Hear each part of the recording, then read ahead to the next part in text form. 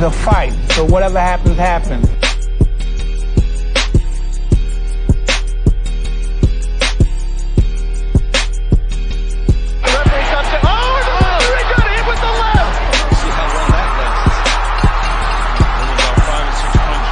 Win some, you lose some. But you live another day.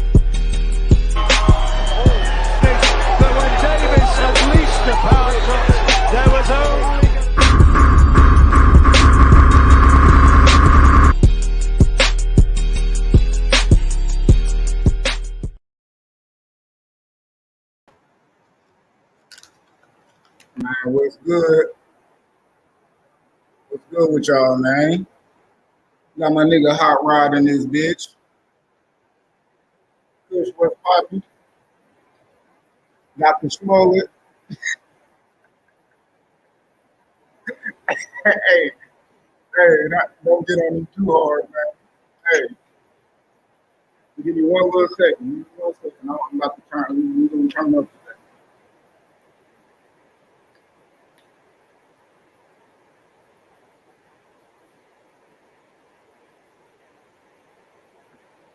OG show. I hit the like button on the way in. Man.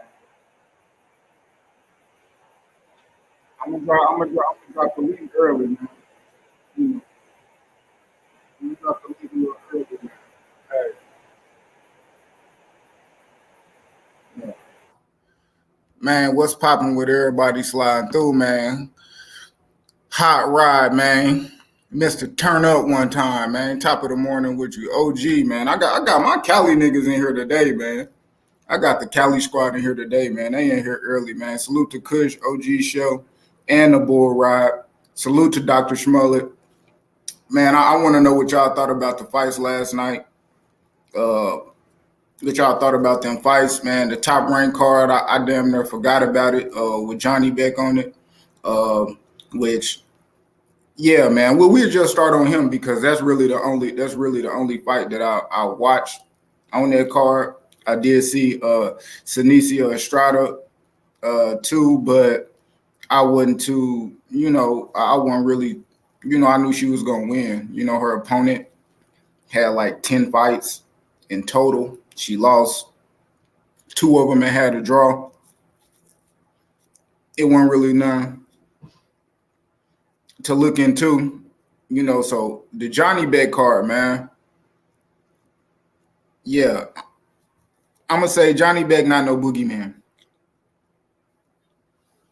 I think Andrade would have beat him, which I think that's why most people, Andrade got the backlash because it's like, man, most people don't even think Janibek would have won, man. Hypey, Wagwan, what's popping with you, rude boy?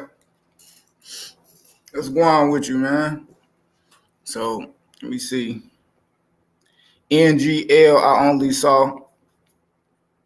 saw the love fight. I was too busy watching college football. Damn, college football was on that late last night. Who was you watching? Who was you watching? Said Senicia footwork make me want to throw up. I didn't get to see it. Like, I ain't gonna lie. What the thing I don't like the most about Senicia is how she punch. Like her left hook, it looked like her back bent in. She bend her back in when she throw it. It look hella weird, But Janibek, man. Bruce Gas, this for you, Bruce. Yeah, that's for all my guys that's blowing up top of the morning, man. Hot Rod, Kush, I know all y'all, man. Y'all know y'all blowing one up top of the morning, man. But yeah, Beck isn't at all what Boo. Beck isn't all that. Why Boo Boo didn't fight him? I don't know why Boo Boo didn't fight him. I just figured like the high risk, low reward. But when I'm looking at that, it's like Janibek totally gassed out. He looked like he totally gassed out in the 10th round. You start seeing the fatigue settle in. And then I just started at the beginning of the fight. Now, like the first 5 rounds, whole bunch of just standing there. Bentley, he wasn't doing too much. Pretty much they were just sitting there looking at each other. They couldn't really just get it going. I think like after that fifth round, man, Bentley started letting his hands go. And that's when the fight really started. Like Janibek clearly won it, but it just looked like he was limited. He was hella limited in his attack, especially in the early rounds where it wasn't really no action. It's like, how you gonna get the action going? What you gonna do to open this dude up to make him punch? Or how you just gonna take over him and just do your thing? He pretty much just stood there and looked at him and kind of threw a little bit. Dude wasn't even using his lead hand. He was throwing a lot of right hands, trying to counter him. And I didn't really understand why Janibek didn't really turn up. But when Bentley turned up and made it a fight, that's when you seen it. And Janibek really didn't. He won a lot of them. He won them rounds. But when we talking like the championship rounds, you seeing dude gas out. You seeing them get hit. You seeing them losing 50-50 exchanges and shit. It's like, bruh. It kind of make you mad, like, boo-boo, why didn't you fight this dude? You literally out here right now, no belt, no nothing, at 168. I don't even know if you're trying to fish for a fight or whatever, but, it's like, it wasn't really it. And I kind of see, man, Coco was good. And I kind of see a lot of people wasn't really feeling it, like, as they watching the fight, like, man, this the guy boo-boo didn't want to fight, like, Mungia, you took a fight. You fight next week because you ain't want, like, come on, man. That shit, it wasn't nothing to be like.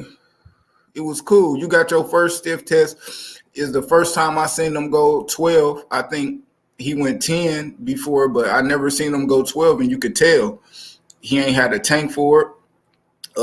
Janibek is not what they say he is. He most definitely not what they say he is. He good. He ain't no goddamn Triple G. He ain't no goddamn Triple G. I know that for a fact. Beck bump.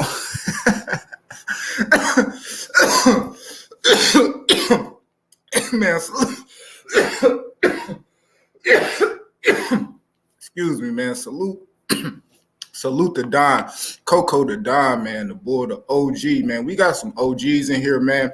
Make sure y'all salute the OGs in here, man. We respect the older dudes who been watching this shit since before we was born and all that shit, man. So salute the Don, OG, and that boy Bruce Gas. Been smoking that shit, been watching this shit, been doing this shit since before I was born. Make sure y'all go subscribe to his channel, man. Make sure y'all subscribe to the Don channel too, man. He got a low-key gem on there. He don't post a lot, but when he do, yeah, he be on point with it. Janibek only had 12 pro fights in a 6-year career. He's overrated. God damn. Now, Bruce, you just put me on something that I did not know. I did not know this dude been a pro for 6 years. That's crazy. Yeah, that's crazy. So the Olympics they was talking about, I'm thinking he was in this last Olympics. I'm oblivious to Janibek. He kind of popped up out of nowhere. I just started seeing him on Top Rank, and I was assuming he fought in these last Olympics, like the one Keyshawn was in for some reason. But he fought in the Rio Olympics. And he been pro since then, and he only got 12 fights. Like, yeah. Even more the reason why I'm like, the fuck wrong with Boo-Boo? Yeah, motherfucker jumping off that Janibek bus, bro. Yeah, hey, short bus. You know what I mean? We hopping off that motherfucker, man.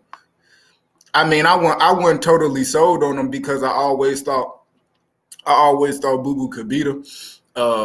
Shit, I thought Mungia would be a good fighter. I know he got power and stuff like that, but I don't know. He did look different from the last couple fights I did see him, but you know, it was still kind of the same. It was just, I don't know, man. I don't know what the fuck going on, man. Mad Dog H, man, salute. Man, if y'all ain't hit that like button, man, y'all make sure y'all hit that like button for me, man.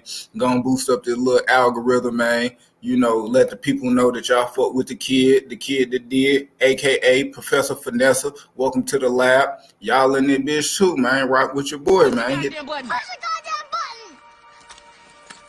You heard what she said. Yeah, but he did that, man. So yeah, Janibek not really it. I do think like who would y'all want to see him fight next though? Who would y'all looking to see him fight next? I think he champion. I mean, I think anybody that won a belt should be trying to get it. Let me see. Who could they probably fight Janibek in there with next, man? Let me see. Might have to check them rankings, man. Let me pull up them rankings. I'm going to pull up the rankings real quick. I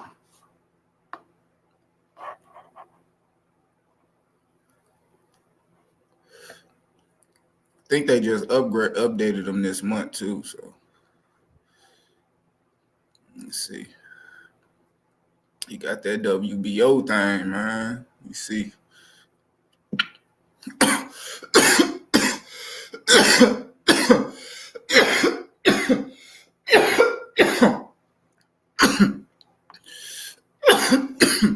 What y'all think about hold up, I share the rankings. Well, what y'all think about the a possible fuck it, let me pull up these rankings before I tell you. Yeah, man. Let me know if y'all can see it. Make it a little bit bigger. No, y'all see them. All right. We got, so, yeah, there we go. So we got 160, you got WBC, this WBO. Janibek, we call him Janibek, Zani, because I see it spelled with a J and I see it spelled with a Z. Janibek, I'm going to throw that Z in that bit. Jaime Munguia, he fighting somebody this week. You got Chris Eubank. Escava Flacchio. Felix Cash. Marin. Who is this? I'm going to go look dude up. Who is this?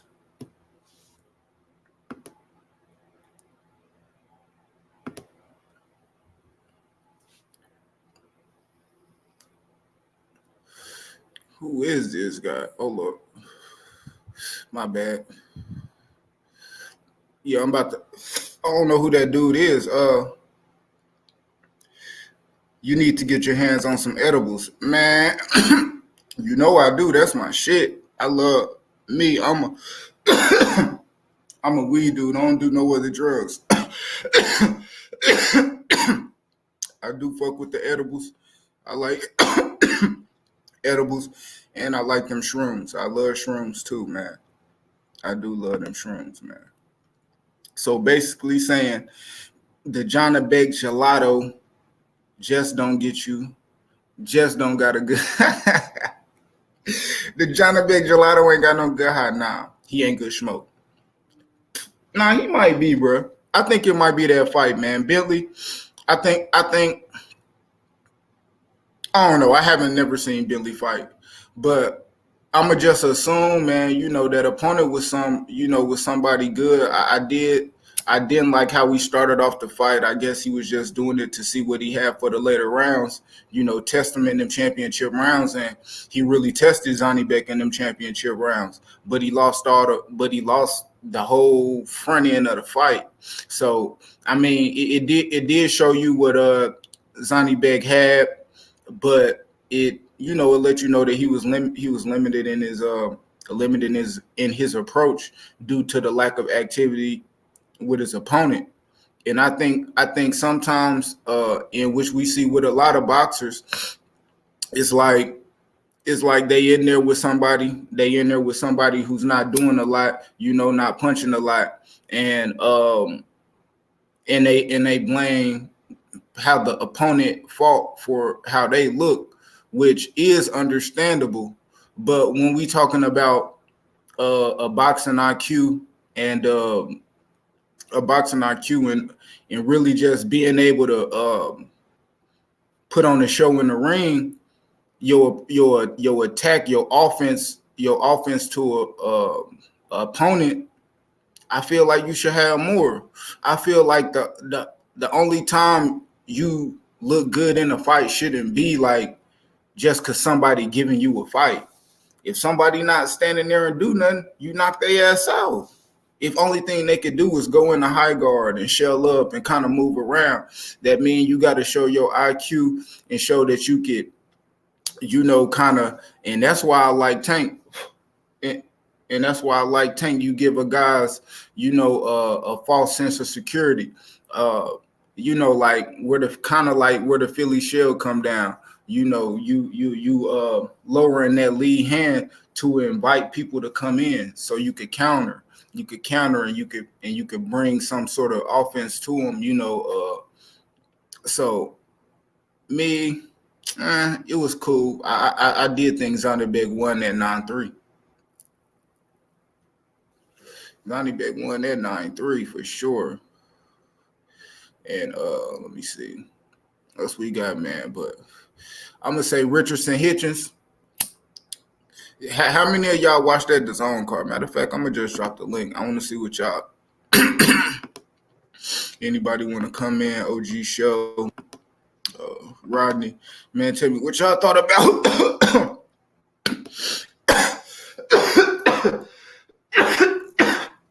Richardson Hitchins debut, DAZN debut, man. And I thought Richardson Hitchins had the best performance of the night last night. He did great with his opponent, Alamo.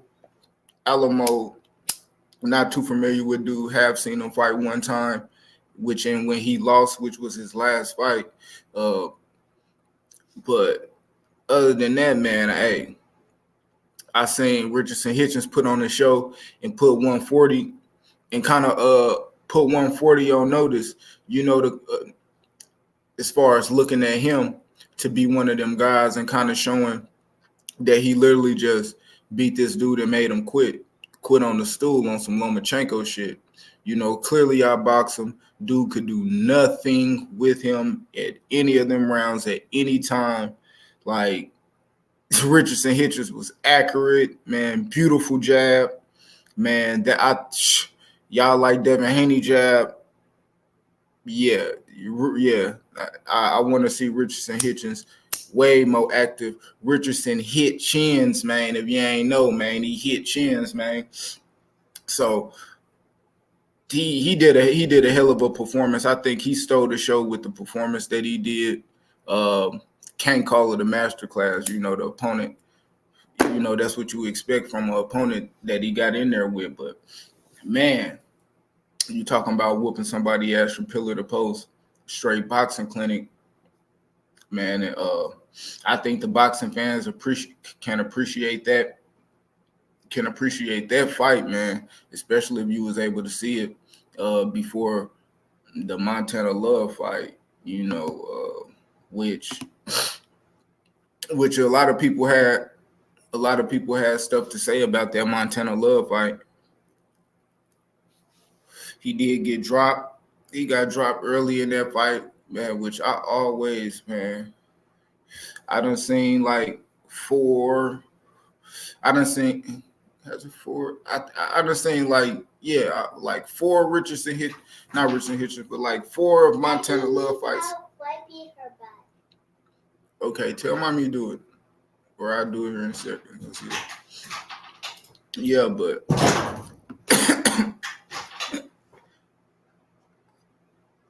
close it up, baby. You got it.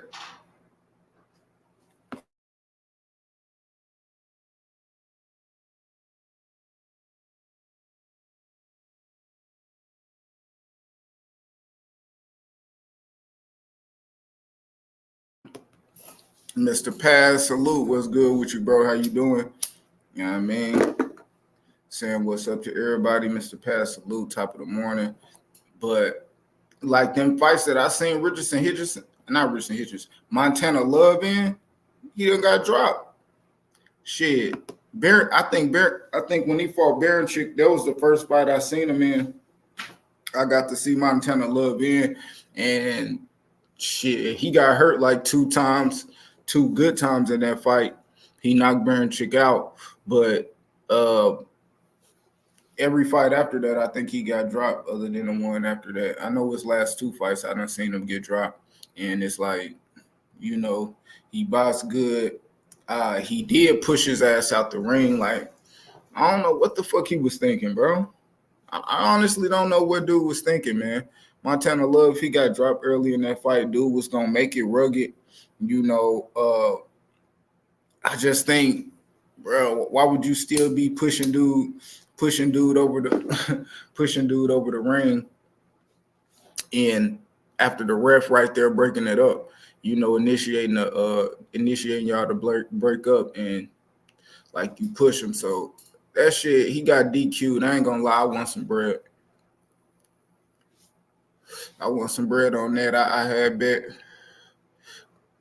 I bet on the boy, what's his name? Spark? What's his name? Steve Spark? Damn, I forget dude's name. But yeah, I bet on him for the KO. TKO, KO, or DQ. And he won by DQ. So, you know, salute to that boy, man. It was a cool fight because shit, it kind of look, you never know where it's gonna go, and that's what a Montana Love fight is, bro. Like, dude, unless he in there with somebody, you know what I mean, he gonna just beat that shit always. Like, even him in the Baranchik fight, that shit was close as hell. Baranchik was popping his ass, and what just changed the fight was at the end of the round when he hit him, bop, and Baranchik just fucking legs just went crazy, and the fight was on from then. But before then, Baranchik was like kind of beating up on him. Montana Love, a good fighter, and then him and Richardson Hitchins was going back and forth at the press conference before the fight, and it was looking like they was probably going to be able. Now I think that fight can be made more than ever, you know. Especially him and the Steve do the rematch. We'll see them two do a rematch, or Montana Love move on and just go to Richardson Hitchins. I think that'd be cool. You know, I'm not mad at that. I think what's crazy about the whole situation was like they sat there and was trying to explain it to the referee, but you know, I seen Shakur, that was the same referee that was ref this Conceição fight, and Shakur was pretty much saying like, dude, that referee, you know, pretty much just want to be seen or whatever. Pretty much just want to be seen and stuff like that. And a lot of people taking their opinion on it. Tank said he found a way out, you know, because he was about to get beat up on and shit like that. So, hold up. Let me go on.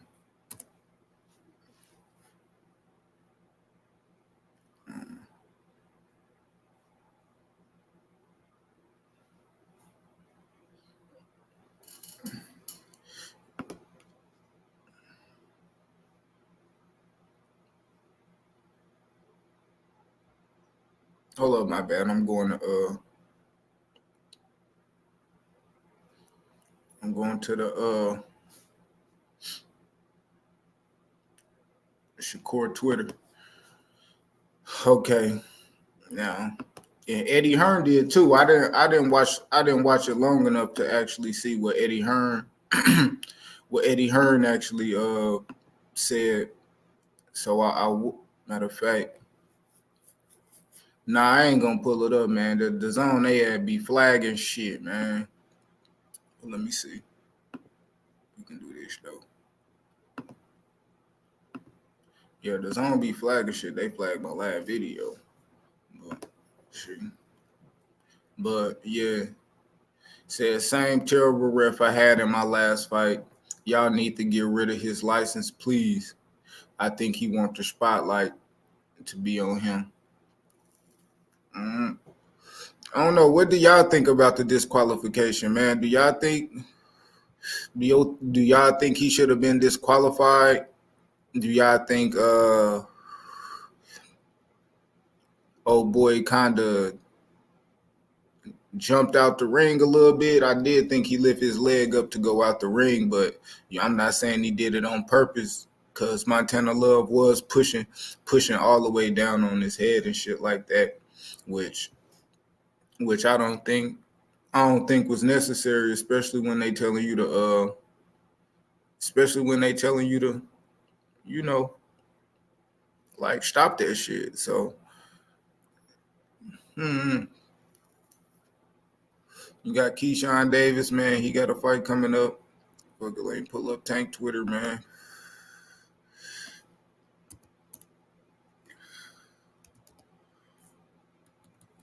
Javante, man. He probably deleted that shit. I ain't gonna lie. Tank just post something on Twitter and he'll delete that bitch in 5 minutes. Congratulated Richardson, Hitchins. Yeah, look.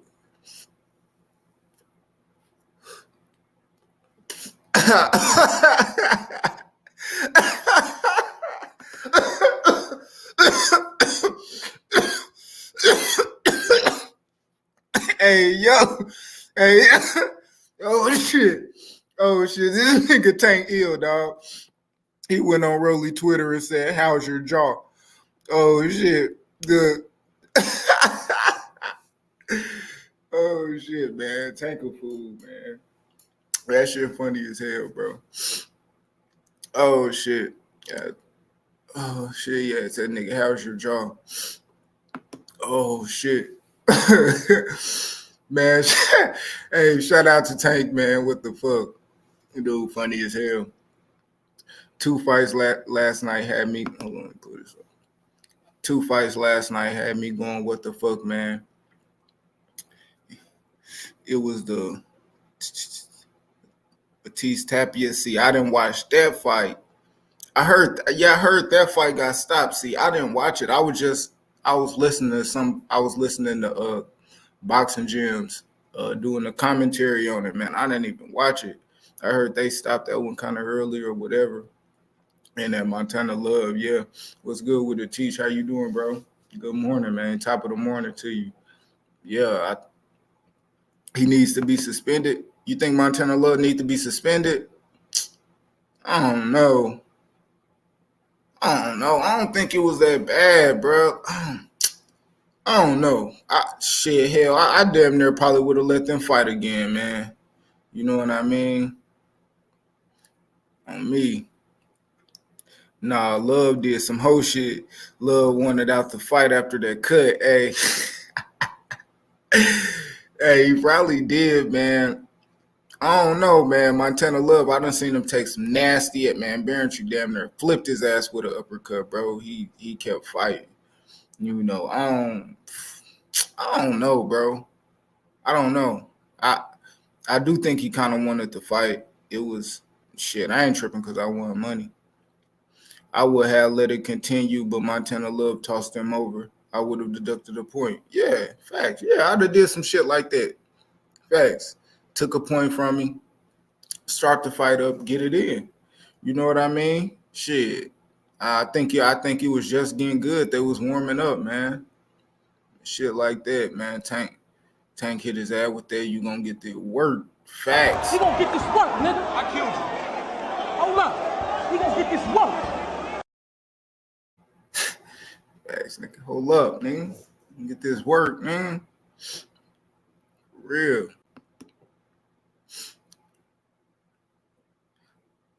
OG Sheldon, what's good with you, OG? Yo, what up? That's it.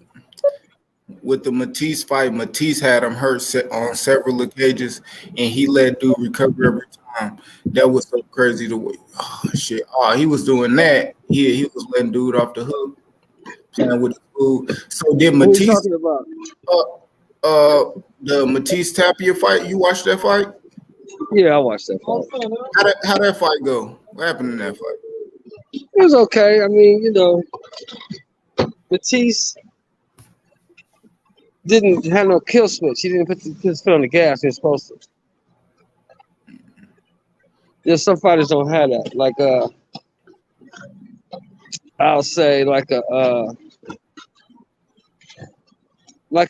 Mikey or Earl. They don't really have a kill switch. They don't really go for it. Yeah. You know what I'm saying? They just let the fight come to them, and whatever happens, happens. Yeah, that's Shakur shit. You know what I mean? They'll let them off the hook. That I don't like that neither. You know, if somebody get hurt, man, I think you should just try your best to come with an attack to hop on them. You know, I just think some people don't know what to do, or they one of them people who have in their mind that a hurt person is the most dangerous, so they don't just let their hands go. You know, because they still feel like the opponent could hurt them. You know, but shit, and in that time, shit, fuck that. You gotta let their ass have it. Yeah. You gotta go get it, man. You gotta go get it. Kind of like now last night when I was watching, I saw that kid Valderas. He looks like a little keeper. He looks pretty decent. What's popping? You said who? Valderas looks good. I like the Vargas kid. I like him. That was a nice little knockout he got after getting caught with a shot. What about the other dude? The what's his name? Moritano. Oh, Moritano. He's a fighter. I like him. He's decent. He needs some experience though. You talking about putting him in with the guys right now, the top guys now. He ain't ready. He ain't ready for no Shakurs. He ain't ready for no Devins. He ain't ready for none of them cats. No Lomas, none of them dudes. But they want to push him like they pushing him like that. But he ain't ready for none of that. He ain't ready for that smoke. I don't think he ain't there yet. He close. You know, he kind of he get kind of lackadaisical in his approach. You know, his footwork. Yeah. Sometimes like so he'll get stuck in between like just in a high guard standing there to want to use angles. I think it's kind of the same thing with Bam sometimes. You know, I think Bam is better than him. Dude is good. He got power for that division and stuff like that. I do think he need a little bit more. Need some seasoning, Q. They need some seasoning. A little slap your mama needs to be put on him, bang. Man, some slap your mama hot. That hot one, man. Yeah, a little slap your mama, man. Need some seasoning. They ain't ready yet. Now let's talk about your boy, man. Who Richardson Hitchins? Oh, I like him. I want to see him. I want to see him again. I like him. He made that boy quit, man. He beat the shit out that boy.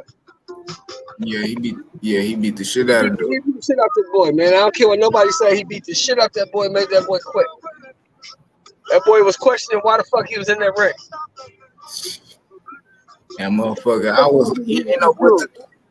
I'm sitting there, he's sitting there like, man, what the fuck? He'll throw a punch. Man, Richardson making this dude miss, and he is not missing. I ain't gonna lie. Like, I don't want to see Richardson Hitchins way more. He got to be way more active, bro. I think a possible Montano Love fight, shit, hell to do to be Montano Love. Kazi, what's good with you, bro? Kazi. Yeah, hold on.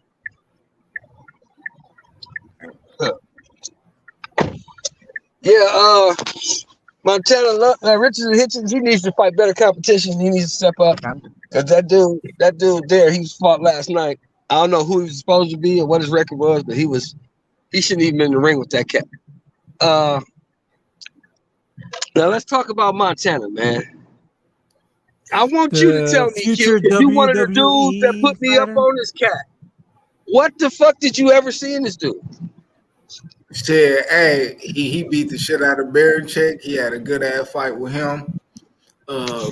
He ain't looked too good in this last fight neither with the last dude. He ain't looked too good. He got dropped in that fight. Yeah, I mean, Ivan Barancek is an easy fight for anybody who got any little tidbit of athleticism because he ain't going nowhere. He's gonna be right in front of you. He's not moving. He's not moving his head. He's gonna come right at you and stand in front of you like a square box, and he's easy to beat. But I'm trying to figure out what you guys saw in this dude to make you think this guy could be a main event guy or because this guy's not very good, bro. He's not very good.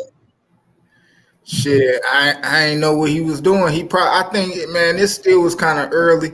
I think damn near all them fights started off. You know, them motherfuckers started off slow, bro. You know, it wasn't too many fights that came out, you know, kicking straight action. You know, especially the top ones. Shit. I think he was just getting on. I think we would have seen a better performance. Me personally, I wouldn't have stopped the fight. Would you have stopped that fight? Q, this is not WCW or Florida Championship Wrestling, bro. You cannot throw a man over the top rope. You can't do it. There's no excuse for it. You can't do it. It's against the rules. What was the ref supposed to do? Shit. Oh, okay, you made a mistake. You broke the rules, but I ain't gonna get you this. No, you threw the nigga over the top rope, man. You disqualified. You can't do that. You can't do that, man. You can't. Nigga, if you're gonna be in the boxing game, learn the rules of boxing. Learn the rules. You can't throw the man over the top rope. Yeah. Now you can knock him through the ropes, but you can't throw him over the ropes. You can't do that. That's against the rules. You sure? That was intentional. That was intentional. Yeah. I don't give a fuck if it was not intentional. You can't do it. You can't do it. Yeah. No, it's just like if you play football. Of course. It could be intentional or unintentional. You can't tackle a man who's sitting on the sidelines. You can't do it.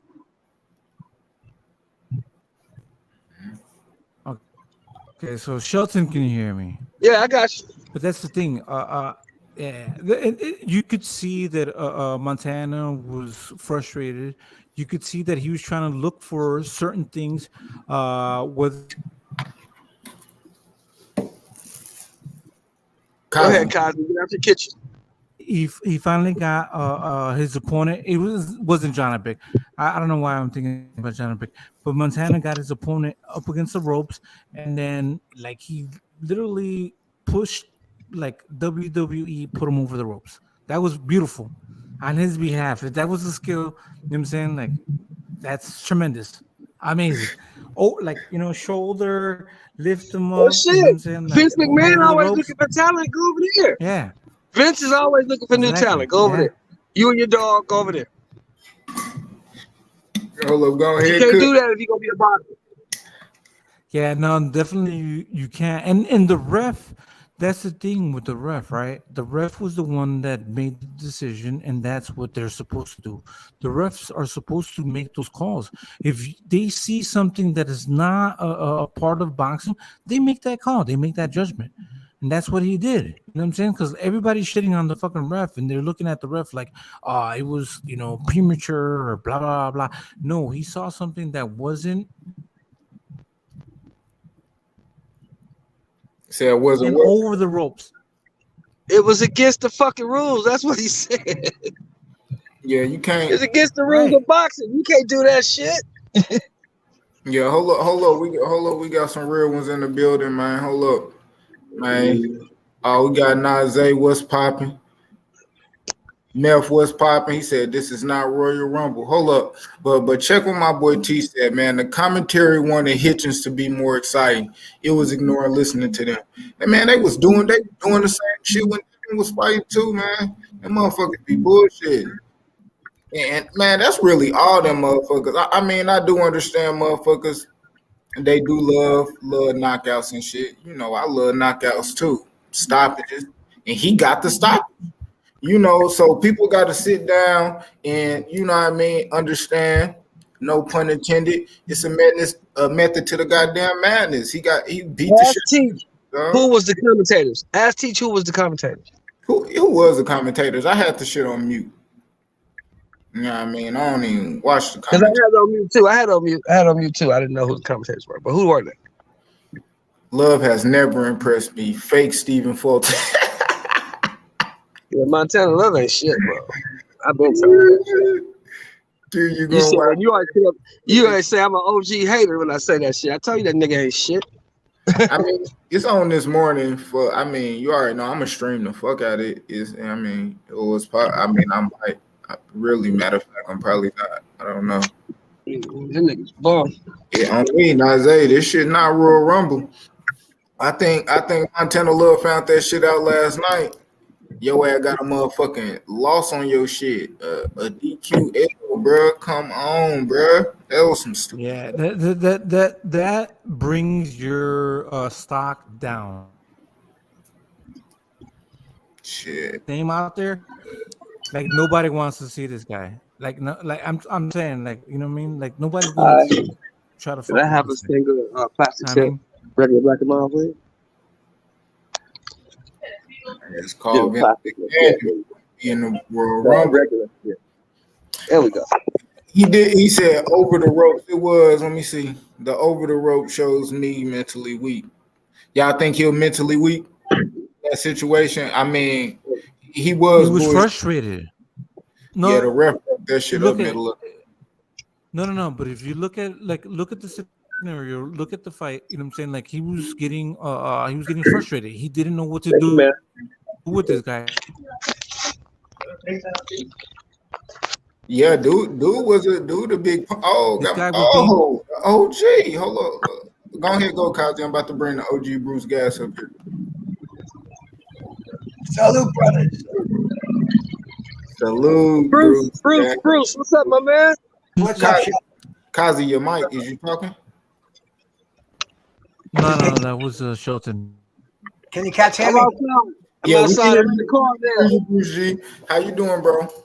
Hanging in there, bro. I just put some fucking weed in my Levo 2 to decarbolize so I can make me up some nice honey for later on today, man.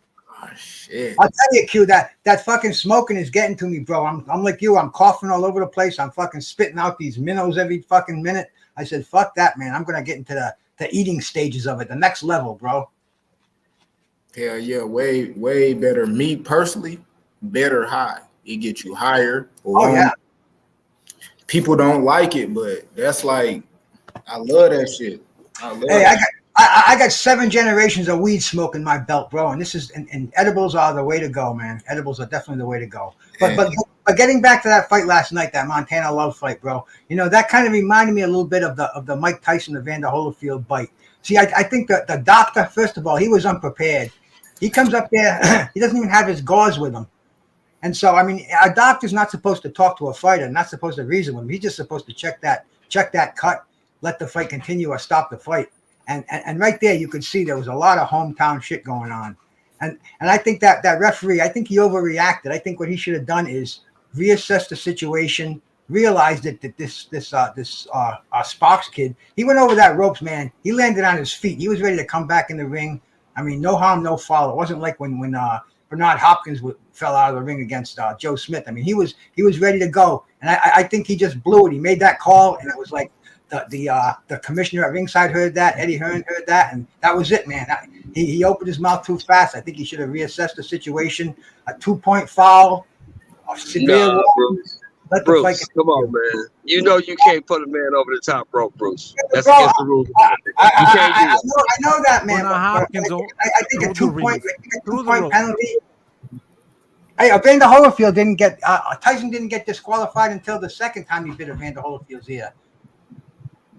And the second thing is this, Bruce. You know this, like I know this. You was watching that fight last night. That motherfucker wanted a way out. Steve Spark was way more than he thought he was. I saw that. Nah, bro, Montana Love tougher than that, bro.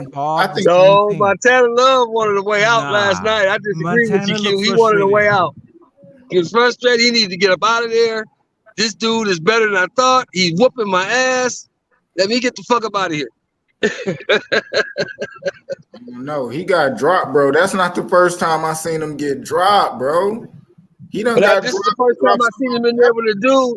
When he was hitting that, he was catching that dude with clean shots. He was catching Steve Spark. But Steve Spark was eating him and coming forward. He couldn't hurt that dude. That dude was too big for him. It was a bad night for Montana Love. They picked the wrong cherry this time. I'll tell you what I see, bro. I can see Eddie Hearns making the rematch in Australia. He'd fucking sell out. I mean, dude, it's business, bro. It's a fucking business. Yes. But Bruce, will you admit that they picked the wrong cherry this time? Oh, it's a fucking common mistake in boxing. I don't think there is no pick. You have to do your fucking homework, no matter who you put out. Exactly. No, this kid, I don't know where he came from, but he was a tough motherfucker, bro. This fucking Steve. He from Australia. The kid got 15 fights. Now, here's the thing that got me. The kid got 15 fights. The kid got 2 losses, but the kid got 14 knockouts. Mm. He definitely wielded some power last night, man. I mean, that first round knockout was like, whoa, we're in for a fight here. Hold on, and those 2 losses let him know that he doesn't want to have another loss. You know what I'm saying? Those 2 losses let him know, like, I don't want to have another loss. I've been there. I've done that, and I'm not gonna lose tonight. I mean, what's good? What's good with it, Meth? What's good with it? Hey, good morning to Bruce Gas, Cosmic, Shouting More, Q to G, Q to God. Hey, peace to everybody, peace to the panel. What's up with you, man? Hey, go on, kick it, man. Go on, cook. Go on, cook. I want to hear it. I think everybody making great points. I'm disappointed in Montana Love. He brought all the Ohio people out, the Midwest out, man, and then he let down, man. He let down. Steve Spark, whatever his name is, man. Dude was huge, man. And I'm sitting there watching the guy, and I'm like, hey Mel. Like one of his losses is to Tim Tszyu. He went up to 154 like Tim Tszyu. Yo, that was the red flag right there, right? And I don't know, Montana Love listening to Eddie Hearn probably said, yeah, you can beat this guy. And Eddie Hearn threw that dude in there and he put hands on him. You know, and it's once you say that this guy was in there, but the guy was ready to fight the undisputed champion at 154, you should have been kind of like, it should have been a red flag. You know, but I'm sitting there watching Spark and I'm like, damn, he remind me of Jeff Horn. He remind me of Jeff Horn, and I'm like, this gonna end up bad. I'm like, I just kept saying the Manny Pacquiao fighting my head a little bit. I'm saying he's not about to lay down for this guy.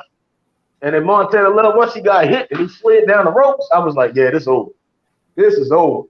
But then like the third, fourth round, Montana hit him with something, and Spark backed out. You seen his legs was shaking. He was gone. But Montana Love, he was probably still hurt, so he didn't even recognize what was going on. And after that round, that's when the headbutt happened. And then Montana Love threw him out, and he was over there pleading with the referee and the doctor and all this other stuff. He just looked soft. You know, he let the guy that got a lot of excuses. He want easy fights. It's like he don't really want no work. He wants the easy way out. Give him some cherry picks and some guys that soft he can beat up on. You know, and Eddie Hearn, again, he's failed in the States. It's like Eddie Hearn can't catch a break. Mm-hmm. No, but hold on, Method. Hold on. This is the thing, right? So if you're believing that Montana Love is the guy or a guy, you know what I'm saying? You're gonna put him up against a credible opponent. You know what I'm saying? Same thing with Janibek. You're gonna, but then a little gem right there. Like I think Montana Love could have beat that guy. I think what kind of get mixed up between it is him throwing dude over the ropes, kind of getting confused with him being in the heat of the moment, because you still got to understand he in the fight too. Like, you know what I mean, he just got headbutted, he mad or whatever, and you know, like I'm with Q. He was losing, bro. Hold up, Kazi. I'm with what Bruce said. You know, dude landed on his feet when he went out there ring. 1 point, 2 points, whatever. But I do feel like that fight could have could have got redid, you know, calm Montana Love down, warn him again. If you do anything like that, whether that's throw a motherfucker over the ropes, low blow, all that shit, you know, I'm going to disqualify you. Because, you know what I mean? I think I understand that was the main event, you know, and like, you know, like I said, I done seen Montana Love fight before, bro. I done seen them motherfucker losing or having, looking like he on the losing end or about to get knocked out or whatever. Like, he's still a boxer. He tough. You know, you could say he was looking for a way out. I mean, you could. I don't believe he was, but I mean, he was tricky. In wrestling, in professional wrestling, you throw a motherfucker over the top rope, you disqualified. So why are we trying to change the rules for this nigga? You cannot. In professional wrestling, if you throw a motherfucker over the top rope, you're disqualified. Yeah, but you have to remember too. You have to remember that he could have had that fight stopped when the doctor looked at him. He said he couldn't see. Yeah, and that right there, they would have went to the scorecards. So if he was using his fucking head, he would have. If he wanted a way out, that was a very convenient way out right there. He said, "I can't see." And that doctor, get me a gauze. It's like, you know, that's the fucking parallels of boxing, bro. And I just don't think the fight should have been stopped because you want to send that crowd home happy. I mean, let it go to the scorecards. You know, they were throwing shit in the ring, and it was just a fucking bad vibe the way that fight ended to me. Because, you know, as we all know, boxing, after all, is a fucking business. Oh, did you see the cards, Bruce? Bruce, did you see the cards? 2 of the cards had that motherfucker winning 4 to 5 rounds. Yeah, I believe it. I believe it. Yeah, who winning? Montana Love? Hometown gift, bro. Had Montana Love winning? Is that what you said, Sheldon? He had Montana Love winning? Had to be. Damn, I'm far behind in the comments. Hold on, let me see. I'm gonna scroll through them. Montana Love threw dude at the ring. Ron not trying to get DDT. I'm back. One card had that motherfucker winning 4 to 5 rounds, and the other card had him winning all 5 rounds. Even the round he got dropped in. Nah. Yes. Nah. Yes. There was some home cooking going on last night, baby. I believe that. You can't win a round. I mean, I'll say this. When he did get dropped, like, he did win that round, but he got dropped. I was watching the fight. I was like, damn, after he got up, Montana Love beat him up. You could have 9-9'd it, but for the sake of like, nah, I'm not. I mean, I didn't even score, but you know, in that round, I remember saying that, like, he dropped him, and then I remember Montana Love getting up and beating dude up. Like, he won the round, but he still got dropped. So, I mean, I don't know. What that nigga said, Rodney B. Serious. He said Ron Garcia. He said, make it happen, man. Montana Love, man. Ron Garcia. They might. I doubt it. I ain't gonna lie, Montana Love can box though, bro. Like, yeah, he lost a lot of stock last night, bro. I don't think they're gonna put him in there. Eddie have him on some soft touches. That's the thing. Nah, he gonna go back in there, bro. He has to get back to the drawing board, which is like, you know, get his, you know, his whole, because like once you reach this level and you can't perform, you have to go right back to, you know, the drawing board. He lost on the disqualification. Know what I mean, Roy Jones lost on the disqualification. But I mean, Roy Jones. He ain't Roy Jones. Let's get that clear right now. Come on, He's man. I ain't saying all that. I'm just saying, like, he don't get that leeway is what I'm saying. He don't get that leeway. He's not Roy Jones, number one. So number two, if he want to get back on the horse and get back on the stick, if he don't fight Steve Spark, nigga fight Richardson Hitchins. No, I don't think he's going to fight Steve Spark. Again, I think Eddie Hearn wanted to come to the United States, get this card going, and then have your main event guy I assumed that he wanted Montana Love to win. I just understand why you're putting him in there with a guy that's coming from 154 as a main event, and Montana ain't fought nobody.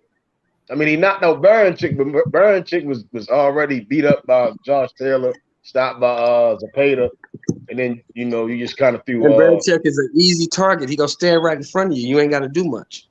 Yeah, that guy's smart, man. He was moving his head, hopping to the right, hopping to the left, and he was shooting some crazy shots that Montana didn't expect him to throw. And he caught Montana Love a couple of times.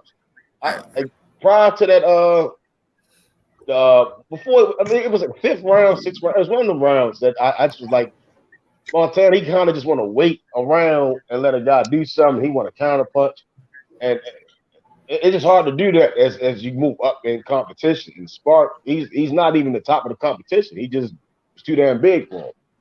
Man, I'll be honest. Like, yeah. Since y'all pointed out the good things in Spark, I'm gonna point out the shit where he was fucking up, cause I seen him punching, falling over his feet, getting touched, and he did have his majority of his success when he caught Montana Love on them ropes, which he always, you know what I mean? He can box good, he can move, but when he get caught on them ropes, he'll sit there and he just stuck on them. He can't get from out of them ropes. And that's where Spark was actually catching him. That's where Sparks caught him and dropped him right there on the ropes. But when they was in the middle of that ring, Montana was making dude look crazy. He was hitting them, countering them, and all that. But, he couldn't keep himself off them ropes. And that was kind of the telltale. He went over the ropes. He threw him over,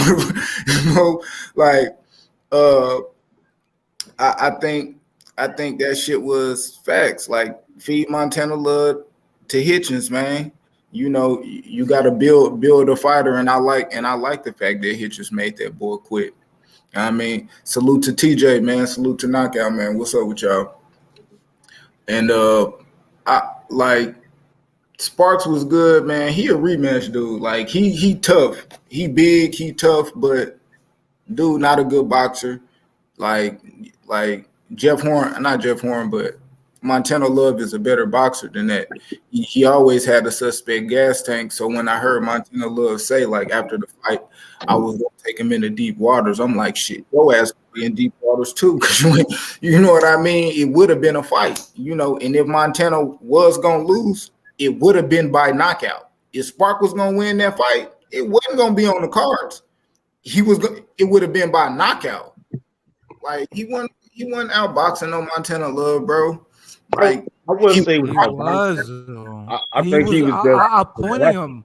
He was not pointing him. Right? He was Montana would put his hands in his pocket and then let the guy just look like he's winning. And then Montana would, like, it was like he was waiting around too long, and at the same time you're getting hit on top of the head, behind the head, and the temple, and that time go by. And I didn't understand the game plan. I get that. I think he's a talented guy. I still think he's what he think he is. If you keep going to the ropes as a resource instead of using that damn ring, then yeah, I don't think you're as intelligent as you think you are. And then again, Spark is not the top of 140. I even looking at that fight, like, I think Hitchins would beat him. Again, that's why I think Eddie Hearn was trying to push Hitchins away. Like, oh no, you don't get to fight Montana Love. And I'm like, well, he just got beat by nobody. And Hitchins, he didn't beat guys that fought Subaru Matias. He didn't beat Malik Hawkins. You see what I'm saying? So I mean, both of them were like, there wasn't no true separation. I mean, Montana Love, he got a knockout over Baranchik, but he's not. I think Hitchins really boxes, and what Montana Love does is kind of he's a good counter puncher, but I don't think he's as great as he think he is. Mm-hmm. They opened it, man. You come. Yeah, man. Hold on. Let me. Man, not as much as actual skills. Q, I've noticed you have an affinity for the underdog, man. Just admit it, man. Montana Love ain't that goddamn good. Bro, the underdog was Spark. You got the. He's not. No, I'm just looking at what I see in the ring and what I saw in the ring in the last 2 fights of Montana Love. He ain't that goddamn good. He ain't good. I mean, I understand. He's not good, man. I understand what you're saying when you say that. And if you step him up to the top of 140, they're gonna beat the shit out of him. Matias will murder him. Regis will murder him. Zepeda will murder him. That dude is not very good. I ain't got him beat none of them, but he, you know what I mean. He a good fighter. He's a good gatekeeper. He's cool to to throw on a card and shit and fill some time. He's good for that. But as far as championship level fighting, no, that dude ain't never gonna be a champion or nothing. That boy need to throw dogs. Yeah. My top three was always, you know what I mean, Regis, Matias, and Richardson Hitchins. You know, right. It was before the fight. I've been saying that. Then my three stick to it. You know what I mean? If somebody knock their block off. But, you know, hold up. Let me put these little rankings, man. Y'all can see it. Y'all can see all of them. Tim Tszyu, yeah. Let me see, man. Dude went up and fought Tim Tszyu, bro. Let me see. You got it right, man. Okay. Okay, they got Regis number 1, man. In the ring, they moved him up. He was like number 6. You see? Yeah, but if you look at that list, bro, Montano Love is not beating Zepeda, Progress, Teofimo. He might get a little thing with Martin. He may be champion in the dog breeding. He may be a champion in the dog breeding business, or maybe he go to WWE and could be a intercontinental champion or something like that. And he ain't never gonna be no boxing champion. Not the way he fights. Tio Montana Love is actually a good fight. No, he's not. Hold up. You said who am I telling Love? Tio. Yeah. That's a good. Yeah, that's perfect fight. 2 bombs. Yeah, that's a good fight. You a fool. What about Sandra Martin? Is Sandra Martin a bum? It's still Sandra a lot of Martin's questions on Sandra Martin. You know, all he did was Martin is better than both of them. He's better than Tio, and he's better than this dude. Does he beat Mikey? He's a better fighter than both them dudes. Them dudes ain't shit, you. Teofimo Lopez ain't shit. He's easy work. He's nothing. Why is Sandra? This Montana Love dude is nothing. Because he's one-dimensional. Nah, tell me why Sandra Martin better than him. Because Sandra Martin's not one-dimensional. He can box or he can bang. Teofimo Lopez can bang. He can't box.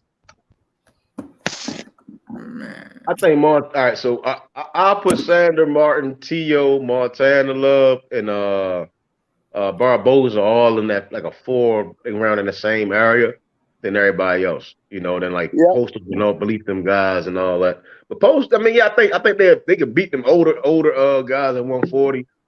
I can't move Ryan in there yet with Tio and them. I mean, Tio was a champion before. Montana Love, he's a little craftier than Ryan. So it's hard to say. But as far as like the Jose's, the Regises, the who else? Ramirez, Subaru, and Albert Puello, he the only champion besides Josh Taylor. Like them guys, I guess I just can't put them other guys above them. They gonna have to fight. Montana, Tio, Barboza, and Sandra, they gotta fight somebody. Now y'all know for a fact that I can't stand Ryan Garcia, but Ryan Garcia knocked that motherfucker out. He'll knock Montana Love out. Montana Love's not very good, bro. He's not very good. That'll be a good fight because Ryan ain't that good at boxing. Yeah. Shit, Jack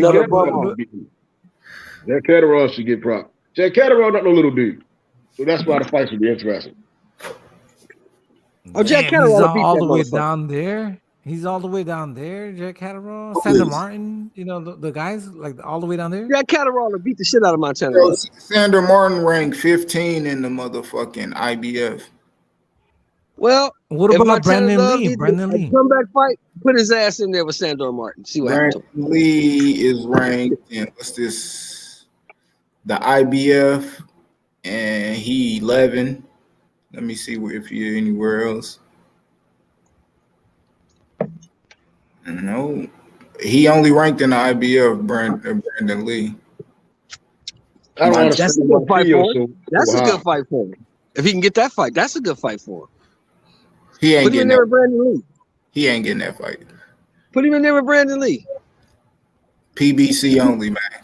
Hey, they got Rolly up there. Where Rolly at? Where he at? Go back up. Oh, he right here. Put Brandon Lee and Montana Love together. 2 ain't shit motherfuckers. Rolly number 9 in the WBA. He ain't shit either. Make Jerry versus Rolly. That shit'd be funny. Bro, on some crazy ass shit. Hey, I it's somebody on here that'll beat all them guys y'all talking about. Who? Kenneth Sims Jr. Yep. Damn sure would. Yeah. He'll beat all them. He'll beat all them dudes. Richard Comey in the top 11. Kenneth Sims will beat his ass too. We see T.O. number 9 in the IBF. We see Gary Russell top 5 in WBC. I don't know. I want to see what the IBF gonna do though, bro.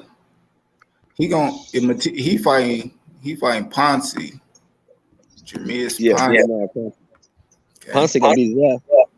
He gonna beat Sabir Matias? He might. He's good. He's good. Okay. He might. Shit, I need to make that shit then, cause I want to see that shit. You think he'll beat Matias? Yeah, I think he's good. He's good enough. He's good, man. But that dude can fight. He said if Matias focused, he'll beat the shit out of Montano L.A.B, in my opinion. Oh, he'll dog Montano L.A.B. He'll hurt that boy. Shit, man. I don't know. Matias will hurt that boy. Matias, yeah, Montano L.A.B, yeah. T.O., I don't know. T.O., I don't know. He could. I like T.O., bro. I think T.O.'s not very good, bro. He's not very good. He ain't showed like. He's not very good. Bro, 140 is tough. 140 is tough. A lot of them is just pick 'em fights, and we just take it out. But on another note, you said something earlier I want to touch on. You said who should Janibek fight next? Yeah, who he fight next? If it was a way to work it, Janibek should fight Emo Williams next. Emo? Let me go check them rankings, Mike. I ain't sold on Janibek, man. I was embarrassed. I was embarrassed for him last night. Yeah. You was hating like a motherfucker, nigga. We trying to watch the fight, and you just talking shit after shit after shit. He was under, man. It was like after the 7th, 8th round, Bentley should have been gone around the 5th round. 8th round, I'm like, all right, he got to get him out of here. 10th round, I'm like, all right, dude, still in there. Championship rounds, Bentley was putting hands on him. He was landing crazy shit. Punching on him. Bentley, let me tell you something about Bentley. Bentley is a lot better than everybody thought he was. Nah, but Janibek ain't as good as we think he is. I know that. I know that for sure. But Bentley is not as bad as we thought he was either. No, they taught Bentley how to survive. Jamel Charlo would not Bentley up. Bentley how to survive. Not even Jamal. Not even Jamal Charlo. Jamel would not Bentley up. Now, what do you think? What do you think Andrade would have done against fucking Janibek? Yeah, he'd have stopped Janibek. Man, he would have, because I mean Bentley was giving him fucking fits. Can you imagine with Andrade's hand and foot speed? He would have tied them all up, man. He would have been. He'd have stopped him, Bruce. He'd have knocked his ass out. He would have did him bad in them late rounds. 10 on up. That's when Bentley did his best work. And then he did not Janibek ass out. I told you that though a year ago. I told you put that 11 fight motherfucker in there with him. I told you that. Put him in there. Shit, I ain't know he been a damn pro for goddamn. Janibek is the boogeyman. He's on the same. You know who page he on? He on the same page with me as Hergovic. Big Hergovic, same hype job, motherfucker. Who's she gonna stop Hergovic? Knock him out. Kind of like Orlando was a year ago. I don't even know why that boy rushing. He gonna get stopped. He said Lindolfo beats them all. Who is that? He had 140. I heard of that name. Yeah, I think he's with Robert Garcia. Lindolfo something. Yeah, I think I'm pretty sure he's Robert Garcia's guy. Hey, Kazi said, watch your mouth about that Rolly slander, man. Rolly ain't shit. 140 tough, man. We'll see, man. I think shit. Yeah, I don't think Montano L.A.B. He gonna leave with some L's for surely, but he's still a tough fight for him all, man. He's still a tough fight for him all. He lost his cool. Put his ass in there, man. Like OG Sheldon always say, he talking all this rubbish, man. But he ain't talking about putting his ass in there with none of them. So, Yeah, exactly. Like my man Haney, like my man Bill Haney say, they say everything, but that's fine. Oh, Hey, 140, hey, Shell, you know 140 waiting on him, man. Hello, got my boy Black building. What's good with it, bro? What up, Q? What up, fellas? I'm just chilling, man. What's up, Black? Black, what do you think about the WWE Intercontinental Champion of the World, Montana Love? I think Montana Love shit the bed last night. That was a horrible performance. I'm not gonna lie. He didn't want to engage. He let that that domestic level fighter get all over him. He didn't really show shit. But honestly, Montana Love ain't show shit in his last few fights. The most exciting thing about Montana Love was his fucking dog. If he ain't walking out with his fucking dog, if he ain't walking out with that dope ass dog, then what the fuck are we looking at? Let's be honest, bro. That shit was weak last night, bro. For him to be the main event, come on, man. Eddie Hearn. Hey, look at some of these dudes should be fucking praising Eddie Hearn. Eddie Hearn is paying Montana Love and giving him main events when he is nowhere near a main event fighter. It's like a hype. It's like hype with Montana Love, bro. What does Montana Love bring to the table, bro? He's like a street fighter. He reminds me of who's the fucking dude? Tyrone Woodley. He reminds me of Tyrone Woodley in the UFC. He should be fighting in the UFC or bare knuckle fighting. He's not a professional boxer, bro. He's more of a bare knuckle fighter or a fucking MMA fighter. He's not a boxer, bro. Like, let's stop with the boxing shit. He let that dude get all over him, drop him, didn't want to engage, ran. You know what I mean? Hey, look, let me say something. Everybody talks about slick American boxers, right? And I fuck with slick American boxers. But when they're not elite, they look kind of hoish, bro. Let's be honest, bro. If you're not elite, if you're not an elite slick boxer, you come off as hoish. You come off as Chris Colbert. You come off as scared to engage. If you ain't elite, bro, and all you do is grab and run and fight on the back foot, bro, you look horrible to me, bro. That fool is not elite. He was grabbing all night. He thinks he's a slick fighter, but he's absolutely not. Let's not even buy into the hype of Montana Love at 140, bro. Let's just kill it right now. Thank you, Eddie Hearn, for getting this dude a payday, but no, bro. Let's just stop. It's over. Hey, Eddie got a big fine coming, Black. Eddie got a big fine coming. I agree with that. I think getting the nail on their head. Impersonators. Like Montana Love is impersonating slick boxing, and that shit he put out, the shit he performed last night was not it. That was definitely not slick boxing. It looked horrible for a main event for you to be in your hometown, and that's a performance you put on. He wanted to get out of the fight when he had the cut because he's seen how tough of a fight it was going to end up being. He was probably going to win the fight, but it was just a tough ass fucking fight. Well, he was going. Did you see the cards, Black? Did you see the cards? No, I didn't see the Black. I didn't see the cards. Oh my god! They had that dude win 4 or 5 years. I didn't see the cards. He probably would have won the fight if he would have just persevered and let his fucking nuts hang and got in there and fought. He was probably going to win the fight, but he was looking for a way out. He was looking for a way out when he got cut.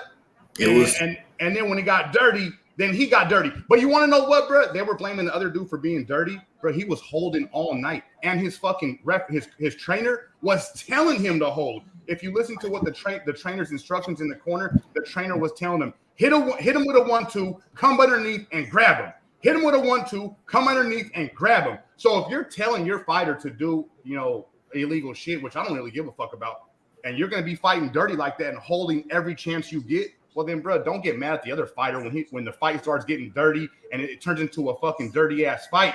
Don't try to blame the other dude. Come on, bro, you're both being dirty. It was a dirty fight from the gate, and Montana Love ain't the cleanest fighter. He ain't the prettiest fighter. Like, come on, bro, that shit was whack to me. That shit was trash. Yeah, but I ain't gonna lie. I'm telling y'all, would have loved that motherfucking fighter. He would have kept going on because, bro, he couldn't get off them ropes.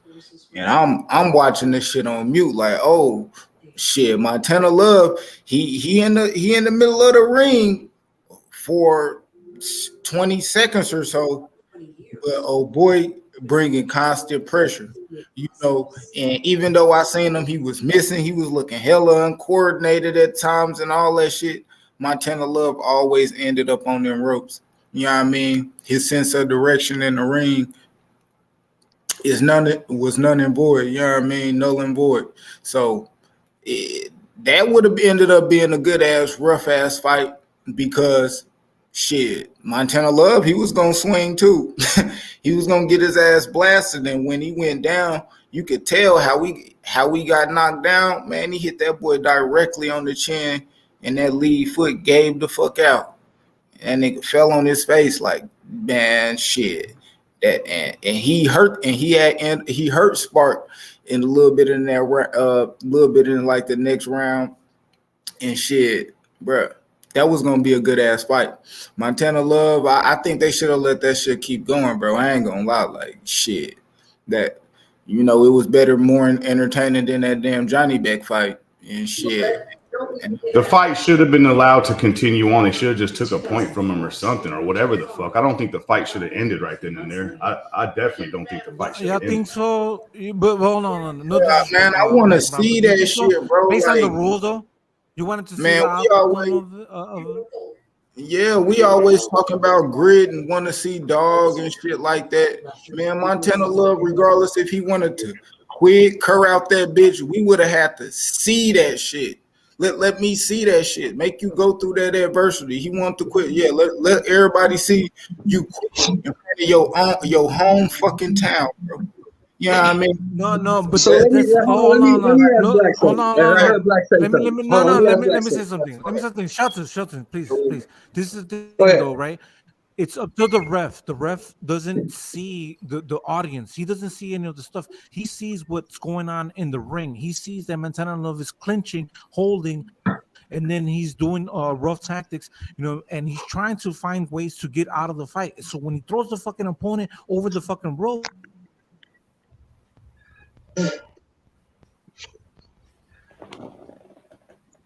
I agree with Cosmo that. Yeah. Let me ask Black a question. Hold on. Where it takes place. So, Black, you think that fight should have been allowed to continue after he threw that man over the top rope? Well, this is the thing. If you paid attention, the referee was warning Spark all night. Spark was the one getting the warnings for the dirty hits and the clinching. Montana Love never received one warning in that fight. Even though I thought he was the one initiating the clinching and the dirty shit, he was doing a hell of an acting job, and he wasn't getting warned. Spark was the one getting warned. So at that point, I didn't think they needed to disqualify to end the fight. Maybe a point deduction, a severe warning, something. I don't think the fight needed to be. Both fighters were being equally dirty. Go ahead, Shelton. But Black, the rules of boxing. I know. Yeah, for sure. And sometimes the rules are like up to the referee discretion. Sometimes the rules are like up to the referee. So, like you heard the guy from the IBF, he told him, "Hey, it's up to him. He made the call. It's up to him in this situation." So it was up to the referee, and there's not like a set rule guideline they have to stick to. That was up to the referee. But like Kazi made a good point. Kazi said that Love was grabbing and clinching and holding all night. He was, but he wasn't getting warned for that shit. Spark was the one getting the warnings. But throwing a man over the top rope is illegal, correct?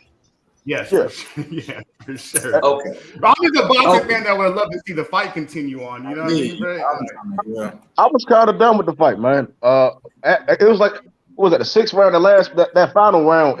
When Spark came out swinging and Montana Love was like, he was trying to hold on and trying to find somewhere to grab the dude, then he pushed him all the way back.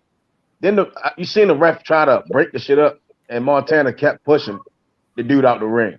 You get what I'm saying? So that's why I believe they stopped it, because he's telling you to stop. That's what, you still pushing the dude over the ring, and then you try to play a victim role. I don't think he needed a warning. I think just saying that is like, he don't want to fight. This fight is done. You guys are right. And the referee was on him. The referee was right there. So he felt all the power and he felt the pressure that he put on dude to get him out the ring. You guys are right. Right. And it was a clear throw a man over the top rope, Teach. You cannot throw a man over the top rope. He doesn't have to warn you for that. If you throw a motherfucker over the top rope, you're disqualified. That's the way the shit works. Well, the promoter didn't think so, man. Eddie went fucking nuts, bro. He was we're taking this to court on Monday morning, and we're going to file an appeal. And take it to court. You're going to lose. You can't throw a motherfucker over the top rope. You can't do that. But you don't specifically have to make the disqualification right there. The fucking ref, I think he should have reassessed the situation he noticed that fucking Sparks was on his feet. I mean, if he had gone down on his ankle and fucked it up, it would have been bango, no question. But I mean, no harm, no foul. But I mean, there was a foul, but there was no harm. And I think on a fight of this magnitude, especially for Ohio, get the fucking thing going. And then at the end with that shitty decision, then we would have seen, the doctor should have stopped it. The ref should have disqualified it. Make it interesting today, man. I think if it going on, I think fucking Montana would have got the shitty decision. Yeah, but Bruce, we can't say the no harm, no foul. But what if he did get injured? But he didn't. The intention that's was why there why the referee was too fast. That's the thing. The intention was to throw the person over the ring. That was the intention. You know what I'm saying? And that's up to the judge to call it if it's illegal or not. You know what I'm saying? He's not going to look at the opponent and be like, "Oh, you're okay? Is your legs are okay? Are you okay?" He's not going to look at that. He's going to look at the intention of him being thrown over the ring, not so much as him getting hurt. The fact that he didn't get injured and he landed on his feet like a fucking cat, great on him. But this motherfucker tried to throw you over the fucking ring. Yeah, it's no longer a boxing belt at that point. It's like now you got to use foresight, in my opinion. Like, if this shit gonna occur 3 more times, you see what I'm saying? Because all Spark would do is the same thing. I'm gonna jump on him, and we see Love. He's trying to find a way out. He's too pretty to get cut, too pretty to get hit. He didn't want to fight no more, and I think that was a correct call. Although Eddie Hearn is upset, he's in his feelings about the situation. That was your choice to come to Ohio. That was your choice to put this guy who's unproven in there with a guy that's 2 times his size. So that was just a bad matchup. Terrible matchup. Montana Love, he shouldn't have been. Eddie Hearn's a fucking piece of work.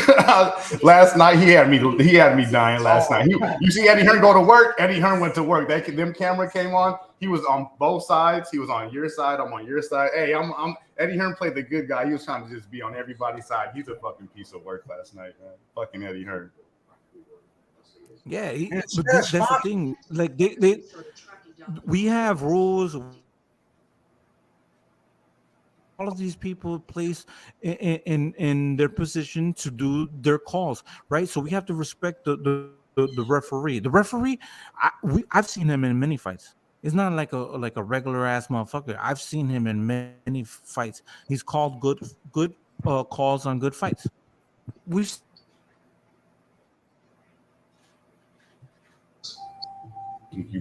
I think Kazi's breaking up on my end. Kazi's breaking up on my end. Yeah, you need to pay that phone bill, man. Pay that Wi-Fi bill, Kazi. Yeah, see, we used to say this in the Army, y'all. This is one rule. We used to say this all the time in the Army. When you have rules, right?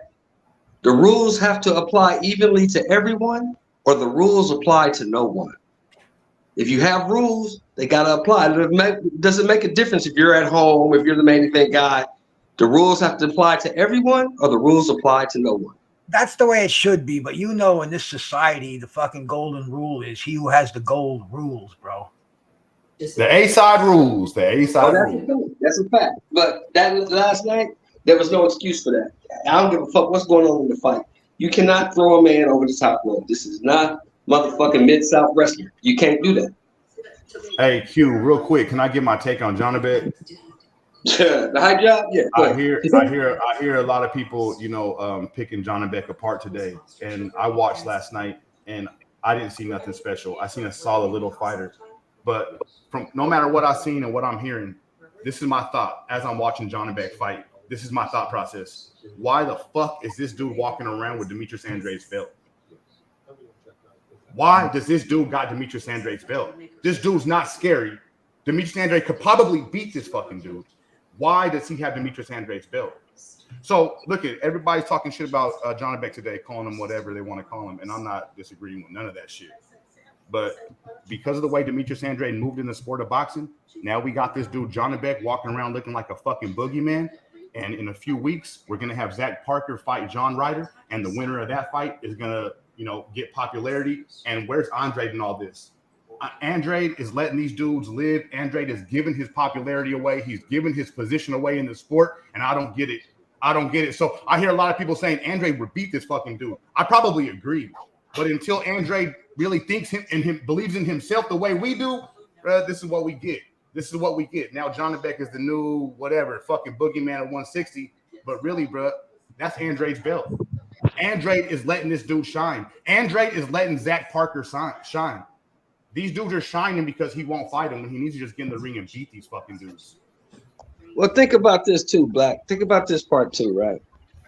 Let's look at this Janibek Andre fight for what it really was. How much money do you actually think was in it? Yeah, it's a tough situation because there's no money in it. You're right. I got it. I hear you. There's no money in that fight. I beat this dude, this 11-fight dude, when I was supposed to fight him. I beat him. He wasn't ready.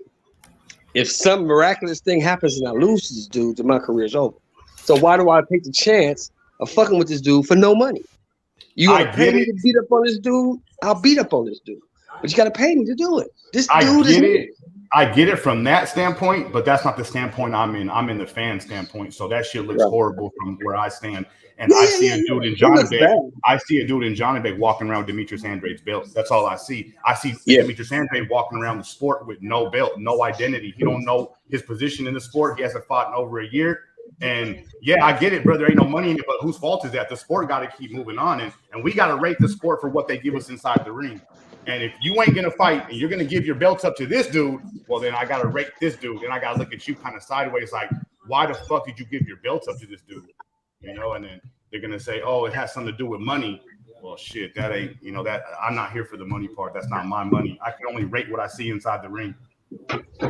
And I know that Janibek is walking around with Demetrius Andre's belt, and I don't know if he's better than Demetrius Andre. I really, sitting here today, I can't say Janibek will beat Demetrius Andre. I can't say that shit. But what I do know and what I can say is that Janibek is walking around with the belt, and Demetrius Andre is not. Hey, can I play you something? This is my friend Jake Towns, bro. We're all from Rhode Island. Fucking Demetrius is from Rhode Island. This dude was a light heavyweight boxer. He trained with Andre. Let me show you what he's got to say about the situation. All right.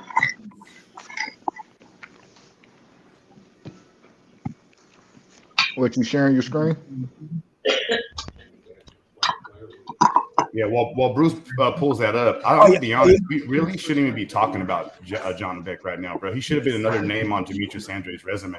We shouldn't even be talking about this dude. You can't hear that, huh? Oh, go ahead, Bruce. My bad. No, we can't hear it, Bruce. Is it on your phone? Can you share it on your screen? Yeah, let me do something here. I got my something on my audio. I'll take care of that here. You should be able to hear it. It's never been a question of his skill. Okay, so if he has the skill to be at that level, then why is he not? Why is he not competing on that level?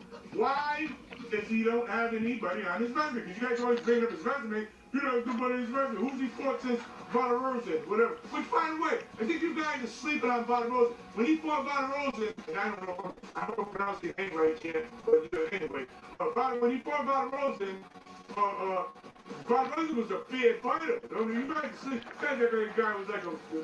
Listen, if you can't get the fight, then how can you keep saying, oh, you don't fight anybody? You have to get the fight. So people say, hey, you fought anybody, if somebody's blocking you from getting the fight. Well, that's the word, man. The word isn't in his gym that he can't get any fucking fights. I do believe that it's some blackballing going on. The Zach Parker fight, they got injured and then they came back revisited, and they offered him like this low amount of money for that fight. The Janibek fight. Echo. You hear me? Yes, echo. Is that you, Bruce? It's Bruce. What? The echo. Is your audio? Yeah. With Janibek fight, I didn't understand why Eddie and when he was with Eddie Hearn, why they didn't allow it to go to purse bid, pay Andre a good like $5-6 million, pay Janibek whatever for the WBO title. We seen Bob make fights with the mandatories and sometimes they didn't go to purse bid. I just understand his team. Again, when Andre was with DAZN, they weren't giving him the fights. They were giving all his peers, quote unquote peers, the Triple G's, Canelo's, all the other fights, and all these other guys, these fights. Andre was just sitting there fighting these guys. And I'm like, well, it's the DAZN's job, their matchmaker's job to send those contracts out, make sure money is right for both sides, and get Andre in the ring with the other champions. It made no sense that we saw Murata get in there with Triple G when Andre was one of the first people to jump over there to support the zone. So I just didn't understand that at all. With the Janibek situation again, I didn't understand why the zone didn't let it go to purse bid, pay both guys, let Andre to finish title. And I mean, because now if we're gonna hype the guy Janibek up as the boogeyman, that's a solid win. You get what I'm saying? I just didn't understand it. Yeah, I think the hype train might have ended last night, bro. To be honest with you, I think people are coming back to reality when it comes to Janibek. He's good. He's above average. Him, Munguia, they're probably in the same boat. No, I think Munguia is better. I think Munguia would beat the hell out of Janibek. Janibek. I think Munguia can outlast Janibek. I think he can outdoor him. Like, so Janibek is good for a few rounds, and then he gets kind of lackadaisical. Like, he kind of gets mesmerized with his skills. What skill? With his power shots. I'm not a fan of Buddy McGregor. Power shots. Okay, let me ask a question. I favor Janibek against Munguia. Let me ask you guys a question because me and Method going back and forth about this shit last night. Let me ask you guys a question. The last Charlo that we saw fight Montiel, does that Jamal Charlo beat the Janibek we saw last night? That okay, the Charlo that beats the Charlo that fought Derevyanchenko, I think I'll pick that Charlo over Janibek. The Charlo that fought Montiel, he didn't look interested. I think he underestimated Montiel. I don't think he trained really hard for Montiel. So I'm gonna say that'll be like a 50-50 fight, like a draw, maybe. I don't know. One thing about Janibek I did notice last night is that he's real precise, and he tries to feint and he tries to open up. He tries to get you to open up and look for holes. So his style, really, we might not like it, but the shit might work. You know, styles make fights. We all know that shit, man. But no, the guy that fought Montiel, that was not a good Charlo. That was not the best version of Charlo we've ever seen. I think Charlo is more. He has more foot down. He can control the foot of Janibek the southpaw. I mean, we have seen Charlo have problems with southpaws, but Johnny, if it's not Andre, then I'm not truly too worried for a Charlo against Janibek. Andre, he's slicker. He just does things uncanny, and he can land at any time he wants. We see that amongst boxing that certain guys, only a few guys can do what Andre does. Keith Thurman can do things similar. Tank can do things similar. Crawford. These guys can manipulate and use the entire ring. Andre is just kind of up in age and rusty. But with Janibek, I just didn't see it. I saw him tripping all over the place. He didn't know where Bentley's foot was at. There was times when Bentley was throwing punches. He'd make a miss, but he didn't make him pay. Then he was getting caught with stuff that I mean, even him gassing out, I was just like, this is embarrassing. Like, this is your first time to fight for the title, and you look like garbage. You know, like you this is the guy. If this was a title fight, you see him. If this was like you fighting for a title, I would have told him to give Bentley the title because he won the championship rounds, in my opinion. I don't see the hype. I don't see him beating Charlo. I don't see him beating Munguia. Munguia is not a little guy. Munguia lets his hands go. He's going to be in Janibek's face all night. And once Janibek starts to fade, it's over. Munguia is going to let his hands go more and more. Munguia is in a great position. I agree with what a lot of methods said. The only thing is with Charlo, it's been about 18 months. And by the time he gets back in the ring, it'll be close to 2 years. I almost damn near forgot what this dude could bring to the table. And when you're out the ring 2 years, I don't think you're going to be the same fighter you were 2 years before. So I got question marks when it comes to Charlo, man. I question his dedication to the sport.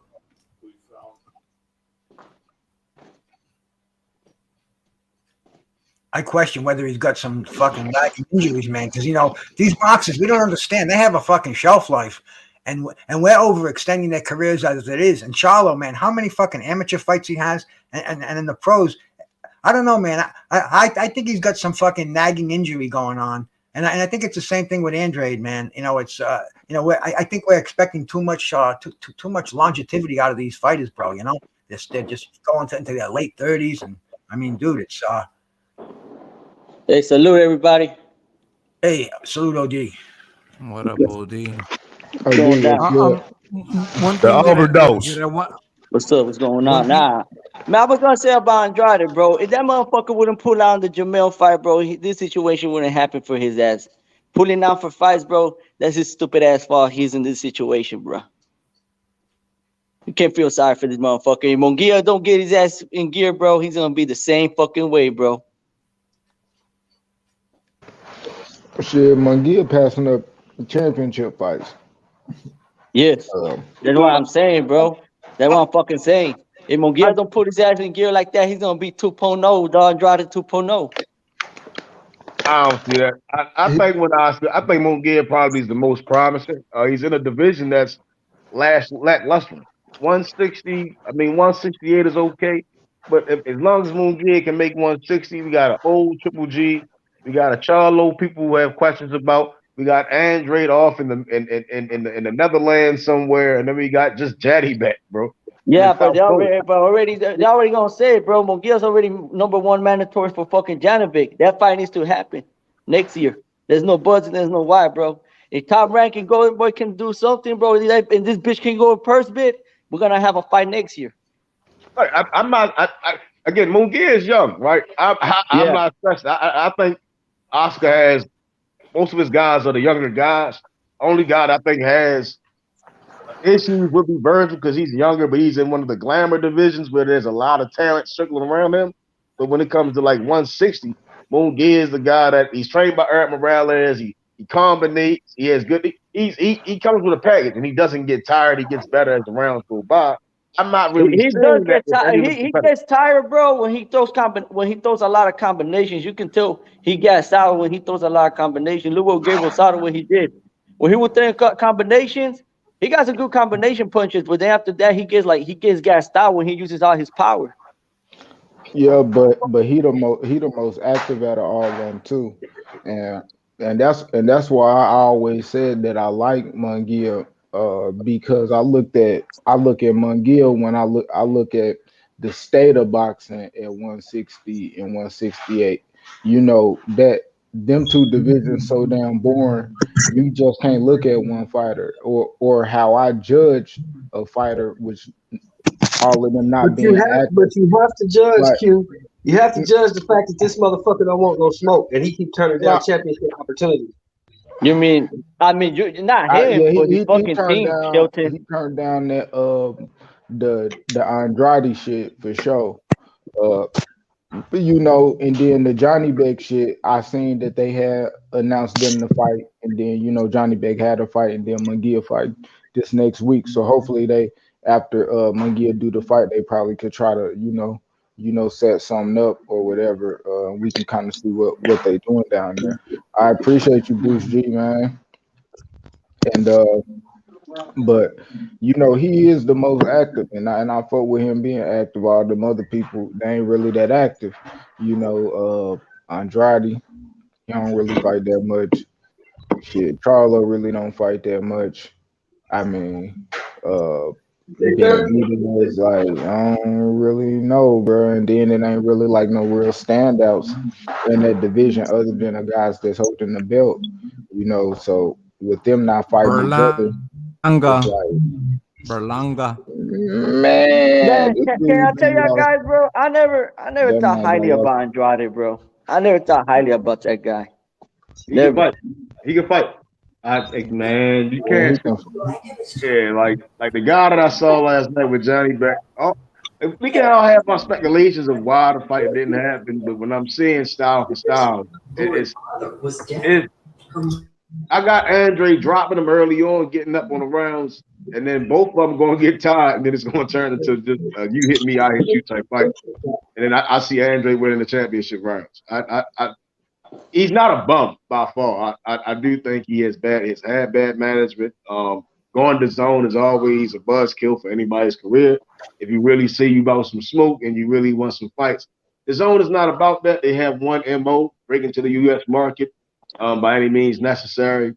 And I think that was a bad decision on his career. Anybody would, I think it's a bad decision. You just can't really take them serious when they say they want to make certain fights. I think Andrade needs to go to top rank. Top rank. Andrade go to top rank, but he's gonna be a bitch, bro, to go to top rank. I don't know how fucking Byron got the relationship with him, because Byron was talking down on him when they make that WBO champion between him and Cordova. Since day one. And then after that, I was reading that fucking Byron was just fucking pissed off about it. For as many situations as you guys can bring up that people ducked Demetrius Andrade, there's the same amount of situations that he's pulled out of fights. So yeah, a lot of people shy away from Demetrius Andrade, but he has his own background, he has his own history, his own track record of pulling out of fights, and he has swerved a lot of big names in the sport of boxing. Names who have been passed around, like Gabe Rosado, John Ryder, David Lemieux, some like Billy Joe Saunders. Well, I can't bring up Billy Joe because Billy Joe popped, but there's a lot of names. Eruslandi Lara. And Lara. There's a lot of names that he had the opportunity to fight these guys, and he did not jump on the opportunity. So for as many names that guys ducked him, there's just as many names saying that this guy ducked as well. Zach Parker, another name. Janibek, another name. There's so many names when it comes to Andrade. Go ahead, man. I think he feels entitled then. When I hear it, like he feels like he's entitled to. He chose that path. He chose that path where he's at. It's not like he's a victim. You can't say he's a victim because he didn't take that opportunity. I think he victim himself. He victim himself, bro. Andrade, screw Andrade, bro. That's it. And Method, you bring up Top Rank. I thought that would be a great move for him. But you want to know probably why he won't go to Top Rank? Because then Bob puts him in the ring with who Bob wants to put him in the ring with. And Andre likes to decide who he wants to get in the ring with. If Andre don't like the opponent, he ain't getting in the ring. And if he goes to Top Rank, that's gone. He has to get in the ring whoever the fuck they put him in the ring with. I mean, what is he, 35, 30? He is shine right now. I mean, I don't know what's going on, but he's going to be 35 next year. Bro. He should have kept the belt. He should have kept his belt and fought Janibek and beat Janibek, and we'd all be talking about this in a different light right now, man. We wouldn't even be talking about Janibek. We'd be talking about Demetrius Andrade right now. Yeah. Because I don't believe in Janibek. Hold on. This would have actually been but this would have actually been a credible win for Boo Boo, because everybody, hypothetically thought that Boo Boo was some shit. You know what I'm saying? Just the same way that we thought he was a boogie guy. We did before that. That's why everybody was. I thought he was a puppet for the zone. Like he's just there to just be a mascot. I thought Andre was a mascot. But Eddie Hearn was trying to get him the Triple G fight, but Triple G didn't want to. And Eddie Hearn tried, bro. And Triple G said no. What? And that's what I'm saying. That's kind of the issue with the zone Golden Boys. Like, they can't even make certain fights with their own guys. And then it's like they always reaching up to Top Rank or Showtime, Fox, and them guys saying, oh, we got to fight. And it's like, you can't even make Andrade and Triple G. You can't make Munguia Andrade. You can't make Munguia Triple G. But you sure as hell can make Murata and Triple G. You see what I'm saying? And it's just I think Top Rank has a great slogan, the state of box, and it sucks. Because it's like, we see shit like Montana Love and Spark, and then the guy gets thrown up from the damn ring. Boxing is in a weird place, but it's in the zone for me. The zone is good, bro. For me, the zone is good. Yeah, for me, the zone is good. Everybody's protecting their investments, probably except Top Rank. But other than that, everybody's protecting their investments. That's what it boils down to. I mean, they give us a good ass fight. They give us a good ass fight, fucking last week with Zurdo and fucking Revolt. What else? It was all right. I mean, Shelton ain't gonna like what I'm about to say. It was the biggest fight this year. Shelton not about to like what I'm about to say, man. No, that wasn't the biggest. Go ahead. Say it. Riding the Mayweather. No, I mean, Joshua and Usyk was the biggest fight this year. I don't know what's the biggest. Zurdo was another product of riding the Mayweather hype train. I'm going on 50-0, ain't fought nobody. He really just a fat 168 pounder who went up to 175 to try to cash out with Canelo. you know, and they thought I don't know what made them think that this guy who hasn't beaten any known guy at 175 was going to get in there and beat the number 2 guy in Bivol, right? And he got embarrassed. Zerto isn't getting enough work. Zerto is slow as shit, lazy. He just never developed. You know, the guys he's faced. I mean, he was a champion at 68, but then he just disappeared. It was work there for him to get made. He didn't make it. You go to 175, the first fight, first sign of adversity, he gets washed, and he's going to get worse. I mean, Callum Smith might beat the hell out of him. Yard will beat the hell out of him. Beterbiev would damn near kill him in the ring. You know, and what all the shit you saying is true, right? Everything you saying is true. But what makes it funny to me is that's the same shit you said about Bivol before the Canelo fight. I think Beterbiev is the goods, right? I still think Eddie Hearn is holding Bivol hostage until Beterbiev retires, and then they just let him lose. Because again, I don't believe in him. I've seen enough of the guy. I think he's okay. I think people just live in the Canelo win, and I'm like, well, Canelo's a little motherfucker. He's tiny as shit. Like, I'm damn near probably Canelo's like, and he's a product of the machine, you know. But Beterbiev isn't. He's just a boxer that goes up there to punish guys. Bivol, I mean, again, Eddie Hearn is talking about a Canelo too. Hey, you got to stop, Method. You can't use Canelo's too little, because I told you that a year ago, and you told me that he was gonna lay down for Canelo. I thought that was. Sometimes I try to figure Eddie Hearn. I don't like Eddie Hearn in the zone entirely. I think their business model is trying. I thought they were just going to send Bivol up there so Canelo can look like a god in boxing. I'm glad Bivol beat his ass. Haters ball. Oh man, hey.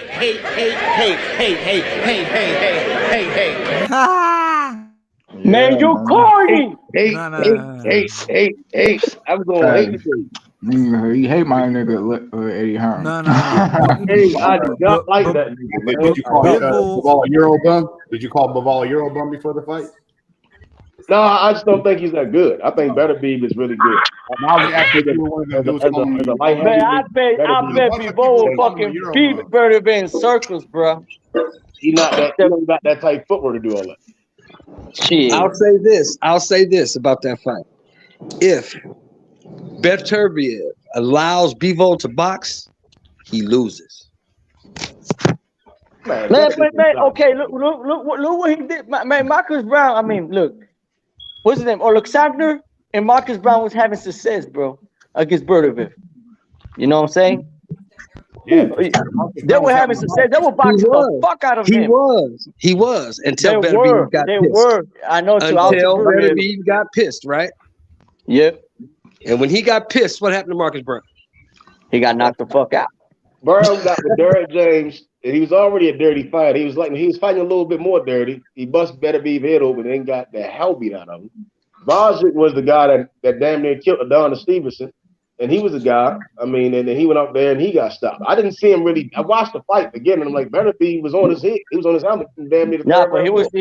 I give Alexander to the first to the fifth, but he got fucking. That man never had good cardio on him. He got fucking tired, and then Beterbiev went with the kill. Yeah, I think Bivol and Beterbiev both have great conditioning. I just don't think Bivol's style of just I'm a ball up and let Beterbiev hit me is intelligent at all. And if he think he's just gonna pull straight back with Beterbiev and he's gonna lunge in there, he's gonna get hit with some shit. Yeah, Beterbiev is not gonna worry about too much of what Bivol's doing, like Zerto was or like Canelo was. He ain't gonna cave. He's not gonna start falling back and going to the ropes. That's not gonna happen. Beterbiev is gonna fight. But see, that's gonna be a hard style. That's gonna be a hard style for Beterbiev to fight, man. He ain't fought nobody like that before. Shit. And a good size fighter with good technique, good fundamentals, you know what I'm saying, that knows how to use his distance and his range. That's gonna pop shot him and you know what I'm saying, put him, you know. Yeah, but Beterbiev don't know that. But see, here's the thing, and Method and Q told me this, fellas, and it's the truth. Speed translates into power. It does.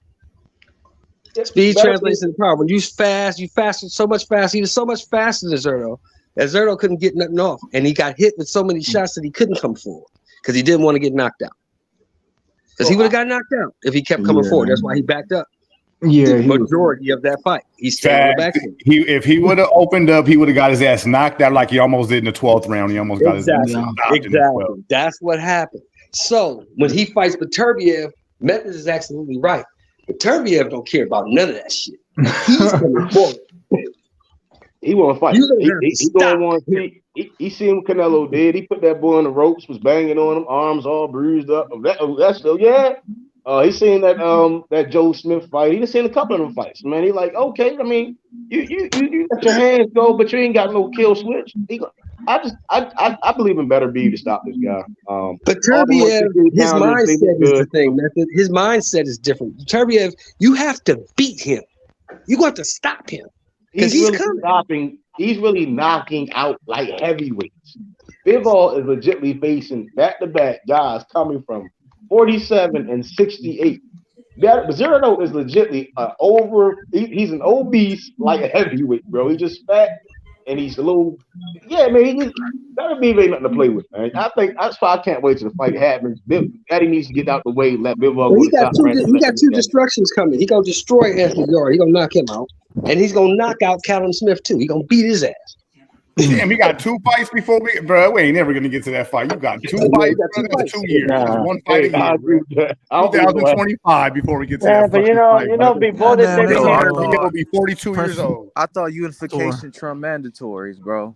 It's supposed to. It's supposed but you got the sanctioning bodies trying to prolong the fight. And then they want Bivol to fight Canelo again. They want that Canelo.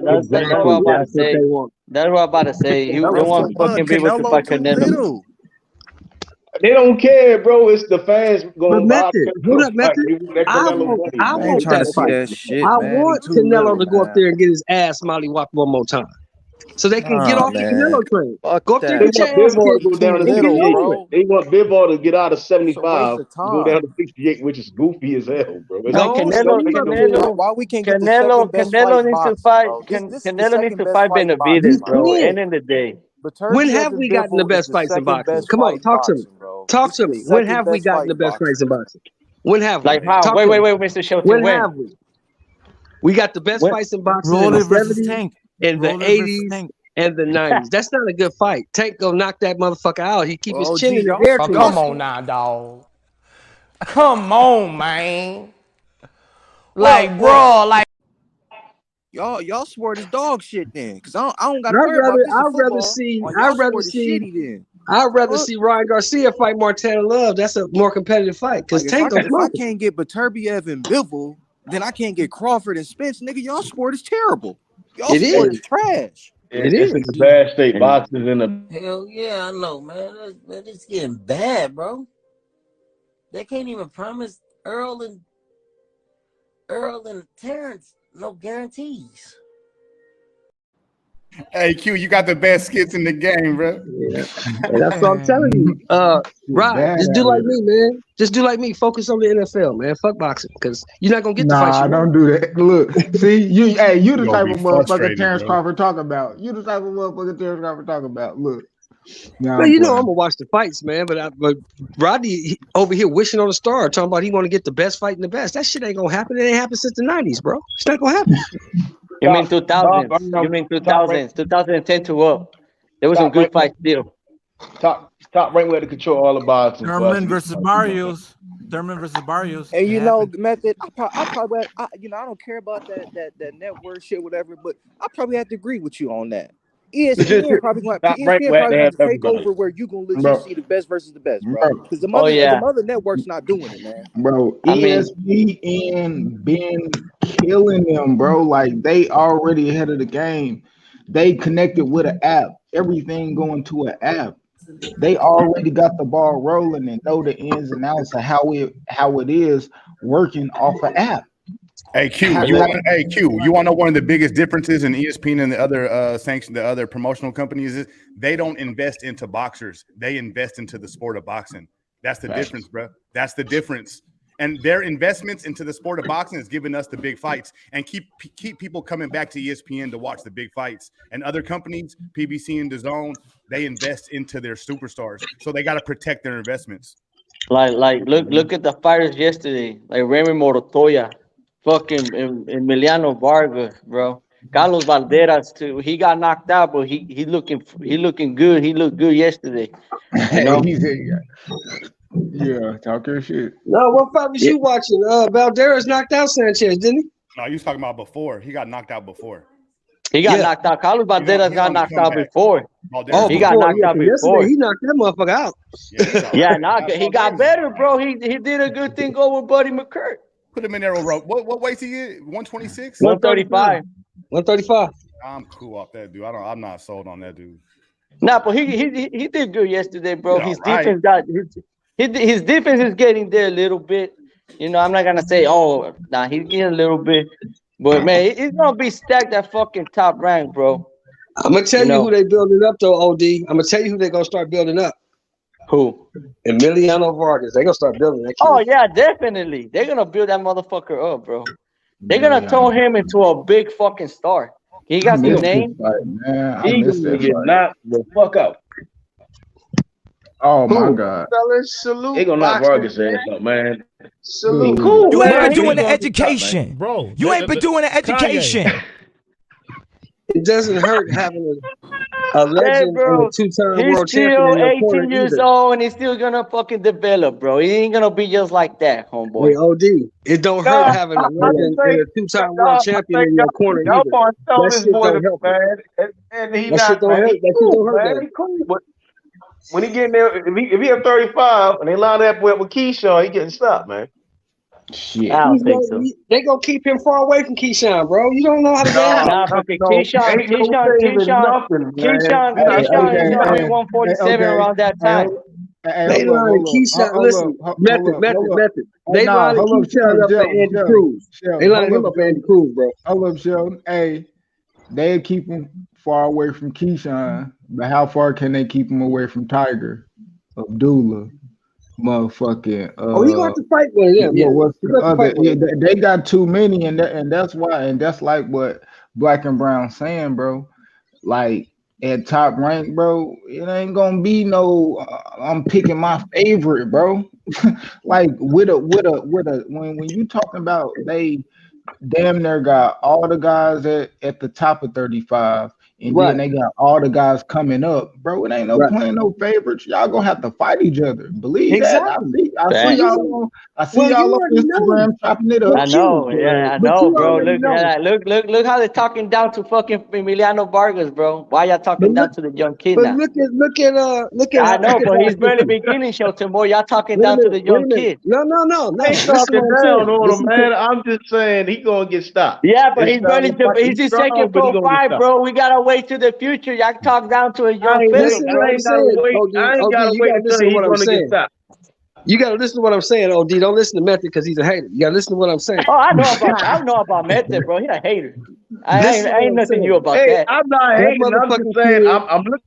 Listen, Method. Listen what I'm saying. 5 years now, and I'm looking at the guy he gonna face. I'm like, he gonna get stopped. Because no matter how many of them listen what I'm saying, Method. That motherfucking kid got the name. He got a legend and a two-time world champion in his corner.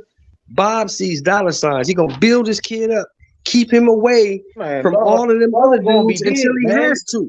And then Bob gonna throw his ass in there if he's still alive. I mean, Bob didn't do that to De La Hoya, bro. And Bob was his golden boy.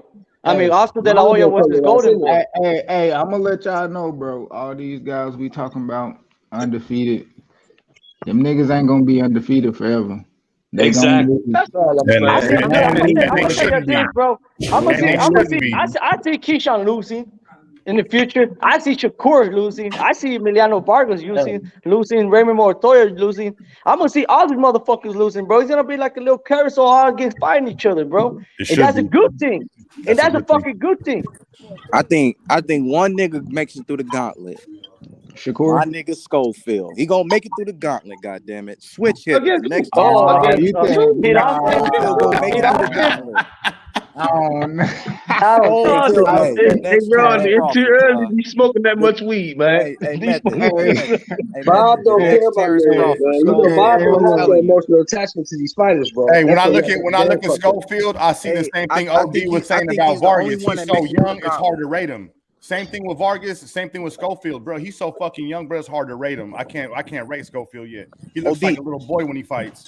Hey, Black and Brown. Yeah. Even when he step up, I think he make it through the gauntlet. I do like what his dad is. I do like what his dad has done for him, though. His dad has moved him in the correct way and got his son hella fucking popular in the sport of boxing. What most boxers struggle at doing, his dad and him have done at the age of 19, and they got him headlining. They got him headlining when I don't know if he should be, but hey, they got him there. So salute to them. Hey, B, you think it was too early to throw Fernando Vargas to the wolves when he was young? Oh yeah, I always use Fernando as an example. Because that was one of my favorite fighters. I tell people they moved him like a fucking maniac. They moved him like a fucking maniac, but hey, that's what he wanted. And that's what he wanted. That's courage, bro. That's couraging, bro. They was like, why Fernando Vargas do it? Against the norm. It was like against the norm the way he moved. But that's how he wanted to move. So they built him up. He got a title in like 20 fights, and then they start putting him in there with motherfuckers that could fight, and it's fucked him up. Wilfred Benitez was 17, 18, man. I don't want to put no excuses. I think. And that's what I do. Like, but what you saying, you bringing up dudes, right? You bringing up dudes like Wilfred Benitez, Fernando Vargas, ferocious Fernando Vargas was never that. That ain't got nothing to do with me. I don't got nothing. That's what I'm saying. I ain't got nothing to do with him losing to Tito. I'm saying how Tito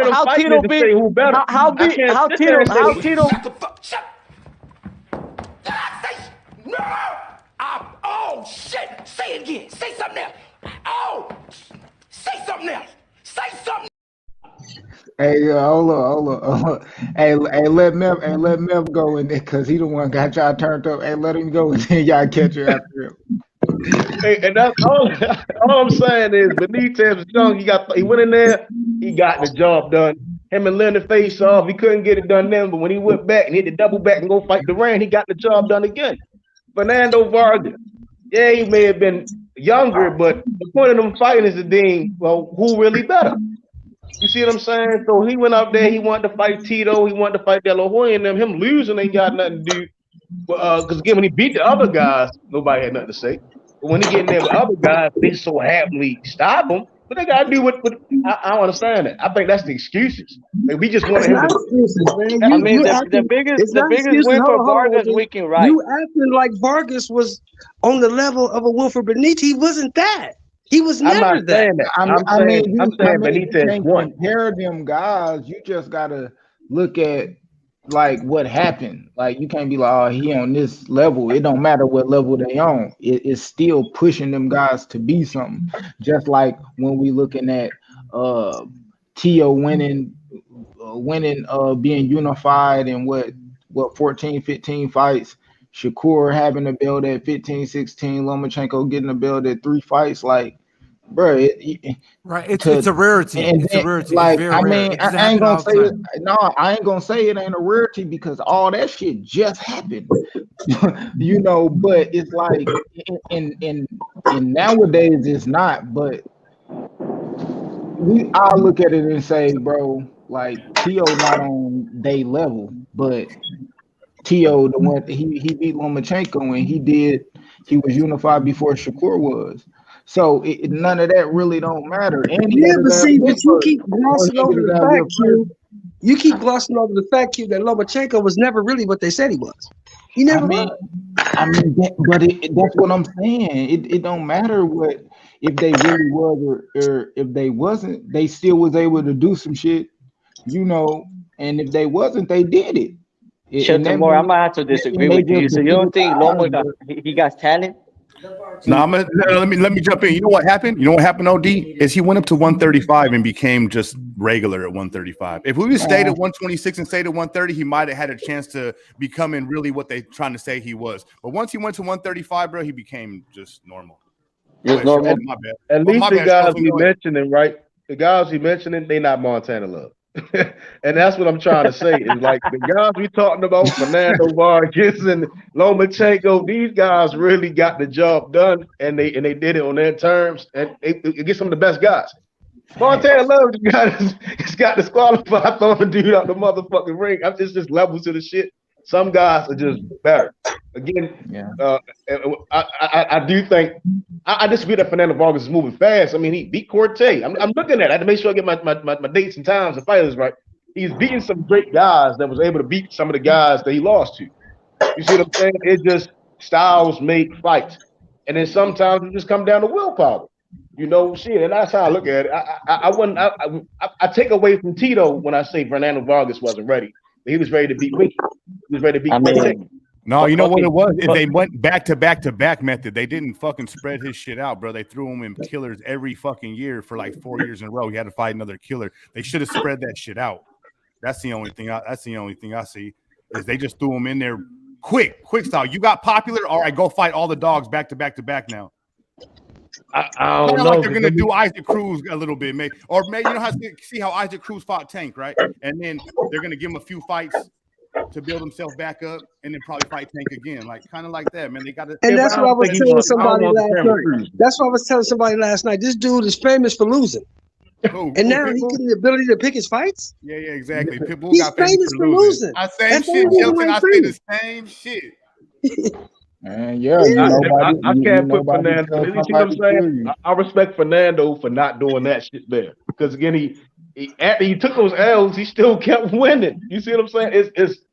It's a catch-22 because I just can't you motherfuckers be hyping up motherfucking Isaac Cruz, but who the fuck is he beat? He's famous for losing.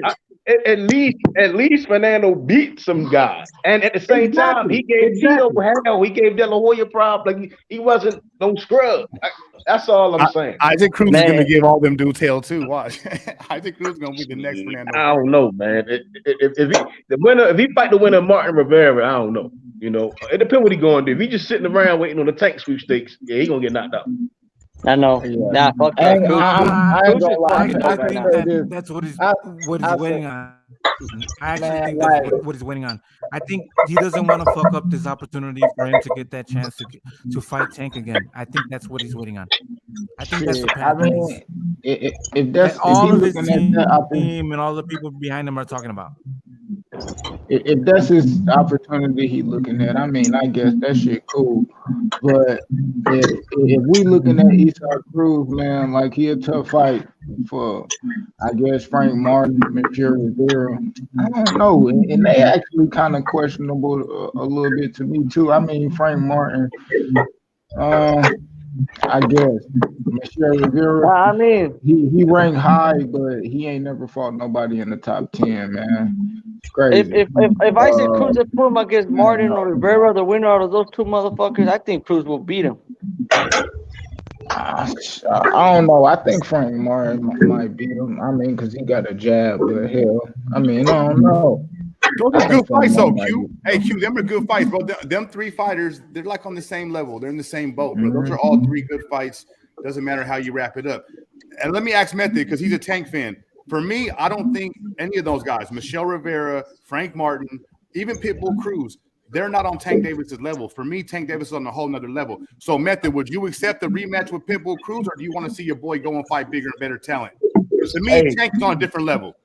I'm with you. I really want to see Tank Devin. So the Devin Haney brigade, man, they can learn a lesson about boxing. I think Tank Shakur going to be one of the mega fights, and then that's what I'm at. I just want to see them top echelon guys fighting. That's all three boxing. Bivol better be Tank Devin, Tank Shakur, shit, Tank Loma, Crawford Spence, Jamel, the winner of Crawford Spence, like, all that type shit. You see what I'm saying? I don't really care for them fights right now. Like Cruz, like I think let's get the real smoke out the way, and all the other shit. You know, wherever the smoke lies, wherever the pieces fall at, then you pick them guys up and you smash on them. Yeah, it's too much smoke out there right now. I mean, you think it'll be Haney's last fight in 135 when he beat Lova? I think he's gonna move up. If he fight long, he's gonna move up. I don't think he's gonna. I don't know because I don't know who he's gonna fight at 140. I don't think he's gonna go up there and fight. I mean, at 140, they're fucking good opponents, bro. You got Regis. I mean, you got fucking Arnold Barboza. Man, if Haney goes up, he should just fight Arnold Barboza and give him his fucking opportunity. If the Teal didn't want to give it to him. It doesn't matter, bro. It's just a fucking, It make fight. no sense. It make no sense to be undisputed champ and just jump up and not fight. Yeah, but he still needs to fight. He needs to fight for his spot, bro. He isn't just not gonna jump in. Fight against Arnold Barbosa, you can win a spot in the sanctioned bodies rankings, bro. When you undisputed, you gonna be that guy going up, right? Josh Taylor, he did it completely opposite. He sat around bullshit, and then he fucked up. Devin, he's undisputed. He defended it against Cambosa in the rematch. He made fight Loma. He beat Loma. He moved up. He will already be able to fight for that WBO, or he's gonna be able to fight for that WBC. I don't know about the IBF WBA, but the WBO, WBC, he's able to just get right into the mix with the champion. I don't know. I don't know. Because it come down if Josh Taylor dropped that WBO, Catterall beats him. And I think Regis is going to beat Cepeda. So I don't know if he's just going to go up to 140 and fight a Regis Prograis off the rip or a Catterall off the rip. Like, that's tough. I think he's good, but I don't think he's I don't know. I got to see a Loma fight. No, they have fight Loma first, and then after that, we'll see what's gonna happen. You know, it's a second southpaw, and Loma's a small southpaw at 135. Regis ain't no little dude, and Catterall ain't no little dude. They big dudes. We cannot fucking baby these fighters, bro. They got to fight against each other sooner or later, bro. That's what I'm saying. That's what I want to see. But do I think these things are going to happen? Looking all around these bouts, I'm like, hell no. So do I think that he may stay to fight Shakur? Maybe. You see what I'm saying? But that's a risk. It's like everything he's looking at with Devin is all southpaws. Tank southpaw, Shakur southpaw, Regis southpaw, Catterall southpaw. And it's like, that's his kryptonite. And Tank and Shakur are just they the kings of feints, and that's Dev's kryptonite. Feints. You feint him, you been his kryptonite. He ain't lost yet. Yeah, he ain't fought nobody. Who? Haney? Yeah. I don't just apply to him. It's all of them. They ain't fought each other. That's Loma kind of mixed it in with the guys he had to fight, but he ain't never fight really none of them young guys. But at least Tio, and Tio showed that he could be beat. He beat him. Nah, he fought Gary Russell. Yeah, he fought. Yep. I mean, Gary and Loma same age.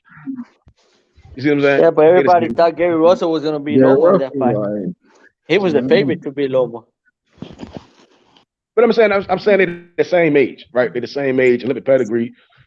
Loma was more so he just undersized lightweight. I just think Loma is he's a smaller southpaw compared to Shakur, Tank, Regis, and Jack Catterall. Them guys are big southpaws, and Josh Taylor. They all big southpaws.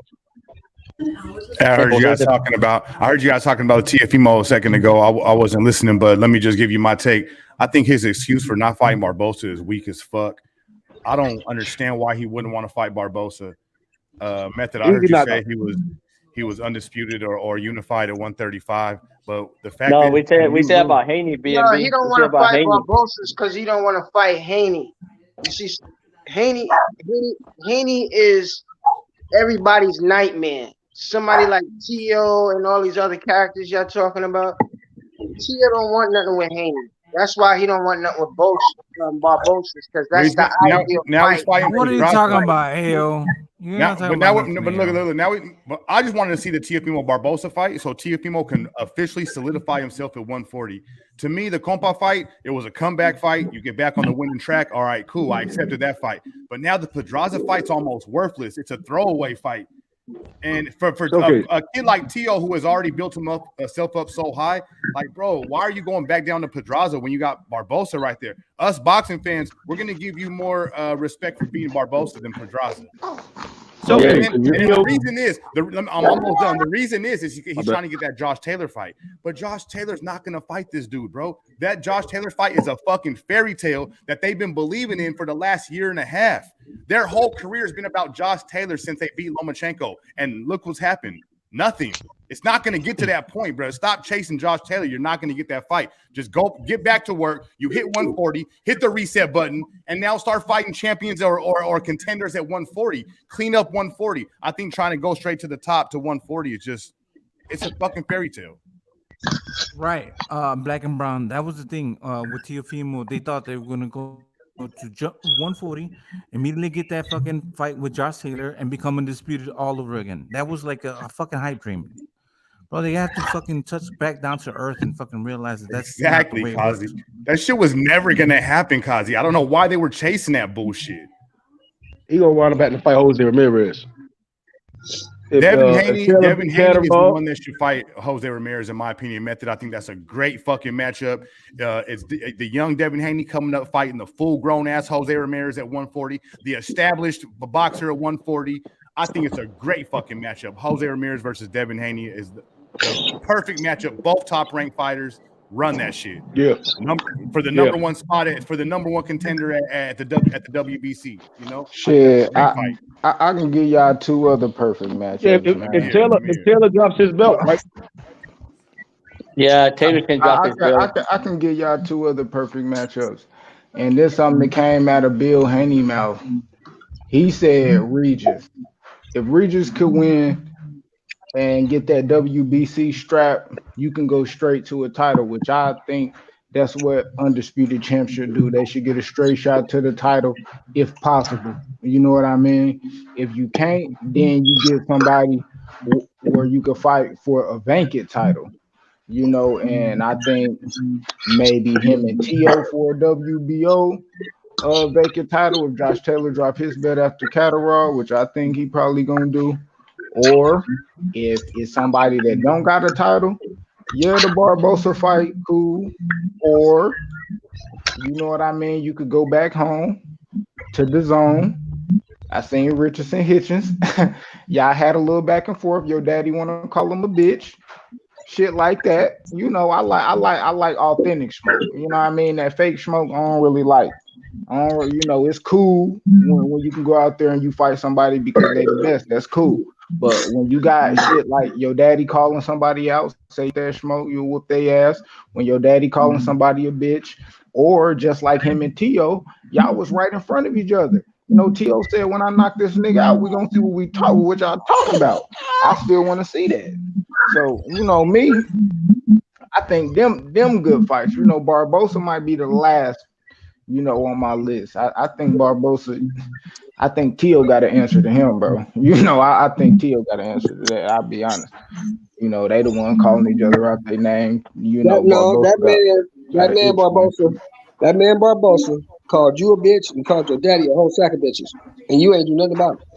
And Tio lost, and Devin didn't. So Devin's in a different position. Devin could go straight to the top. Tio can't, bro. You lost. You lost that power you had. You lost that shit, bro. You lost, but that's how the sport works, man. Devin could go straight to the top and fight a champion if he chooses to. You cannot, bro. You cannot. You got to sit and wait. That's what I expect to happen, though, right? That's what I expect to happen. Won't you go fight that motherfucker that called your daddy a whole sack of bitches? Won't you go fight him? So what I think may happen is that if Taylor goes out there and beats Catterall next year, I think he will drop his title, right? So if Taylor, that's this hypothetically, right? If Taylor beats Catterall, I think he's going to drop the WBO, and then Dev and Ramirez could be that title for that vacant title, fight for that vacant title, and then Tio Barbosa will happen at the Pedraza fight. And then I expect if Catterall does beat Taylor so happily, I see Catterall and Regis trying to unify. They both are rich shape. You said you see Josh Taylor dropping the belt and doing what method? Going to 147? Yeah. A lot of that time, Crawford and Spence probably may be in the makings, and then Josh Taylor he'll be working in Josh Taylor will be fighting in the rankings. He wouldn't be in he'd be like damn near like Theo, right? Working his way, trying to fill into this, not fill in, but find his spot in that division. He's gonna know he's not a top guy. Josh Taylor been talking about moving up since he beat Jose Ramirez. But he should have moved straight up after that, but I think he ruined his chance. He done lost belts. He will be rated in the top 5, you know, probably. You know, I think probably top 5 or just ranked in all of the sanctioning bodies. maybe me taking a shot at the WBO, you know, to vacate, because I think after the Bud and shit, I think that's when, you know, people really gonna be a champion. Ain't nobody gonna fight Spence or Crawford for their championship. I just don't think that's gonna happen. But, you know, I think Shelton got hella background noise. Yeah, hold on. But Taylor, okay, but Taylor still got the WBO. He cannot ask for his mandatory if he's gonna move up to weight. Like I can say, hey, he already did it 16 or 18 months. I don't know how much the WBO gives him. He can challenge Crawford for his fucking mandatory spot right away. He's not gonna fight Crawford. You know what it is. He's gonna go parts of Bud Crawford. No, but like I'm saying, bro, if Josh Taylor does that shit. If he does, he's not going to do that. Asking for suicide. He's going to get beat He's the fuck up. The goal for him, right, is he was an undisputed champion, and at least he'd want to be a two-division champion, right? He's not just going to jump in there, right, the WBO rankings off the rip, especially that he dropped all those titles. It's basically going to take his time. He like Pew said, he'll try to get top 10, top 5 rankings, pick off another guy, then try to fight. If I say Virgil get the title. Right, or let's say if whomever is looming around, he's going to try to catch a vacant title or at least challenge Virgil Ortiz if Virgil gets that title. Yeah, because I kind of see Boots probably getting the IBF shot. I see Virgil probably wanting to take the WBC over the WBO. I see maybe somebody like Rashidi. I don't know. I think that's Josh Taylor. I think when it get vacant, that'd probably be Josh Taylor easiest way to creep up. Big bro, I think. Did you see the Regis? Did you see the Regis and the Catterall fights? Did you see both of those fights? Josh Taylor? Yes, sir. Yep. Man, OG. I don't think he Josh lost that Taylor beats 147, but motherfucking Rashidi Ellis, my nigga. Come on, bro. Hell nah. Yes, he does. Tough ass. Let me say this real quick. Hold on, real quick. This day, bro, they say Regis beat Josh Taylor, bro. Hey, bro, Josh Taylor hold on, beat real quick. Regis' ass. Hey, fellas, listen. Josh Taylor has been in the ring with high-level talent over and over and over again. We never seen Rashidi in the ring with nobody high level, bro. The highest level fighter we've seen Rashidi fight was Alexis Rocha. That's the highest level fighter, bro. Josh Taylor went 12 with Regis, went 12 with Jose Ramirez, 12 with Victor Postol. Every top name at 140. Josh Taylor beat him, bro, and went 12 with him. I mean, I think the fighters are on completely different levels. I got the question for you then, Black and Brown. Which one of them guys you think that Josh Taylor beat could be something at 147? And I ain't even gonna say a champion. I think maybe beat a Stanionis or a Butayev. Not even Victor Postol in his prime. Man, Stanionis beat them. The only reason I can't say Regis is because he's too small. That's the only reason I can't say Regis, or I would say Regis. And I think Regis can find some success at 147, but I don't think he can be a champion at 147. He's too Taylor. He's too small. Josh Taylor is not beating Stanionis. He's not beating Virgil. He's not beating Boots. He's not beating none of the guys that's gonna have the title. Yeah, and that's what I'm saying. Like Rashidi got the guys to have a good or even beat them guys. Like, and that's what I'm saying, because I already thought about this. I'm like, bro, the only dudes to even do shit from 140 to 147 is Bud and Danny Garcia, bro. And Danny ain't did shit at 147. Bro, you gotta be something to do that, bro. Ain't nobody making that jump like that, like it ain't nothing. Regis already said, like, nah, I'ma stay at 140. Like, that ain't what he thinking, bro. And if Josh Taylor really wanted to go up there, he wouldn't be rematching Catterall. I don't care what nobody think about that fight. If I lost that fight because of my weight and shit, why would I make that weight again? I'm gonna go up because he already big as hell, and you're gonna go up and test them guys at 147, but he ain't do it, bro. That shit is a big jump as far as size and skill when you talk about the guys at the top. I definitely let me ask Black this question. Black, do you see the very best version you've ever seen of Josh Taylor? Do you see him being competitive even with Stanionis? All right, so that would be the Jose Ramirez fight and the Regis Prograis fight is the best I've seen Josh Taylor. I think that man can hang with Stanionis. I think he can hang with Stanionis. Stanionis got a way. Stanionis would knock his fucking head off. I think Butayev will stop him. He don't even beat Butayev. Bro, he's not. Hey, bro, listen, guys. He's not a small 140. He's been killing himself. He doesn't beat Butayev. That dude get hit too much. I'm just telling you, he's not a small 140. The same thing you said about Souza was gonna be remote. And look what happened. He's a big 140. But Q's right. He's been dragging his fucking. You go ahead, OD, and put motherfucking Josh Taylor in there with Stanionis to see what happens. The guy was right. He should have made the move to 147 after he went undisputed, but he was fucking around with Jack Catterall and left the two close. And now he's got to go clean up his fucking mess he made at 140 with Jack Catterall. But if he wins, he's probably gonna move up. She may win, but Catterall beat the shit out of him that day. Catterall fucked his ass up. And I think he got to get that grudge match in, and then he gonna move up. Exactly. That's why Teofimo fights a fairy tale, bro, because he ain't waiting around for Teofimo for what? The same way Teofimo was looking at Barbosa is the same way Josh Taylor's looking at Teofimo. Why the fuck am I gonna fight you, bro? For what? And I think it would have been like this if Josh Taylor really was gonna pull a rematch with somebody and stay at 140, man. You rematch Regis. You know what I mean?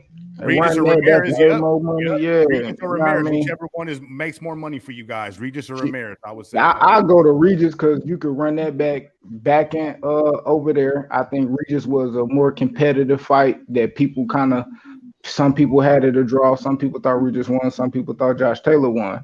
I think that fight right there was just but I was way more exciting, Q, because the Ramirez fight got a little bit kind of lackluster and boring and one-sided. Yeah, it got one-sided at the end. I think we all knew that whoever won between Regis and Josh Taylor was going to be undisputed. I think everybody kind of. Shit, I didn't. I lost like $350 that night.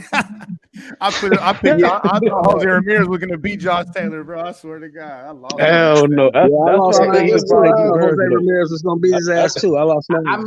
I had to pay the leader $250. Bro. Hey, I'll be honest. In hindsight, Josh Taylor, I really would have had more confidence in him going in, but going into that fight, that shit was 50-50. I'll be honest, I ain't really think that high Josh Taylor. And then after rewatching like some of them fights, I think even less of him. I'm gonna be honest, Josh Taylor good. He used his size advantage good to people who don't know shit about that aspect of boxing. You know, they're Josh not really Taylor's a dirty fucking fighter. But dirty as fuck. I don't really think that shit dirty. Hold up, Kazi. Hold up. Let me finish. It is dirty. Hold up. I don't really think that shit like dirty, bro. I'm gonna be honest. That shit not dirty. That's using my body weight. You know, it's some shit he do, but he didn't really pull that shit off against somebody who knew what they was doing with that. As in Regis. Regis took away his jab and had his fucking eye bulging out of his skull. You know what I mean? And then he even gassed out in the second round, and that shit still was close. The seventh round. So that shit is like OD, you on mute. But what just did in that fight? He fought in the inside with Regis. Both them motherfuckers were fighting in the fucking phone booth. The whole fucking fight, they were fighting in the phone booth, both of them. Yeah, Josh was close ass fight because they were throwing punches in the fucking inside. But Josh can fight in the inside, bro. Regis too. It was a close ass fucking fight. To the championship rounds, it was on Josh. Yeah, Regis slick. I think Jose Ramirez, he good, but you know, he a mid-range type of fighter. You know, he get his jab and he apply pressure, but you know, he only utilize it at a certain distance. You know, when he like in the inside, Josh Taylor like just tore him apart, used his body weight, utilized that, and shit dropped his ass. I'm not high on that dude, man. The Josh Taylor gonna go up to 147 and get his ass handed to him. He's not that good.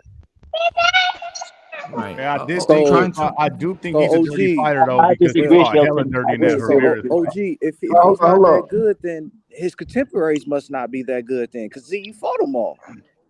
Yep. At 140, at 140, yeah, he's good. I'll give him that. At 140, he is good. At 147, he's gonna get smoked.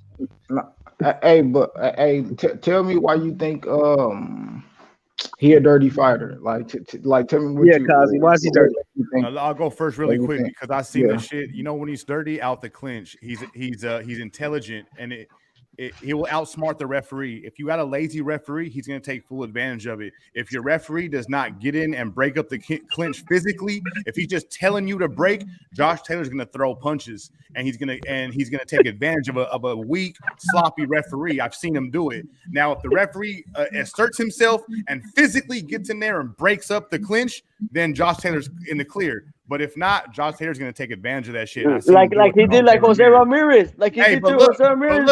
But in the undisputed fight, though, in the undisputed fight, bro, I look at Josh Taylor like, bro, I respect you. You did what you had to do. You did what you had to do to walk away with undisputed. So even though it was dirty, I'm not going to look at you sideways for it, bro. I respect you for doing what you had to do. Right. Yeah. And this is the thing. Okay, look at the Catterall fight, right? The referee was calling all the dirty shit that Josh Taylor was doing. So he nullified some of his weapons. You know what I'm saying? So he wasn't able to do some of the shit that he was doing. You know what I'm saying? The referee kept warning him. And guess what? So since he wasn't able to do that, then he lost some of his tools, some of the things that he's used to doing. So he was losing that fight. That's how he did lose that fight. Catterall, see, and that's the thing. Engaging in a clinch. Now, when you look at Regis and Catterall, you're looking at two people who kind of fight with their lead arm down. They kind of fight with their shoulder, so that what that does, I'm not going to be clinching. What they do, especially Catterall, every time Josh Taylor moved in close, he just pushed his ass with his shoulder constantly. Boom, boom, pushing him. And that way he can't grab him. He can't utilize and do all that body weight manipulation and shit. That's not dirty to me. That's being smart, being skilled in that aspect. Duran, he was smart in that aspect, fighting in the pocket, utilizing people's body weight, elbow manipulation and shit like that. That's just a skill that people have. You don't see a lot of people doing it like that. And Josh Taylor, he just somebody that utilized that in his size. Because Earl Spence could be somebody that do that, but he don't even clinch. He don't like doing that shit. You know what I mean? It's just certain people can do it, and that shit is like you could say like and they get away with it. And they get away with it. You can get away with that shit. Because okay, you can call it crafty. You can call it crafty, right? And he likes to fight on the inside. Taylor likes to fight on the inside. You fight a Butayev, he gonna beat his body to death. Yeah, this is the thing, because he outsizes them. You know what I'm saying? He gonna beat the shit out of Josh Taylor. Bro. Stanionis gonna jab his motherfucking face off. You know what I'm saying? This dude is not that good, man. You put him in at the top guys of Virgil just gonna maul him. Virgil gonna beat him up. Fucking Bud gonna stop him. Boots gonna stop him. That dude is not beating nobody at 147, bro. Nobody. He may beat a motherfucking Blair Cobb or somebody like that. If he's gonna go up, he should fight. What's his name? Alexis Rocha. Yeah, that's somebody he can beat. Yeah, he might. But them other dudes, they go fuck Josh Taylor ass up. Might as well fight Keith Thurman shit. Man. Keith Thurman might not his ass out. Thurman served his ass, bro. That dude is not that good, man. I don't know what the fuck y'all said, Josh Taylor. He's not that good. Not at 47. At 40, he's okay. He's like a Danny Garcia. At 40, he's pretty good. Okay. At 40, he's pretty good. What he did at 140, Mr. Shelton. Good, bro. At 147, he gonna be just like Danny Garcia. Gonna come to 147 and lose every fight he takes. That Postall fight, bro, he had that was a close fight. He won it. That fight was close. That Baranchik fight, that shit was, what I mean? That was a tough fight for him, too. And Josh Taylor good, bro. But when I rewatched his fights, I'm like, nah. Okay, one thing. Win, lose, or draw, he's faced good competition. Yes. Ramirez, and all of these guys that are going to, build them up to fight the other guys. You know what I'm saying? So sometimes some of these fighters, we just assume that they're good, but we have to look at their resume and who they fought. And Josh Taylor did fight good opposition. We can't deny at him that. 140. At 140, it 147, doesn't it's a matter though. different beast. It's a different animal. Of course, but it's going to protect. It's going I to know if prepare he you goes to for that. 147, he's gonna be food. Yeah, We know that. 147 different. That shit. It's that 7 pounds, bro. It's different. It's a different, bro. If like Virgil was at 140. If Virgil could have kept his weight under control down there, he would have been undisputed, bro. You know what I mean? He let Jose Ramirez get a little shine. That was a stable mate. He let him do that. He let him up. But man, Virgil could have been terrorizing 140, bro. You know what I mean? But he had 147. Josh Taylor good. I don't know, bro. That I think that's a different type of jump. A lot Josh of guys Taylor have problems with Jamal James, bro. Jamal James would beat his ass. Oh man. What about Mean Machine? Mean Machine probably stop him. Man, you bullshitting. Mean Machine would probably stop that dude. Oh man. What time is it? Who playing today, man? The Bills is beating up on Minnesota right now.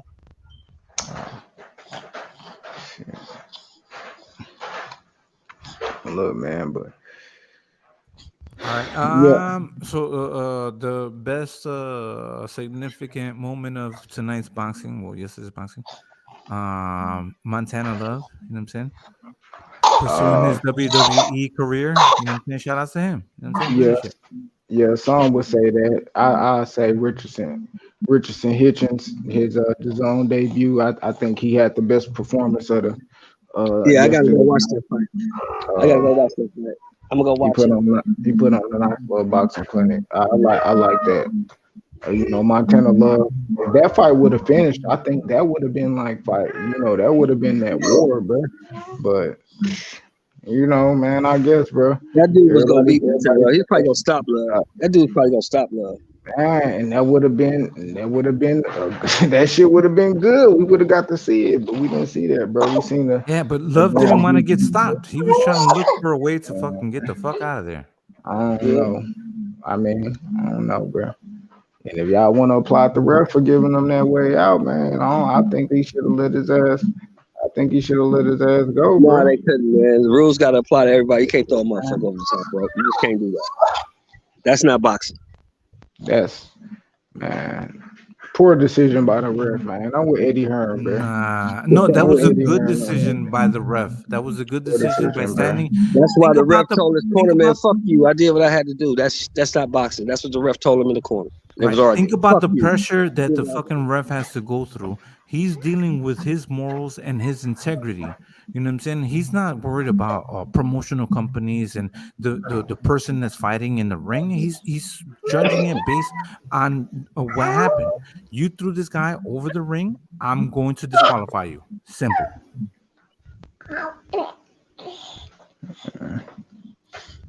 That's how. And Montana Love ain't shit anyway, so it doesn't really matter.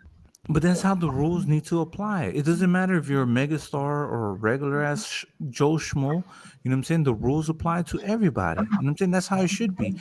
That man was standing there and like, that's what I said. That is the rules. This is what it is.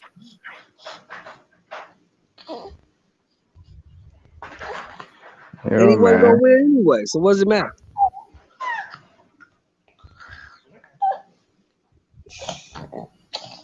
He wasn't making it out of that fight.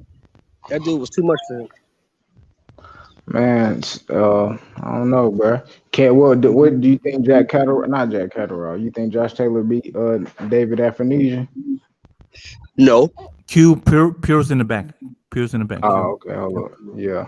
I'm over here on boxing and just looking at articles. But yeah, what's good? Afanesian to stop his ass too. What's good, P, man? Give me some news and reviews I could use, man. You on, man? You on mute, Puro.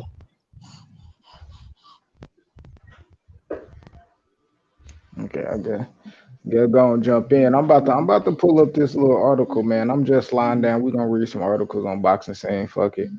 You know what I mean? We're gonna read a few of them, man. I ain't doing But shit. nigga, today I got time, cuz. You see this shit. Bro, what? I got a little time today, man. You got all these things lined up. This is good. It's good. I like it. Let me see. Puro. Yeah, Puro, where you at, man? Where you at, Puro? Puro. How my nigga Cass say his name? Puro.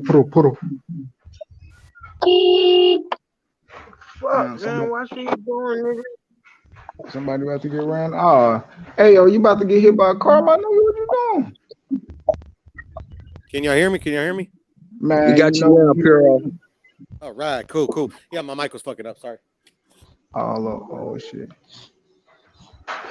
So, Puro, what you think about the wrestling match last night? Man, I thought it was a good stoppage by the ref, and it's kind of refreshing to see a ref actually enforce the rules. So it's kind of nice. Oh, man. I'm disagreeing with y'all boys, man. Baby got No mama coughing. Yeah, man. She coughing, man, and stuff. You know, she at daycare, so you know how that go, bro. But she good. Her temp ain't high enough, so you know we thugging it out, man. She with pops, so we kicking it. We gonna read this goddamn Crawford defends David Afronesian fight. Listening to guys saying I'm fighting a bum. Oh man, they saying he fighting a bum. Who think Afronesian a bum, man? I don't. I just don't think it's on Crawford's level. Nah, he not for sure. Yeah, Say, but that high level is very hard to you know what I'm saying. That once you're on that top hill, it's very hard to climb that. You know what I'm saying? Like there's only one or two. There's only two that are on that. You know what I'm saying? On that level. I mean, so everybody else is gonna be not as on that level. You know what I mean? Dang, man. Talking about they blaming Spence and Al. Crawford in the meantime, about a perception that he's fighting. He's taking on an opponent unworthy of his caliber, man. Man, I think that's what we agree. You know, but shit, bro, I ain't gonna lie. Like, it is what it is, man. He ain't the first person that I seen with a belt fighting somebody that I think he could beat. You know, lackluster. All these other guys, like, man, I ain't think Sean could beat him. You know what I mean? I ain't think Kell Brook could beat him. Hell, I ain't think Jose could beat him. Jeff Horn. Like, none of them guys, bro. And, you know, shit. Same with Earl, bro. Ain't none of them guys I been up in there with Earl. I think he got a chance with him. But until they fight each other, we've been waiting too long, man. They don't need to rob us of the opportunity, especially with all these mandatories and shit they trying to enforce and do like that. A lot of people don't know them, but boxing diehards know them. Have y'all seen David Avernesian fight? Yes, I have. I seen him beat the shit out of Josh Kelly. Ooh, I didn't see that fight. I seen him get his ass kicked by a Mean Machine. Damn. How long was that ago? 3 years. I don't know. 3 years. 2019. That's exactly what I was about to say. Yeah. Well, that was before after Crawford fought him. After that was before Crawford fought him, I think. That was before I believe. Yeah. Yeah, that was before Crawford fought him. Yeah. I was telling the Puro, they was talking about Taylor. I said, go on, put him in there with Mean Machine. Go on, put him in there. Yeah, that would be a good fight, but I got Mean Machine on that one. I do. Mean Machine, stop that boy. Yeah. It'd be close, the fight. Don't get me wrong, because I do rate Josh Taylor, but yeah, man, I don't think Josh Taylor would have the same success at welterweight that he had at junior welterweight.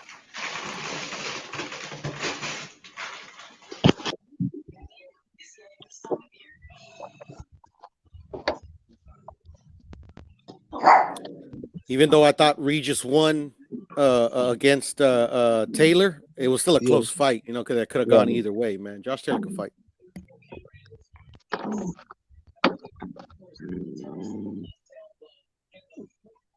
Yeah, you know, Taylor's a good fighter, man. At 140, he's very good. One of the best. One of the best. But at 47, it's a different animal. He has problems with Jamal James. Butayev stops him. Standing on his jabs to face off. Virgil, Boots, and Bud and Errol all knock him out. He's not. I agree. That he's not that. Yeah, fellas. Yeah, fellas. This is AO56, man. Yeah, let me just chop it up with y'all, man. Go ahead, just give us your take, bro. Give us your take. Shit. I just wanted to throw it out there. You see what I'm saying? Cause y'all know, I'm the hater and shit. So in a way, but I wanted to speak on that Janibek fight and give his credit and his kudos. You see what I'm saying? It was a good fight, and this is the typical fight that he needs in anybody of his caliber coming up in the game. Yeah, he's a champion now. You see what I'm saying? We can't go back on it. I don't want to go back on it. But hopefully he could get another champion in the ring at his highest for a unification. If he could get a Jamal or a Triple G in the ring, then it's a plus plus. But if he's gonna still perform and perform against all type of other fighters that these other champions done washed up already, then it don't make no sense. But I'm glad that he went 12 rounds to show and prove that he needs to work on his craft. Because you're regarded as a very aggressive power guy. And a nigga that got knocked the fuck out by a B-level fight. Like anybody he's gonna fight now is B-level fighters, or presumably better than, or not better than him. So hopefully, he take his craft serious and not go all these. Hopefully, he don't go 12 rounds with people that he ain't. They're not supposed to go 12 rounds with him. You see what I'm saying? So, Hey, yo, did you hear what Buddy McGirt said last night? yeah, I picked up on that. Yeah, this Yeah. morning in the interview. Yeah, and I He's like like, I how was trying to tell this guy. I've been trying to teach this guy. You're not gonna knock everybody out. You're not gonna knock everybody out. When you have 5 knockouts in a row, you think you're gonna knock everybody out. It's not like that. Yeah, and he needed to learn that. You see what I'm saying? Because there's gonna be fighters that's better counter punches and that's gonna try to run the marathon and beat you to the spot every time or lure you to a spot. So, I'm glad he had this kind of performance just to show that if he would have went in there with a premier champion, they'd have just been fucking up his career. You see what I'm saying? And make him look ordinary. You know what I mean? So I'm gonna just leave it as that, fellas. All right. Yeah, but I will say this. He's good. He's a decent fighter. I'm not taking that away from Janibek, but he's not what they say he is. Facts.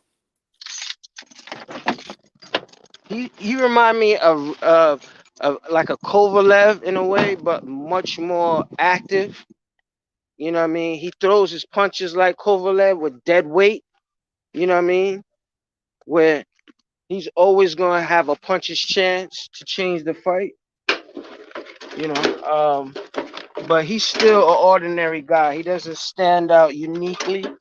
You know what I mean? But if they would take time and match him, if Bob wouldn't be so aggressive to be a champion, which is nothing wrong with that, but he's bound to be exposed. You see what I'm saying? Because if a guy can stand there and not box circles around you, but stand there and withstand your power, then the best of them they're gonna at least the first half of the fight, they're gonna be boxing you, wearing on your fucking endurance and your stamina, trying to take you to the championship round. So yeah. Now, do you think it was let me ask you this. Do you think, because me and Puro, I think we agree on this. I think that Janibek is not as good as they thought he was. And this guy, Denzel Bentley, is a lot better than they thought he was.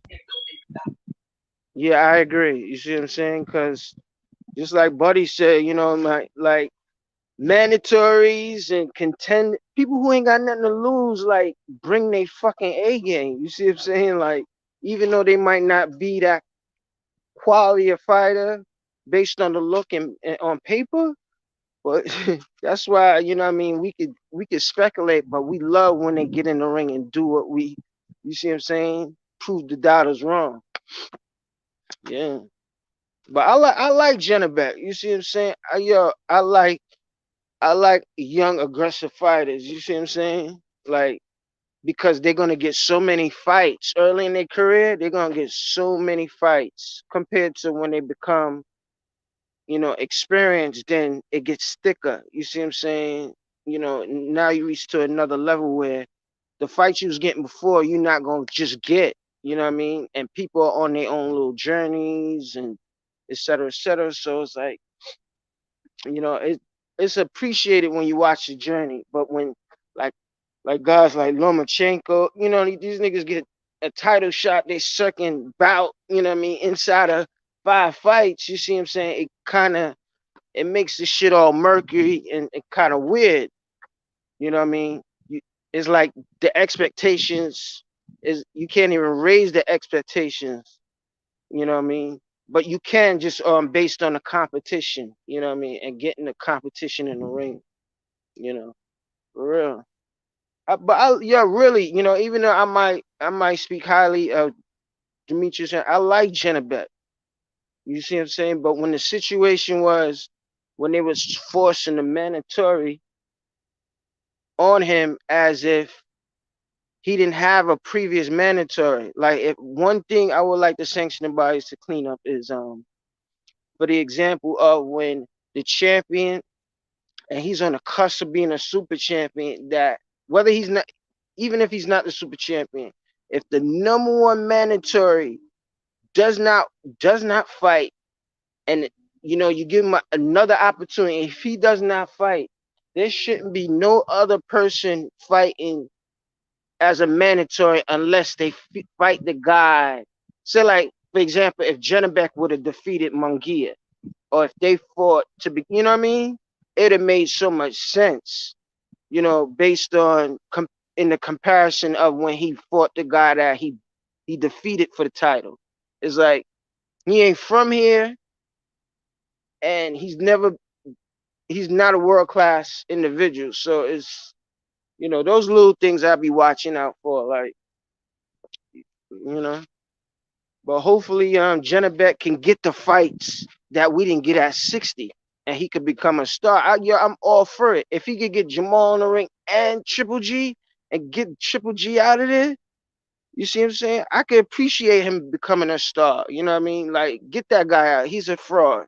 Like, he's your countryman. Like, all that domestic shit coming onto our land, something gotta give. Like, and I'll appreciate him more. Like, if Janibek get Triple G in the ring, oh my God, that shit be crazy.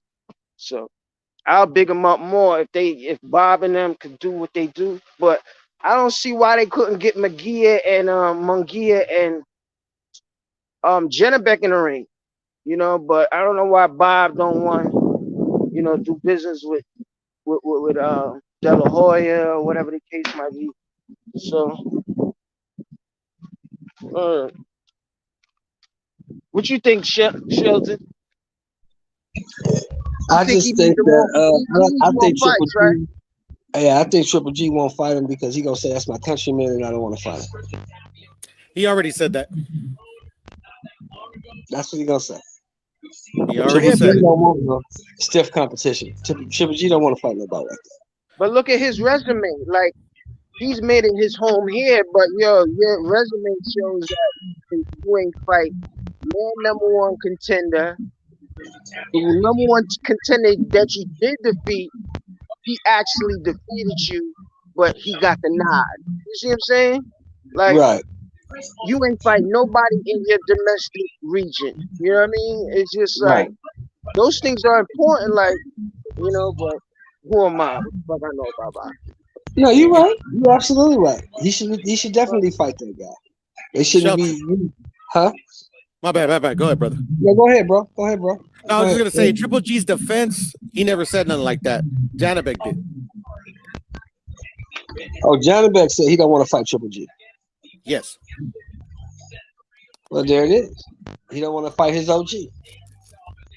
He don't want to be the one. How he put it. Actually, that's exactly how he put it. He don't want to. He don't want to be the one to end Triple G. He wants somebody else to do that. Hey man, what's good with it, man? Tony B, Philly Zoe, UGC Flying, Get the Smoke. Man, what's good to all y'all, man? I just seen y'all popped in. I'm over here reading your article, man. I know y'all peeping this shit right here, Eddie Hearn. I'm not fucking with Smoke, man. Smoke told me Janibek was good. Hey, y'all fucking with Eddie Hearn? He said Eubank and Ben will happen eventually, man. They gonna return next summer, man. Nobody cares about Eubank and Ben, bro. Only Eddie Hearn. Nobody cares. Facts. He said that shit gonna happen for the people, man. Look at him. 147 catch weight, man. Wilding out here. Yeah, all I know is that y'all fellas catch that Mayweather finally hit 154, man. I ain't watching that bullshit. Yeah, nobody cares about Mayweather, bro. No, honestly, I think that's the most interesting thing that actually, you see what I'm saying, came in at 54. You know what I mean?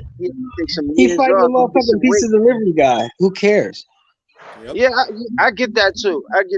But I like that. Yeah, I never thought that he'd actually campaign or even get his weight up. You see what I'm saying? He's getting old, man. You get fatter as you get older. You know that shit, AO. Right? You get fatter as you get older. You know that. You're getting fat. That's all. You're getting that old man fatter. Hey, that nigga said he went life and death with Denzel Buick. I mean, not Bentley. That's a fact. Buick.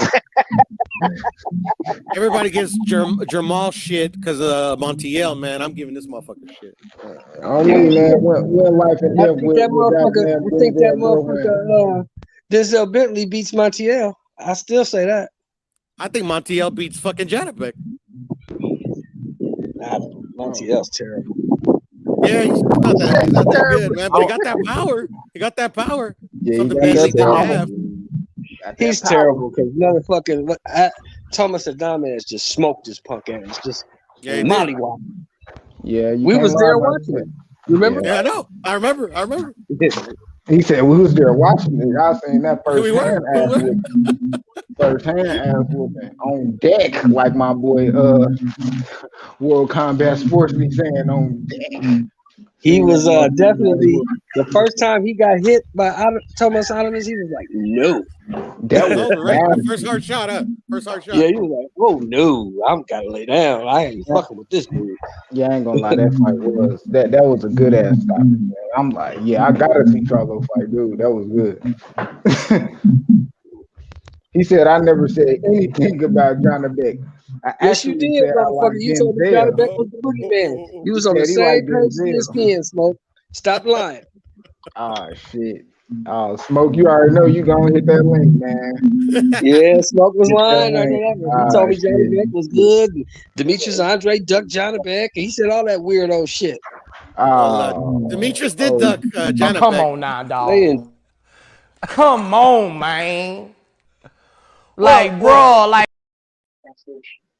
You know, Andre would have knocked that dude out, Puro. I think so, but he still ducked him, bro. And I don't believe in ducks, bro. But damn, man, that's what it looks like.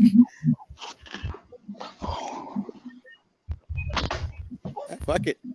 I think Smoke is on ESPN payroll.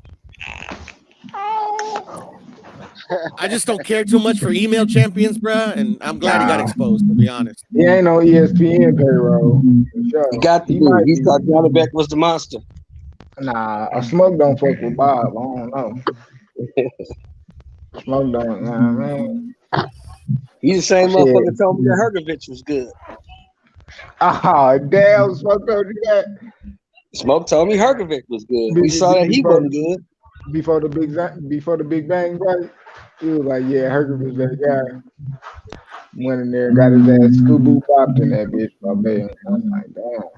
But I got $20 that Janibek fights Munguia next. Shit, I won. How much money? Let me go look at I got a dub on that. You got a duck off? You got a dub on the duck I got off? 20. They don't fight. I got 20. They don't fight. I got We know 20. They Jaime. don't fight. We know Jaime Munguia is a certified duck. He got duck He's actually certification. not in I don't think Janibek's he's gonna come case. back Not to in Janibek's 159. case. I don't think he's gonna come back to 159. Nah, he can't make 60 no more. You right, AL. He can't even make 60 no more. Yeah, I won $40. I won $40 off Steve Spark winning last night. Because Shelton, everybody Now, forgets hold up, I that won $22. They forget what? What they forget? that Munguia turned down Janibek and Adames because he had a signed contract with Jamal Charlo until Oscar fucked that shit up. Then why did he turn down Demetrius Andre when he was the mandatory at 54? That one I can't say to or from. I'm just saying the recent ones. Yeah. The recent. That's certified. He turned down both those fights. He turned down both those fights because he had a signed contract by Jamal. We got to put him in the same context as we put Pitbull Cruz, the certified duck. Y'all remember in homeroom when y'all? I don't put Pitbull Cruz in that y'all one was yet. present. You know when they call your name and you raise your hand and say present. Yeah. Now, Mr. Moore, if you want me to join panels, it's all good. You can just ask. You don't gotta lie to me. What's up, Smoke? What's up, man?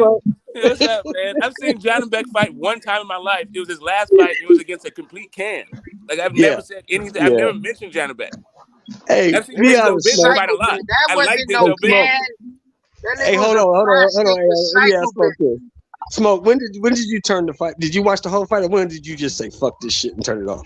I was asleep yesterday, man. I was, I had a hard day yesterday. Man. I had a bunch of errands in the morning. I was running around the sensory overload, all these damn stores. I took my old ass to bed last night. Oh, you didn't watch it? Did you got a chance to look at it? Not yet. Oh, okay. Yeah, I'm gonna tell you, but man. no, Denzel Bentley's my guy. I liked him. Like, I was the one. I was on Cass's bumper. I thought Cass was gonna support this guy. He ain't I was fucking with looking him. for Cass for days. He's like, nah, he's gonna get knocked out. Like what? Cass Denzel Bentley kind of good. Like, and that's like his guy from his part of town. Everything. We got into it last night because I told Cass last night that Denzel Bentley was a lot better than I thought he was. He's a lot better. Denzel Bentley's good, man. I thought like the only thing I think he should come here to train. That's all. Yeah, I haven't seen a single round of that fight yet, and I'm just telling you, I like Denzel Bentley. I've liked that dude for like a few years. Yeah, I'm about to spoil it for you, Smoke. If in the second half, if he'd have picked up his feet and start moving and shooting his jab in range and just circling, that boy Janibek would have ran out of that. That was the next thing that was gonna look bad. That his tech was gonna go low. Yeah, that Janibek is not what they say he is, Smoke. Denzel Bentley needs to come here to train. That's what I've been saying. I've been saying that for like a couple, 3 years. He needs to come here. That Janibek is not what they say he is, Smoke. He's not what they say he is. Man, listen. If he was who he say he was, if he was who they say he is, he wouldn't be fighting the level of competition that he is. Like you guys got to start stop falling for the okie doke. It's very obvious. It's like it's the same thing with like Virgil Ortiz. The same thing with anyway. There's a whole bunch of guys. Right? I'm gonna talk them names. Fuck that shit, Smoke. We going down there, man. Same thing with her. Same thing with her. Who else? Keyshawn Davis. Oh, go ahead. Yeah. But you know what Bob is saving him for, Smoke, right? I don't know. I think he's hoping to get. I got time, Andy Cruz just got to Florida, Smoke. He just got to Florida 2 days ago. Or he a top rate guy? He made it. Andy Cruz made it. He made it to America. I don't know who he's gonna sign with, but he made it to America. I don't know who he's going. I don't know who he's gonna sign with. They said it was him for Andy Cruz. He gonna get beat right now. I'm He gonna be good. He gonna be good, bro. I want just y'all to calm down. He was good in the amateurs. You know what I mean? Matter of fact, if y'all want to, we could watch him and Keyshawn fight right now. You heard what Andy Cruz tweeted when he got here, right? What he tweet? He told Errol, back up off Keyshawn. That's my food. You stupid.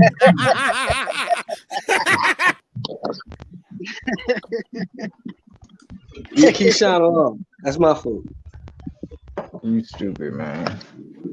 Let me take a gander at this, man. So what fight? When would you put Keyshawn in there with this new Olympian, the Dominican or the Cuban? I'm sorry. Who, Andy Cruz? Yeah. I would give Andy Cruz like 5, 6 fights, 7 fights. Get him to at least an 8-round status or 10-round status, then make him fight. Yeah, that's what I would do. If you put him in there right now, Keyshawn gonna smoke him. Keyshawn gonna whoop Andy Cruz ass, bro.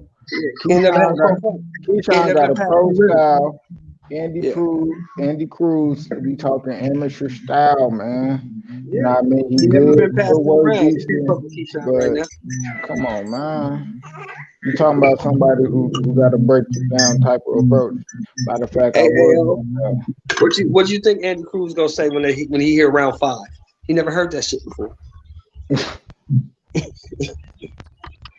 I mean, yeah.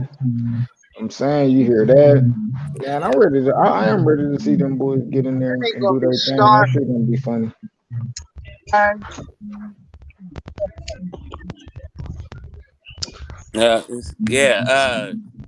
Hey, Smoke, you gotta watch this DAZN card too. This Richardson Hitchins kid is pretty fucking good. Well, I know Richardson is good. I mean, yeah, I will see him. I definitely want to see the cards from last night. But yeah, I know the kid's good. I've seen him fight. It was what it was yesterday. It saw something. I can't remember what the hell I was watching at this point. You saw the WWE match. You probably saw that with Montano throwing a motherfucker over the top rope. Oh yeah, I saw Montano. I saw the Ford fight before that shit. I fell asleep on the fucking undercard. That's exactly what the fuck happened. I saw that Ford and Montano Love's brother fight. Oh yeah. Now let me ask you this: are you allowed in professional boxing to throw a man over the top rope? Well, I mean, yes. If that guy has you in a headlock and you lift up and he happens to go over the top rope, while it's bad, hey, motherfucker, don't put him in a headlock if you don't want to go over the top rope. But he didn't have him in a headlock. How'd he get over the top rope? Montana Love picked him up, pushed him over the top rope. Yeah, nah, he didn't pick him up. He lifted him up with his forearm and then pushed. That's what he did. Watch the replay. Yeah, he lifted him up and then pushed him over the top rope. I know Eddie Hearn is. I heard Eddie Hearn is protesting. He's gonna lose the protest, Smart. You can't throw a man over the top rope. Man, Keyshawn told Andy put on some grown man gloves and they can get knocked the fuck out. Oh, you know what I mean? And if y'all want to go back and talk your shit, I mean? Gonna smoke that boy, man, with that weak ass fade. Andy needs talk to come your out. Shit. You know who also isn't it what they saying? Who is also not cracked up, also not going to be cracked up. Fuck, I can't even get this out. Man, he's not going to be what they. He's not going to be what they say he is. Who's that? Ben Rodriguez. Oh man, you ain't been doing the education, bro. You ain't been doing the education. Calm down. You don't have the answers though. He is being overhyped. Smoke. I ain't gonna lie. He is being overhyped. Yeah. I mean, I'm sorry. I was the first person, you know what I mean, tell him, but yeah, they is ODing on Bam. You know, it's shit. I like him, but god damn. You know, he got glaring flaws, and that's why he going back down to 112 pounds, because 115 pounds he's not suited for. Not right now at the moment. You know, them guys hit too hard, And he got good power, but it's not translated like one hit power. You know, he really just catching dudes off balance with his ankles and stuff, and kind of getting them out of there. So shit, yeah, Bam, he need to develop a little bit more. He is very good, though. I think he's good as well. Yeah, he's good. It's just not what he's, what he's cracked up to be. Right. That's it. He's not that guy. Don't believe the hype. No. No. Who else? I think Abdullah Mace is gonna be all right. I like Abdullah. I don't think Michelle Rivera, but he's not really that hyped up, so I'm gonna leave that guy alone. I like Michelle Rivera. I like him too. I like him too, and he's not really that hyped up. But no, he's not. You're right. Yeah, he's all right. Yeah, everybody. Come's already been exposed.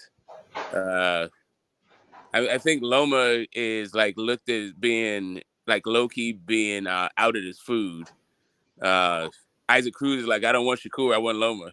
That Shakur shit's too hard. Or that's Isaac Cruz's dad. Yeah, Loma's food at this point. Certified duck. Don't know about Isaac Cruz is a certified duck. Certified duck. No, I'm trying to. Well, here's what I'm saying. He like everybody wants to fight that dude. They're lining up. He's not a boogeyman. Nobody's afraid of Loma. Everybody. I don't know about all that, bro, but we'll see. Yeah. All right. I was just saying, like, after Devin beats him in a completely different way and he's already been beat twice, watch what happens. Well, we're getting that fight soon, so we're gonna put that to bed soon. Now, what's Andy Cruz? What's Isaac Cruz gonna do? He gonna fight another tomato can? Well, he said, yeah, I don't know. That's I don't know. Stuff. But what do you think? What do you think that Virgil Ortiz is going to press for the Bud fight? No, he already has. No, he never has. What he said was, he has. I don't know if I'm ready, but I want the fight. That's not. Yeah, and the fight before that, he's like, I want Bud. Okay. No, I'm saying that he's now the mandatory. I'm saying, is he going to actually exercise his mandatory? Is he going to take that fight? Do you think Oscar will do it? I'm gonna say no. Right. So, right. So I'm still gonna put him in there. He got to go to purse bid. So the reason why, right? So the reason why he didn't press for the Thurman fight apparently was because he's got the Bud fight. Because he showed up to the WBC convention to ask for the Thurman fight, and they told him that he had the Bud fight, and he didn't say, "Well, I don't want the Bud fight. I want the Thurman fight." Instead, he didn't show up and talk about either one. So it seems to me, and it wasn't Virgil. Sorry, it was somebody from Golden Boy, the promoter. Yeah. Joe D. Was it not Joe D? It was somebody Diaz. It's somebody Diaz. Roberto Diaz. There we go. Yeah. Yeah, he showed up on the ratings day, but didn't show up the next day to plead the case when they told him, "Hey, you got a Thurman mandatory already called." He's like, the guy pleaded dumb. He's like, "Oh, I don't know, I didn't get any memo." He said, "I didn't get the memo." Like the WBO convention was like 2 weeks ago. Everybody got the memo. This dude saying he didn't though. Now somebody got the baby out. Yeah. Hey, look, this is what we need to do, Smoke. Yeah, we need to go back to 1986, right? And just put Virgil motherfucking ass up in there. Right after Avenesian gets smoked, put Virgil's ass in there. They can go to purse bid, do whatever they got to do. Put his ass in there so we can get Virgil ass out the way. Do you think Virgil? Yeah, I don't think. Listen, I don't think Golden Boy is trying to make that fight. I think what they just tried to do right there at the WBC convention is throw enough like confusion into there to give some plausible deniability. I wonder if they're even going to go to purse bid. No, because they have to request a mandatory first to even do that. Well, it's already been ordered. Do that. It's already been ordered. The fight was ordered. The fight's been ordered. Which fight's been ordered? Which fight's been ordered? Virgil versus Ortiz Bud. and Bud. Yeah, fight's been ordered. Okay, so by the WBO, right? Yes. Yes. Yeah. Okay. So is the WBO the WBO gonna enforce its rules? I don't know if they've been Well, the ordered. WBO, well, right now since it's already ordered, like now it's they got to come to a deal. Only if they enforce the rules. Only if Virgil presses the thing. Like if Virgil doesn't take the mandatory. What the promoter can do has been done. There's nothing else for the promoter to do. You're missing it. You're missing it. I'm not missing it. The promoter was at the WBC thing. At the WBC thing, they told him when he was trying to petition to fight Thurman, they said to him, the WBO already mandated you for Bud. And then that guy said he didn't know what was going on with that. So now I'm saying, so he didn't show up the very next day when they were ordering fights to say, hey, you know what? We're not going to take the Bud fight. We're going to take the Thurman fight. They just didn't show. So maybe. Maybe after Venetian, they'll negotiate that. Clear it up, Q. Clear it up. No, the WBO ain't order Virgil to fight Bud. They just order Bud to fight his mandatory by May or June. And whoever is mandatory at that time is who he fight. It's not saying that Virgil is going to be the mandatory or by June. They just said Bud has to fight a mandatory by that time next year. They didn't say what name. They didn't specify the mandatory. No. Well, who's number one in the WBO? There it is. Who's the number one contender in the WBO? That doesn't matter. To me, it don't matter. Yeah, so here's the thing. Because the number one, the rankings can be changed from now to fucking May or June, bro. Facts. How would they get changed? Who's number one? If somebody fight. Who gonna fight? I don't fucking know. Who's number one, number two, number three? That's how we find out who's gonna fight. I'm gonna go look right now because I was just watching. Yeah, that's how we find out, bro. I was watching some fights. The thing is, even if you're the number one contender, the promoter has to petition for you to become the mandatory. And We know that. They didn't specify who the mandatory was. We know that, Kiro. He's saying the number one. If there's no mandatory, the number one has to fight the number two or the number three in a title eliminator. You know how this shit works. And then that guy gets the fight. Right. So the issue though is that confusion. They're causing that confusion. Well, the issue is apparently the promoter doesn't know the status of his own fighter. And not only that, the other part of it is the guy didn't show. If he wanted the Thurman fight, he didn't show up on the right day to ask for it. Yeah, why didn't you come back? Why didn't you show up if you really wanted it? This shit's all fucked up, man.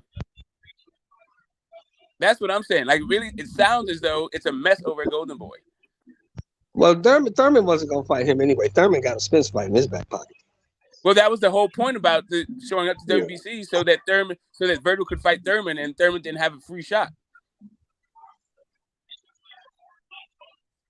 Thurman is gonna fight. They showed up to petition for the fight.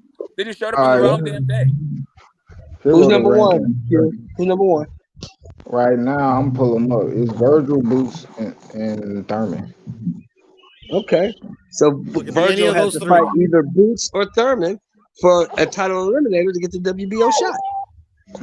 Right here, we got Virgil, Boots, Thurman, Conor Benn, Alexis Rocha, David Aberniz, and Cody Crowley. Giovanni Santillon, Blair Cobbs, and Yordanis Ugas. So that means Virgil has to fight either Boots Ennis or Keith Thurman in a title eliminator to get the blood fight. That's what that means. I hope so. Yeah, I hope so.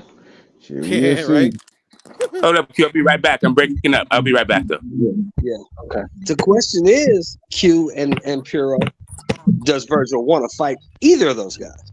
Shit, I believe all the fighters are free smoke, but they don't run their careers. We know how Oscar runs careers. Gives his top prospects soft touches. That's how they all run their careers. Until it's time, or unless the fighter don't go for it, unless the fighter pushing for the unifications pushing to be mandatory, not taking no step aside money or none of that to make the fights. I mean, at the same time, we got to understand that it's fighters like that too, you know, and by any means, is they gonna apply the pressure because when it has something to do with that, it's just making the sanctioning bodies do their job. If they really work and they function and how they supposed to function, if I'm really a mandatory and I really want that shot, then that's what I'm paying you to do. I'm paying for you to, you know what I mean, keep me on these rankings so I can be a mandatory, be a title contender, you know, get that shot at the title. If anything other than that, you just want to see your name at number one. I mean, so if you're not pushing to, you know, make these fights, then what you out here doing for real? You know, Virgil have been his mandatory for a long time, bro. And sitting here and just thinking by, you know, June next year, he just gonna be, you know, up and ready. I mean, I don't know, maybe not, but you know, I doubt that any of them guys is gonna get a shot at Earl or Bud, bro. I think they gonna fight each other, and I think they just gonna give the vacant belts. Yeah, but to be totally honest, I think all the contenders are waiting for them to vacate, bro. Yeah, me too. I think they just wait for the vacate, bro. They not gonna get a shot, bro. Like that shit'll be crazy as hell to find out we about to see fucking Boots and Earl fighting, bro. Like that shit unbelievable, bro. That shit not happening, bro. It's not happening. No, them top guys, I believe all them top guys want to fight each other. That's the big money. They're not gonna give none of them young dudes a shot. Yep, that's what it is. That they want the money, and I think shit, fuck it, go get the money, man. If they want to throw Thurman in here that bad, bro, throw his ass in there. But I'm gonna say this, man, that shit not gonna be an easy fight for. It's not gonna be an easy fight for Earl, even though Thurman, old. Well, I ain't gonna say old, but you know he ain't been active and past his prime. He done lost, and Al done had his on the corner on the sideline for a long time. And shit, he getting a shot at them motherfucking 2 belts he already had and another one. And don't forget this, Q. He gonna be up for that fight. Nope. Yeah. He gonna be up for that fight. And Earl's just as inactive as Keith. Exactly. Mm-hmm. That's gonna be a good fight for boxing, good competitive fight. You know, 2 of the guys that people celebrate, you know, Earl for winning and his resume. Thurman beat him, you know what I mean? And Thurman and Earl had a split decision with goddamn Sean Porter.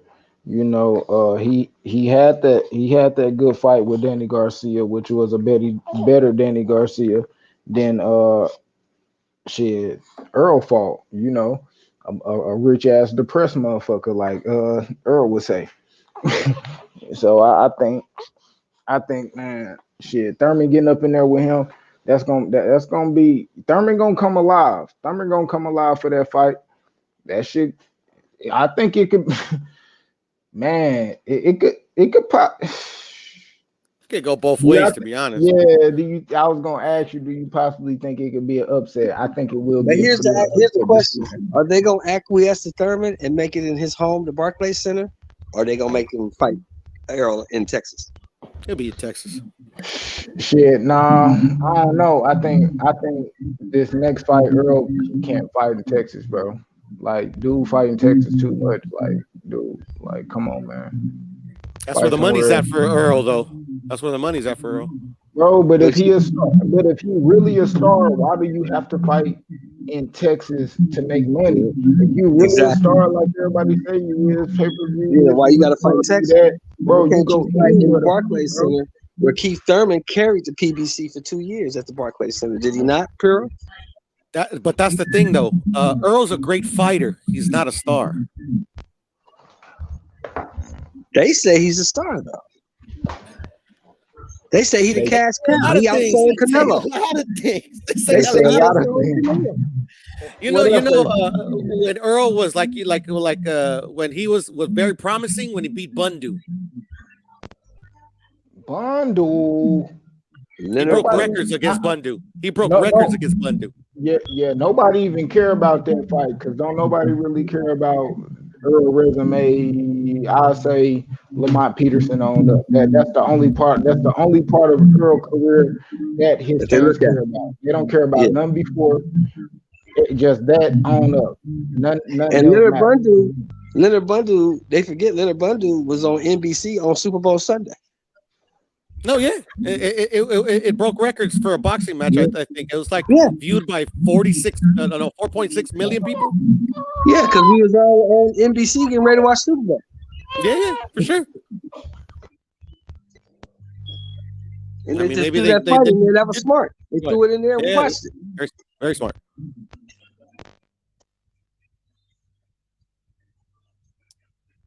But Errol Spence ain't what they say he is either. He's in my opinion, he's in the same predicament as Janibek. They didn't build him up to be something that he's not. I disagree on that end. Because he ain't. I think he is. He is. He's not what they say he is, though. He's not this unbeatable monster, the Terminator that nobody can stop. He's not. Nobody's unbeatable. I mean, but that's what they say. I'm telling you what they say, Piro. I know you only fuck with the homies. But if you go around, I'm telling you what they say. No, trust me, I go around too. They say he's unbeatable. He's a Terminator. They can't stop him. He's collecting eye sockets, all that weird gay shit they say. I know it. Yeah. They say Bud's a duck too. Yeah, they say Bud's a duck. He's scary. He don't want to fight. All of that weird shit. That's what I was saying like a while back. I don't know if you guys remember, bro. I'm telling you, man. If they ever make that fight, Bud and Earl, the YTB should not be allowed to watch it, bro. There should be a block. Yeah, they're gonna have to put a fanboy block up, man. Exactly, bro. Come on. They should make your ass take a boxing quiz. You right? don't pass that bitch. You don't get to watch it. Hey, let me give you tomorrow's news today. When Earl and Bud, if they fight in the next year, when Earl loses, I'm gonna give you Money Brown's opening statement the next day. Well, you know, Earl never really recovered from the car accident, man. You know, he had personal problems with his bro and shit. He knows just too much, and they made him fight off a layoff. Watch. We some family men. We getting it paper.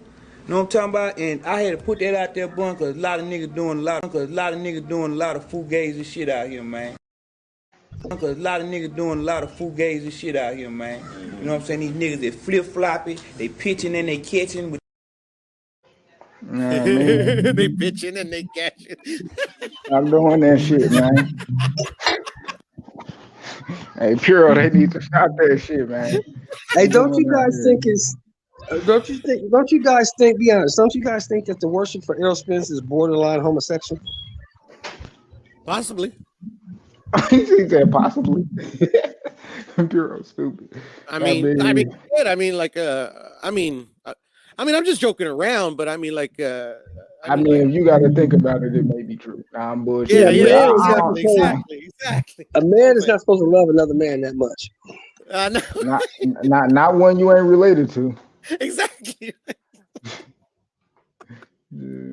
Shit, man. Crazy, man. Damn. I think they take those pictures for blackmail, though. I do, man. Bruh, I mean, Q. Let's blackmail. You don't need to be doing that shit. Let's smoke it, Q. Huh? Oh, where's Smoke at? My bad, Smoke, man. I ain't see you. Fuck, I probably was doing something. Come back, Smoke. I ain't see you. What was it? No, that's old. I think that's old. Those pictures don't help his case. That's all I'm saying. Well, I'm just saying that, you know, Money Brown and them dudes, man, they just, I mean, the worship is just, it's scary to me, man. If I was a girl, I'd be scared one of these niggas gonna assassinate me like Selena. Wow, that's my homie Tumani, man. But yeah, man, he's going in, bro. He told my nigga Black and Brown to apologize. That was crazy. He said what? He told Monty Brown to apologize to the shit he said to the video that he dropped. Well, the shit that he uploaded that was already uploaded. He said Black and Brown need to apologize, man. Black and Brown need to apologize to who? Earl Spence and his queen. Why does he need to do that? I don't know, bro. He said he violated Earl. Earl now disrespected him by putting up the video. Pause. Wait a minute. Let me ask you a question. So I've disrespected you by showing a video that you posted. You posted the video. I didn't post it. You did it. Or your woman did that. One of y'all did it. Somebody did it. So how's that my fault? If you don't want nobody to see you in an inebriated state, don't put the video out there and nobody will see it. I was drunk 3 days ago. Nobody got a video of me. Yeah, I do. I got you on video.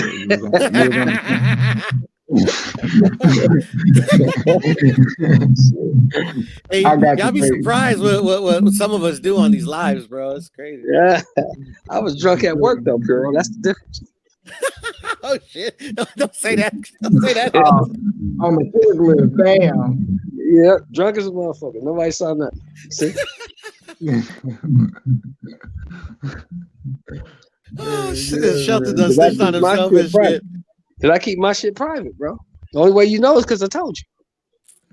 Right. If Aaron don't want people to know that he on Percocet, he need to keep that shit private. She'll be at work like this, nigga. Yeah, whatever, motherfucker. Mm-hmm. Exactly. That's my words exactly every day. Yeah, whatever. Q, man, you got the fucking, you got the drops. Your drops are dope, bro. We good drink, man. Shit. Yeah, I be at work getting drunk. I'm a barber, so a lot. Only thing I try not to do is just be too drunk, be drinking all in front of my clients, be scaring them and shit. But I ain't gonna lie, all my clients, they know me, so they don't really do tripping. It just be man, a walk. The Chiefs is down 20. The Chiefs is down 20-7, man. Damn, I ain't watching the game. No, I'm bullshitting. They beat the shit out of Jaguars. I'm bullshitting, Q. Oh boy, I'm about to say you got me, man. I'm about to eat a lie, OG. I'm about to eat a lie, OG.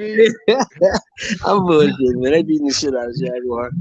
Because if it don't make dollars, it don't make sense. Hey, what he say? But you know what? On another note, Puro and Q, that's a good ass game tonight at 5:20, bro. Who? The Chargers and the 49ers. That's gonna be a good game. Yeah, that's a good game. That's a great game. Yeah. I don't watch football no more. You might. How y'all watch? When they soften it up? No, I just like literally when the pandemic hit, I don't want to hear any of the excuses and shit, so I stopped watching sports. And I haven't started watching them again, bro. I mean, literally, I don't watch no sports. I don't watch basketball. I don't watch football. I don't watch soccer. I don't watch hockey. I don't watch shit. I stopped watching basketball. The Lakers got me so disappointed. I can't even watch basketball anymore. Oh man, Lakers is awful. And I'm like a hardcore sports fan, bro. I just don't watch sports no more. Yeah. But I'm watching Buffalo beat the shit out of Minnesota right now. But Minnesota got the ball. The World Cup is next week. I ain't even looking forward to it. I'm watching that shit. I like the World Cup because they play hard in the World Cup. Motherfuckers be going for the ball, get kicked in the face. I love that shit. They get elbowed in the nose. Those are actually the best athletes in the entire world, man. You got to run constantly for 45 minutes. Man, them niggas don't be running the whole field. They got to stay on their side. Yeah, they do. No, trust me, they run. They run the whole 45 minutes. Ain't no timeouts, none of that shit. Yeah. You ever played a game Q of soccer?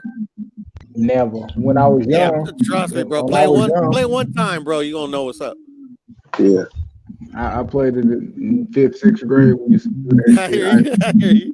I kicked that ball and ran that motherfucker faster than anybody. You know what I used to play when I played soccer back in the day? Q and Puro. You know what position I played? Ass back. Goalie. Ass back. I played goalie. You know why? Goalie ain't got a run. The goalie ain't got a run. Motherfucker run up 20 points on your ass. Like Sheldon ain't catching shit. He ain't blocking shit. I ain't blocking a motherfucking thing. Goalie's actually the hardest position to play in That's the hardest position to play, yeah. Because you got to block. That ball might hit you in the mouth. It might hit you anywhere. You gotta have hops. You gotta have fucking hops too. You gotta have hand-eye coordination. You gotta have heart. Man, hey, UGC said, "Fuck the Lakers, man." They done got my. Yeah, UGC. The Lakers ain't shit, bro. We terrible. We terrible, bro.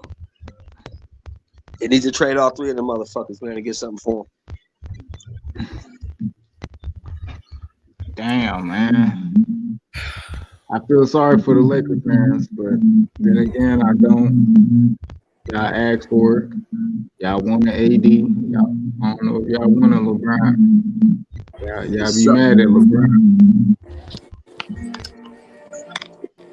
It's the same situation with LeBron as we had as Raiders with Khalil Mack.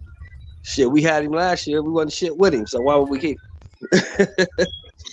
ain't shit with him. Ain't gonna be shit without him. Exactly. Aren't you guys still paying Jamarcus Russell? Yeah, we still paying that dude. For real? Yeah, he's still rich. He's still getting paid. Yeah, man, good business move, man. His rookie contract was worth $80 million, man. Facts. He got $40 million up front. That dude I think he was a year before Stafford, right? And bought out every year drug before dealer Stafford. from here to goddamn Humboldt. Damn. Yep.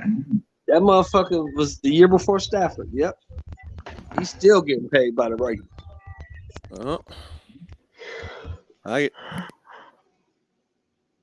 I'm sure he ain't tripping. And it was $80 million guaranteed, Smoke. Guaranteed. I remember that sank the franchise. And also, that dude bought out every drug dealer from here to Humboldt. Ah, good gas. Yeah. Humboldt County. Shit. I mean, hey, shout out to L.A., man. Y'all know how to spend some money or blow some money. Oh yeah, remember?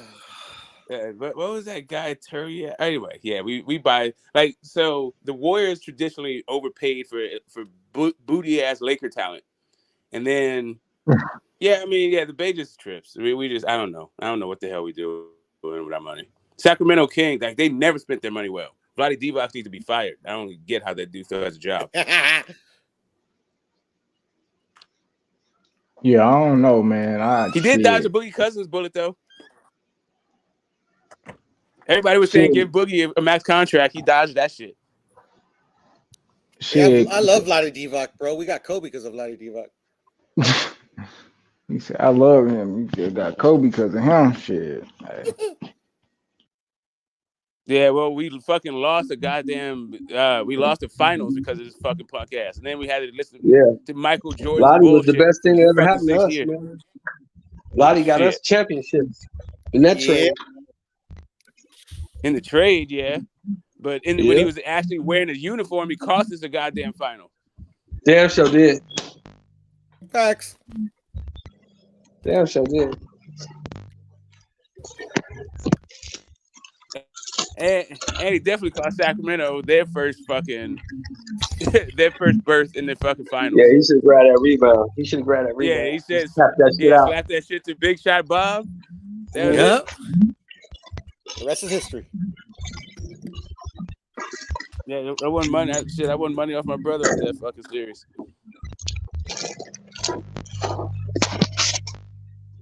I don't know how the hell you live in California and fucking hate the Lakers. He likes the Clippers, the Kings, and the Warriors. They always hate the Lakers. Like, come on, man. We used to beat the shit out of him all the time. Say We again. used to beat the shit out of him all the time. That's why they hate him. Hey, what'd you say, Piro, for the ones in the back? I said hate is trendy nowadays. Oh no, man! The player hater. That's an Oakland term. We got hella. Man. Shit. We know how to do that shit real well. Yeah, that and hella. We hella player hate out here, baby. Hella is a Northern California expression. You're right. I know they better stop hating on Player motherfuckers. haters ball. Oh man, hate.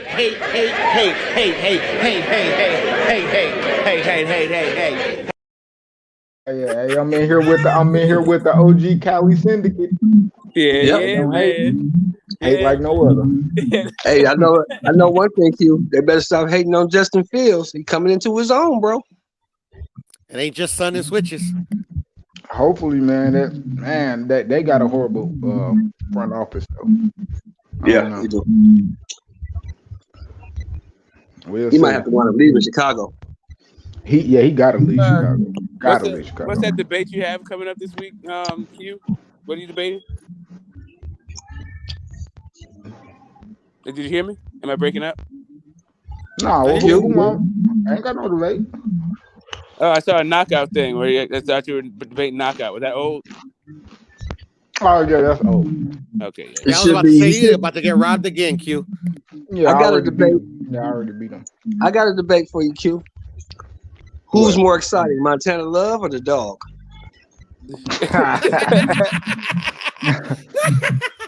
The dog. I don't know that last fight, man. I don't know, man. He threw the That's guy. why he lost. He didn't come out with the dog, bro. He had to come out with the dog. That's his lucky He charm, brought bro. the dog out. The dog was in the corner. The dog was there. I didn't see him. Yeah, it was holding him. The dog was right there. Oh, he ain't walk out with him though. Well, he didn't have him on the leash this time. He had them backup dancers, bro. Yeah, he had some girls out there, man.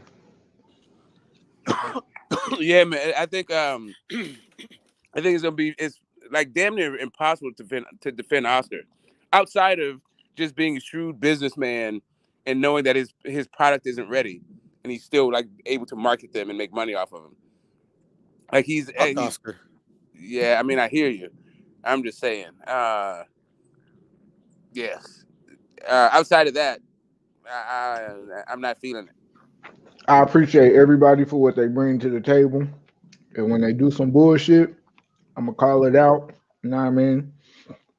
But when they do some good shit, I'm gonna start giving them their flowers for doing their good shit too, because you know they do good things in the sport. But you know, you gotta take the yin with the yang.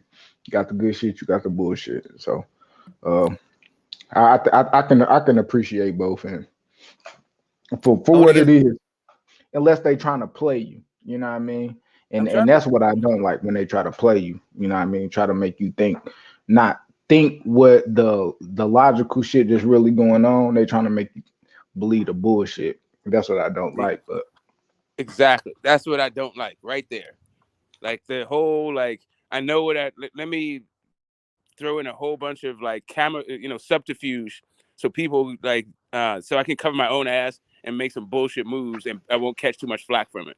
It's kind of like, man, just like that's what I actually always liked about Spence, even though I didn't like that he said he was going to fight all those people. I liked the fact that he said it because he let me know what the fuck was going on. He didn't pretend like something else was going on and point the finger somewhere else. Like, this is what the fuck I'm going to do. You figure your shit out. And we're going to thump.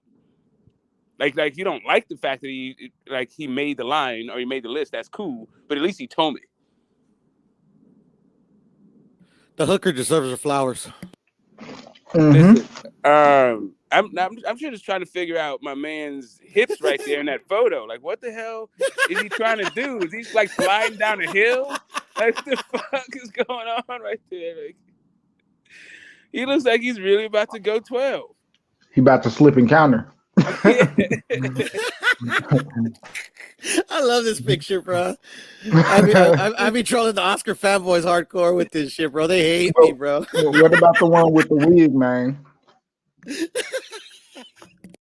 I don't get it. He's real serious. Like, how is this hip? Like, what's my man doing right now? He's about to spring into action, isn't he? What was he thinking when the flash went off? What was He's he like, thinking? this is a good idea. I wonder if I'm gonna have the red eyes. Yeah,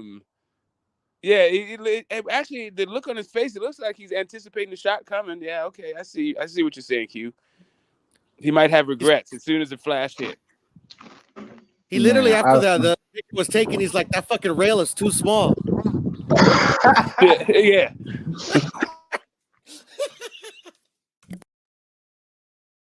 Yeah, man. So what did I miss? Besides, so it sounds like you guys you chopped up the two things. What's up with this Metascience? That's just the name of the show. Metascience, pretty much, when we talking boxing, we call it the science. Now, what metascience is breaking down the science of a science. So that's why I call the show the show. We just breaking down boxing and whatever it may be. All right. So what did you think of the Akim Barak? Interview with Bud. Yeah. Okay. I thought it was cool. I think the biggest thing that I took from it was he let it be known that he was talking to BLK Prime way back.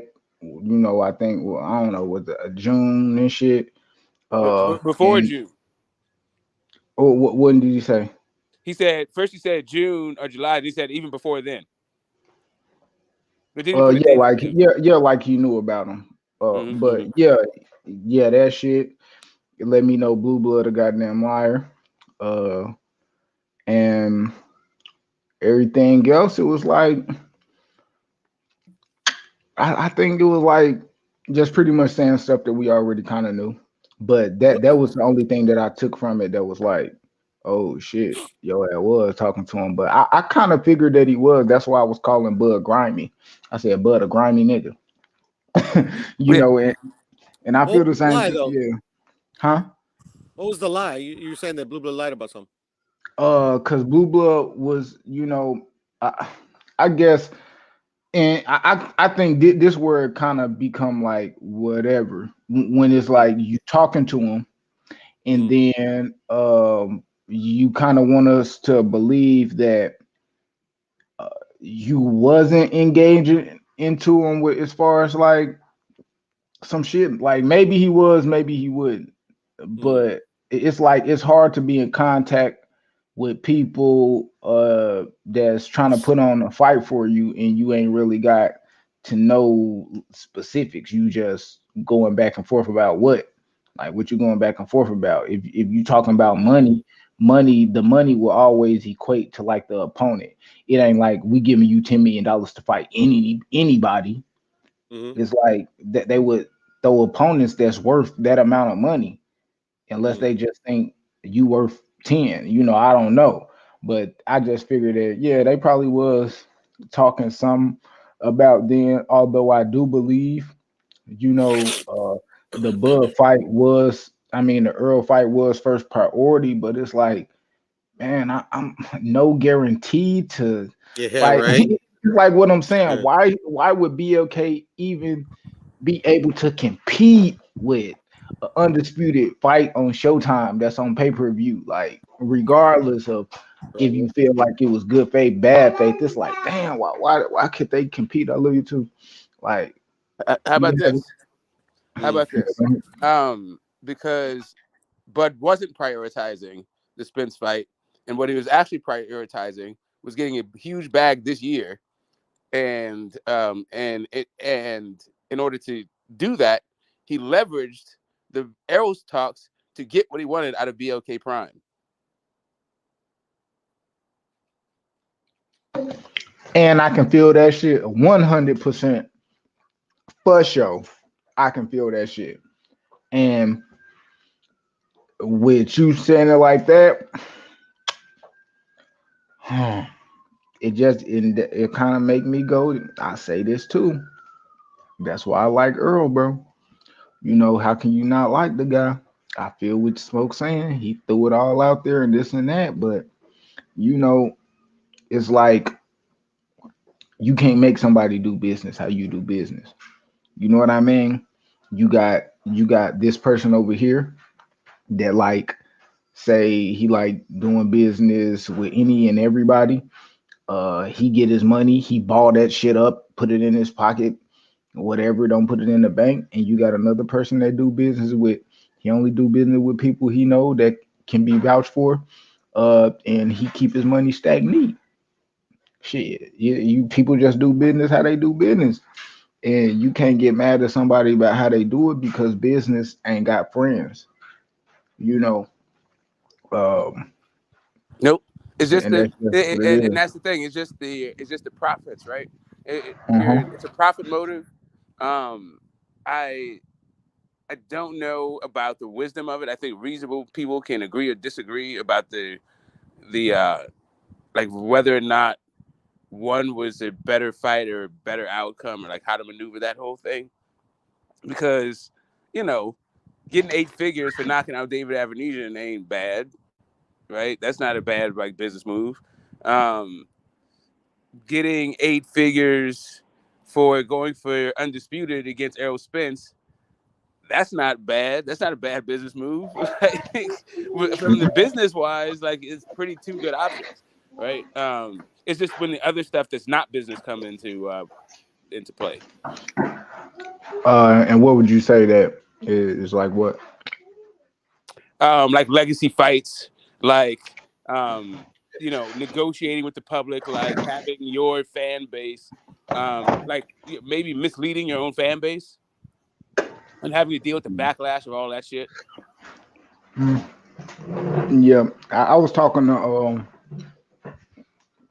somebody on the panel yesterday, and they was like, "Yeah, yeah, like I know you married. He was married, and he like if you go home and you talk to your wife and you tell her like, yeah, I just took this, I got this fight for I'm gonna say $5 million, and then guaranteed, and I got this other fight with no guarantees, and and they like, oh, so I'm gonna take the fight that got no guarantees, and she like, why you gonna do that? And you say legacy. You gonna be sleeping on the fucking couch, dog. Real talk. So right, Like, what if so you pass up five the only M's reason why you'd say that is for some because you would legacy? think that the Errol Spence fight wouldn't get you more money than the Avenesian fight. If you told that, oh yeah, David Avenesian will get me 8 figures, Errol Spence will get me 8 figures on the night, and maybe get me 9 figures over the long haul of that thing, then maybe your wife isn't going to put on the red panties, to quote Conor McGregor.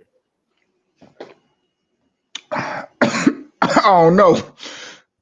I don't I know mean, either. I don't know, because in that same conversation, it goes to say, all the shit involved, the pay-per-views, the shit like that. Especially like when we looking at guys that can bring a certain amount of money to the table, guaranteed money to the table, and these things not getting accepted. And yeah, so if I am talking to my wife, bro, you gonna be sleeping on the couch, Smoke. No kissing. Yeah, shit. Well, thankfully. Like I ain't gonna get no check, and like you get no check right now, and you got somebody giving you this, and like, All and right. only So thing you can say, first off, I don't let's know. dispel the first myth. Bud Crawford is not living from check to check. He's not even living from year to year. If Bud Yeah, quit right now and never got straight. another check, Bud is wealthy as fuck. Like, Yeah, just he's straight. stop the fucking dumb shit. He That's the spends first like myth. MC Hammer though. Yeah, no, well, it's not Nah, MC Hammer. we MC Hammer. we No, not MC saying Hammer spent none of all that. his money. Bud don't spend none of his money. Yeah. How do we know that? How do we know that though? He lives in the middle of nowhere where no shit costs anything, and he already bought everything. Like, come on. But anyway, but that don't matter though, bro. That don't know that matter, part. bro. Listen. I understand that part. I'm just saying that when it comes down to it, this is just the business of it, right? So you have one fight that's within the calendar year, and you say, "Hey, I want to make some money within the calendar year," right? But let's say the next fight is 3 months, 3 weeks outside of that calendar year, and you're still talking about 8 figures. But now you're talking about the potential of making 9 figures. It's not just a legacy play. If you tell your wife that it's just legacy, and you leave out the fact that you actually may be able to get more money over the lifetime in the second fight, then yeah, you should be sleeping on the couch. Yeah, who say that? You know who's getting a guarantee? Caleb Plant and David Benavidez. Yeah, they get. And you can't get Bud one. That's because you don't want to fight. And who do you Piro. think is Exactly? Tell him, Shelton. Tell and him. who do you think is going to own the rights? And who do you think is going to own the rights to Caleb Plant and David Benavidez? PBC. Al Hammond. Nope. Cameron Duncan. Oh, who's the promoter? How did Cameron Duncan get involved? How did he get involved? No, not Cameron Duncan. Who's the guy that promotes Benavidez? Oh, Samson. Oh, Lisco. Samson. That's what I meant. Samson Duncan. Yeah, Samson Duncan. Hey, but look, here's the thing, right? Crawford doesn't really need to fight Spence. He wants to fight Spence, but he doesn't really need to. His legacy's already set, as you saw at the International Boxing Hall of Fame ceremony last year.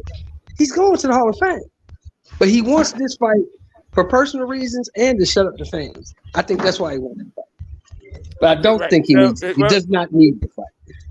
Well, the thing is, right, so it just depends on how you view legacy, right? And then what aspect that you highlight. Because as you point out, he's probably going to be a first ballot. But perhaps if he stalls his fight out, it may make him a second ballot. But that's only for like boxing nerds and shit like that, right? Right. But as long as he gets in, he's going to get in, right? So the rest of that thing is just like, are you first ballot? Where did they place you? Like, who did you? You know, it's like the same way that Floyd Mayweather will always be linked to fucking Paul Williams and Antonio Margarito. It'll be like this. But the issue though is that Floyd, he has Oscar De La Hoya on there. He's got Manny on there. He's got Sugar Shane on there. He's got Cotto on there. He's got guys. You got Canelo on there. You got Canelo on there, exactly. He's got a lot of motherfuckers on there. And that's the issue right there. Chico Corrales is on there. You look good, nigga. You look really, really good. Yeah, man. Hey, fellas, I got to split, man. I got to start cleaning this garage, man. But I'll see y'all later, man. All right. All right, peace, man. Thanks for having me, Q. Later. I appreciate you for sliding through, girl. Appreciate you, brother. Peace. Yeah, Smoke, man. It's just how you gonna view the guy, you know what I'm saying? Oh, and I want to say this. I just looked at this. I just came to this realization. Dalvin Cook is the best running back in football, bro. Dalvin Cook? Yeah, Dalvin Cook's the best running back in football. He killing the ball. He killing the Bills. They can't do shit with him. You just scoping this shit, man. I think I don't know. I think what we talking about? Yeah, we was talking about as far as like the Hall of Fame and all. I think, man, that shit really just to be saying. I think time will tell, time and through time that's when we're gonna get the truth. Because a lot of people, I can honestly say, they believing different things as far as like why the fight was happening, why it wasn't, and why this and that. And from just Bud coming out, saying certain things, putting certain things out there, we got the truth. And from some things, and whether that was verified through Bud, whether that was verified through Earl, I think that we got it. And we're going to sit back and see if the fight still can be made. Like Earl said, man, even though he was capping because he stay on his side of the street, we know he ain't going to spin no block. Bud will happily come back to your street, though. You know what I mean? And come holler at your parents. See if you can come over. You know what I mean? Stay the night, come play with the boys. You know what I mean? On the road, cause you know Earl.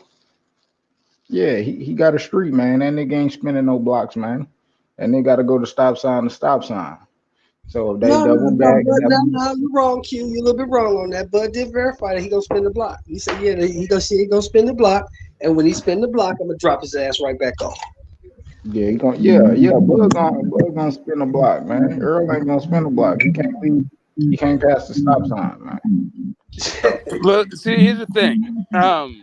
If you just all you're doing is saying, give me the loot, and doing stick ups all over the internet, all over the boxing industry, they see you coming a mile away. Not only that, Earl's not a stick up kid. You don't need to listen. I think there's something to be said there. Like when I said that he was leveraging BLK Prime against Errol Spence, I think that it from that interview, It go both Jonathan ways. Barack was what they're talking about. It could very well be that BLK Prime was that they were the people trying to pay for the fight, right? And they're like, nah, we're not. This fight is not going over there. This fight is staying right here, right? And I don't know that will ever change, right? I mean, yeah. Anyway, we'll see. Yeah, that's what it We'll see how is. it goes. We'll see how that goes. Because Callous salute. I think if BLK Prime, like, if this is a successful event, right? Maybe they can get this fight. But I don't even know, man. Like they'd have to be probably somewhere like 7%. Yeah, I mean, I think that they're gonna be happy probably with whatever because they just, I mean, everybody know their subscriber base is gonna go up. Period. Like, It can't go down, right? I mean, I guess it could, but I mean, why would it go down if people just gonna be on there just to see Bud? Like, bro, I never heard of that app, bro. Like, and I'm not gonna buy it till December 9th. Like, yeah, but once you see what's on it, I'm saying once you see it's on it, you might. Do me a favor, Q. Yeah. I mean, I'm not here to stay for the long haul. They got me for one fight. Well, that's what I'm saying. It could go down. Q, do me a favor. Put me on the big screen right quick. I'm gonna show you something you're familiar with, Smoke. You might be familiar with this.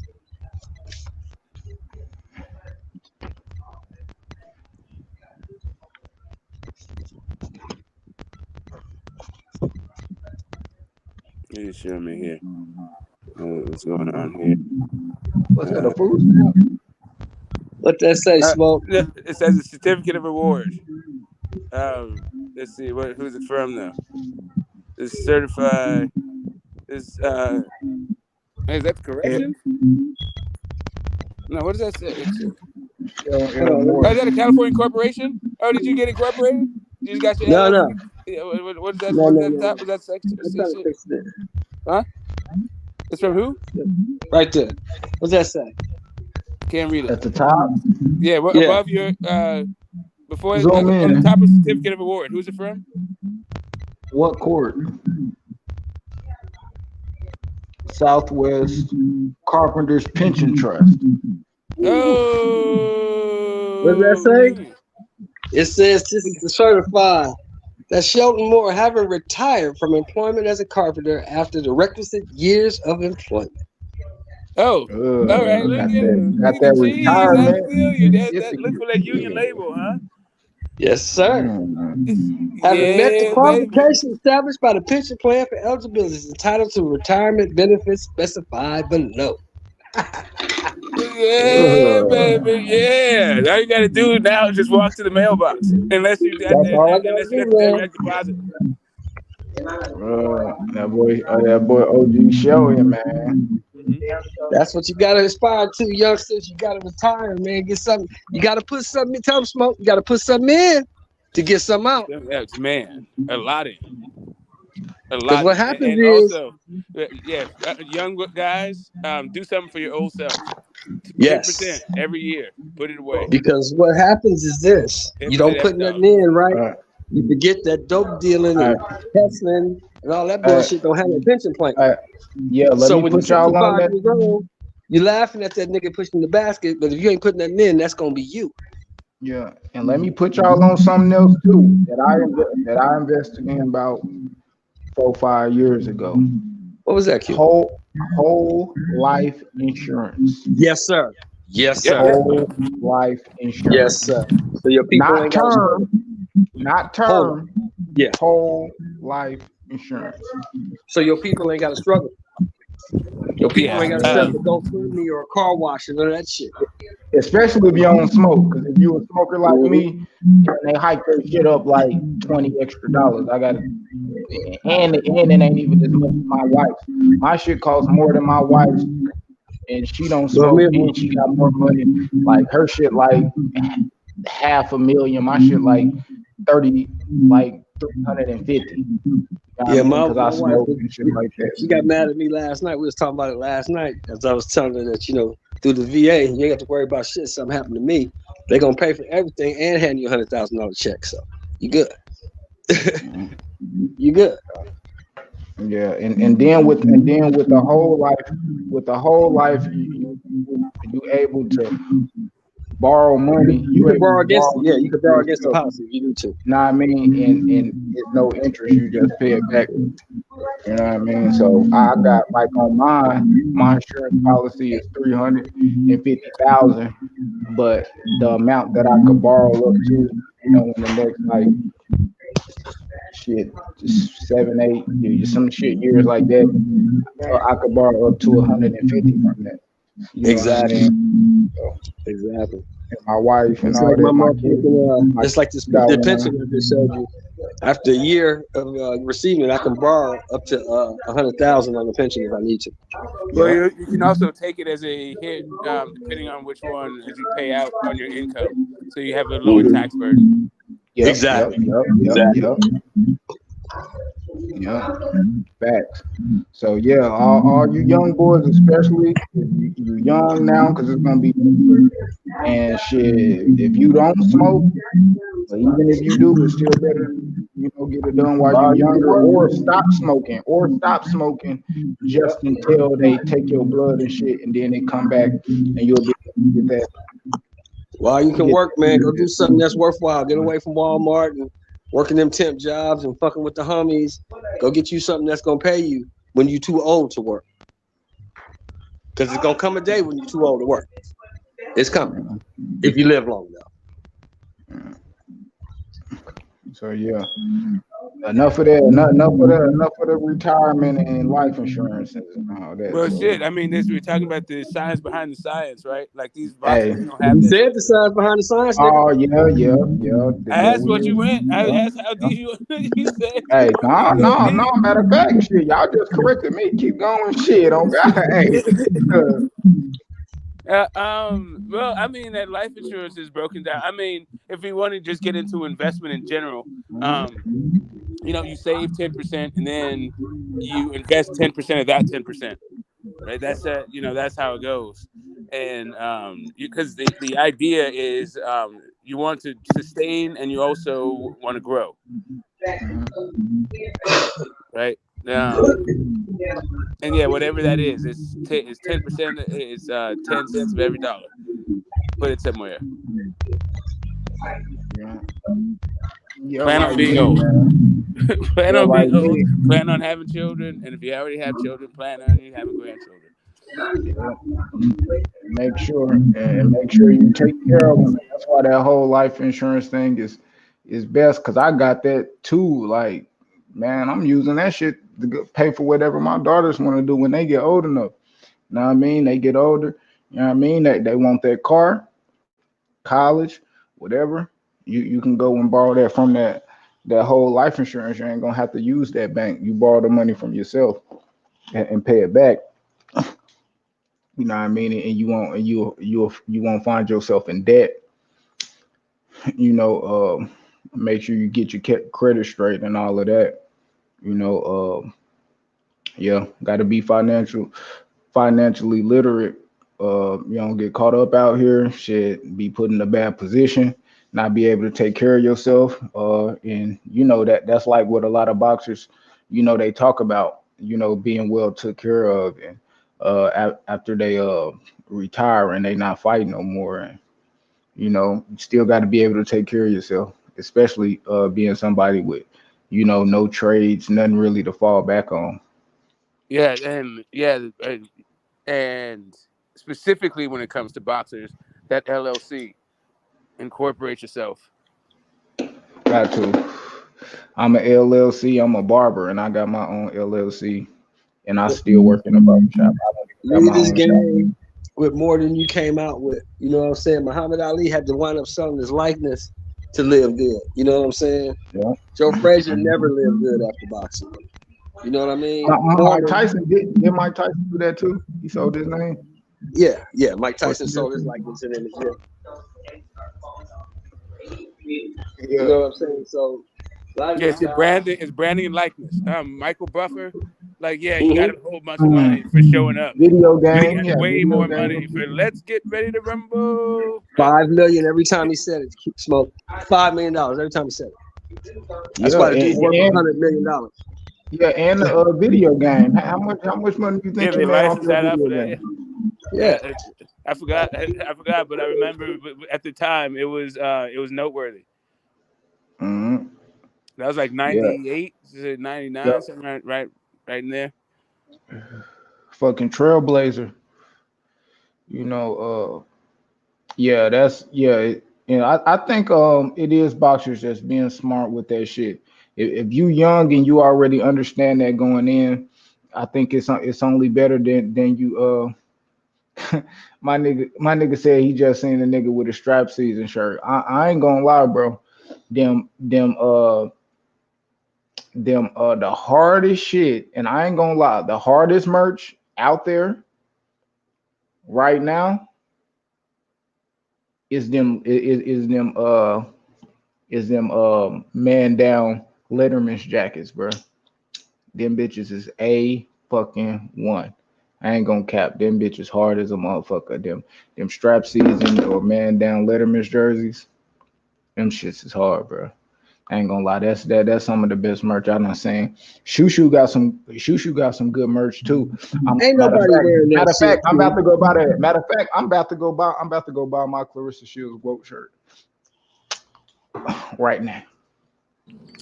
Yeah, man, these dudes. I thought that my boy, the boss, T. Bud Crawford, the high caliber individual. I thought he should have been rocking his own merch in his boss video. That's the only thing. Like, you just missed the golden opportunity. You gave it to Hugo Boss. You gave the boss title to Hugo Boss. Like, come on, bro. Yeah, I didn't even. Yeah, see, and this shit like that. You know what I mean? If you going through and you letting us know you coming through and you going live, I ain't gonna lie. Boom, boom, boom. Every brand paying me money, give me. You would have seen all that right there while I'm there talking. But you know, everybody don't think like that. You know, And that's it. You know, this is all the science behind the science, right? Like, this is the thing about this, about these moves that my man's making. It is he's transitioning. This is the transition from being a contract employee to being an entrepreneur. These are like the baby steps kind of thing. Like, because he told you, I wasn't looking for the books. I wasn't my own boss.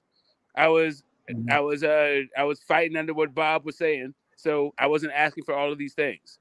Now he's going, yeah, I'm paying for dinner, and I'm just gonna write that shit off. That's what I'm saying. The language starts to change, right?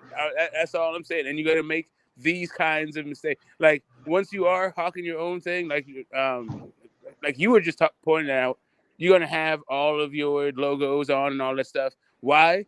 Because you already had your LLC. You already made these kinds of moves. You already understand the importance of branding and opportunities like this. Because everybody, all eyes were on Bud in that moment.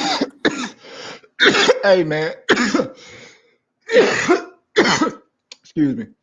If anybody that's seen the video, rewatch the video. If y'all see this part, if y'all know anybody that know how to draw, come up with designs, shit like that, I got some merch that I want. I got some Lost Starter boxing merch that I want to do. Start selling. That shit gonna be hard than a motherfucker. I need somebody that's gonna help me write up some designs so I can put these bitches on hoodies and you know what I mean, t-shirts, Yeah. man. Hopefully Yeah. for the So, summer. So if anybody do nobody. like, if you look at that video and you look at all the other engagement he has for those other posts he has on his IG, that video is worth like damn near like 10 others fight videos and workout shits. Yeah. Like, that shit is more popular by far. That is like the most popular thing on his whole IG, at least going back a year. Yeah. Why would you wear? Jay-Z said it best way back in 1999. Why would I wear other motherfuckers' clothes when I can wear my own? Make somebody else rich. You said Kazi, you can do it for me. Missed opportunities. Hey, Khaled. Yeah. Oh, yeah. I'm reading Khaled name and looking at Kazi. Yeah, I do need Kazi. Man, Kazi, if you in here, man, come backstage so I can get your number. Or let me check to see if I already got it. I feel like I might have it. My bad, Smoke. Keep going. Yeah, Kazi is a drawing motherfucker. Kazi can draw. No, yeah, it was just the idea. I don't know, man. Like, you can't tell with Bud what's going on. It does because I'll tell you what, the backlash from his move seems to be all the sanctioning bodies jumped on the opportunity to call the mandatories. So now you got to negotiate with all these other people, right? The other part of that is a bunch of writers, sports writers, got an egg on their face, and those dudes have Hall of Fame votes, and those guys apparently are fucking hopping mad. Yosemite Sam mad. Yeah. I think everybody gotta wear that little, you know what I mean, that pie on their face, that egg on their face. Sometime later in their career, especially when they don't. Now I'm talking about guys with Hall of Fame votes, not early on guys. But the guys with the Hall of Fame vote, Smoke, gotta learn. They have to learn. Stop trying to be first instead of trying to be right. They don't have to. When they have the fucking keys to the kingdom, they can say "kiss my ring" or "kiss my ass." Well, they can't really do that in this situation because the boys' hands I'm just have saying already passed. that's just how you become second ballot Hall of Fame. They start talking shit about your Well, resume. he's not going to be second ballot. They The can't keep him out. reason I doubt he'll be second ballot because his hands already got casted. So I doubt he'll I be mean, second ballot. I mean, but you got James Toney. He ended up being second ballot. Was Kodo's second ballot or was he first ballot? Nope, second ballot. Him and Tony together. I mean, Kodo. Who else? You know, when you look at guys like that, bro, they not even fucking with them. You know what I mean? So it's like, yeah, they, exactly. you know what I mean? I know what you're saying, Shmo. Yeah, man, those dudes they're egoists. You saw what just happened with Doogie Fisher and Dev over that fucking Ring magazine. Doogie Fisher has a Hall of Fame vote.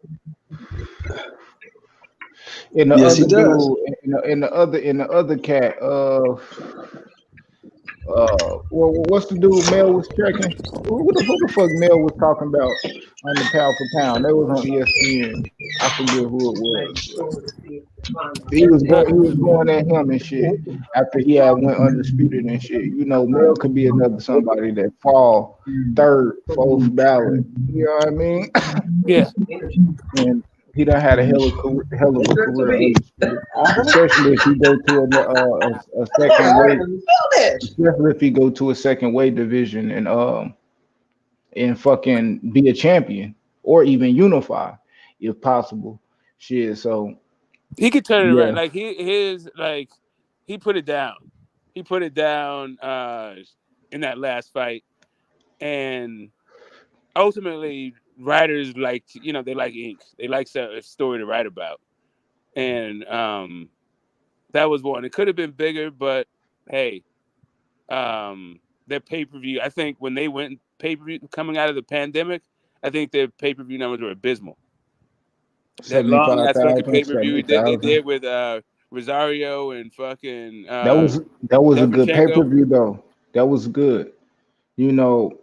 Neri, But I mean, the card was stacked, but I don't think the numbers were as good. yeah, exactly. That's what I'm saying. Like that car was actually good. I know the numbers ain't add up. I was one of the numbers. I bought that shit. Yeah. That shit was good. Like you got two twins. They actually headline. Like these literally two fight. You know, both of them was worthy to headline on their own separate cars. They gave you a double header card that was like that's literally something like people should pay for. Like I think that's how more pay-per-view should be packaged. You know, you getting two fights that's damn near worthy of headlines actually fighting, and they split, you know, them two split the bulk of the revenue because they work together to get it. And then it's not like, you know, uh they didn't have to fight to do it. So it's like I think it's like even if you got like Bud and Earl, they fight on their pay-per-view. I feel like we should be expected to see like a Boots and Stanionis on the undercard. Like, yeah, you probably could put it on a headline at somewhere else, but what's better than put them on this type of, you know, platform to get out there, help bring more pay-per-views if possible, and then, you know, help showcase you know, some, you know, fighters that people ain't familiar with. So I think that's how more pay-per-view should be seen. But hey, I don't know. Yeah, I don't know what it was. It was a little bit on the longer side. It was kind of strange, but I liked it. It was also really unique, and it was chock full. But I don't think the crowd was there for it. Was that they were still in the bubble though, right? But didn't that happen in the bubble? Oh no, I'll go check and see the date on that. I think because I wanna seem to say remember it like the Neri was. fight seemed like there's nobody in it. I don't know. I want to say it And wasn't, it was like I remember it was like October like 2020. It's like it's the end of the year coming out of the pandemic. Or maybe they had limits or something. it was in the pandemic. Yeah, was.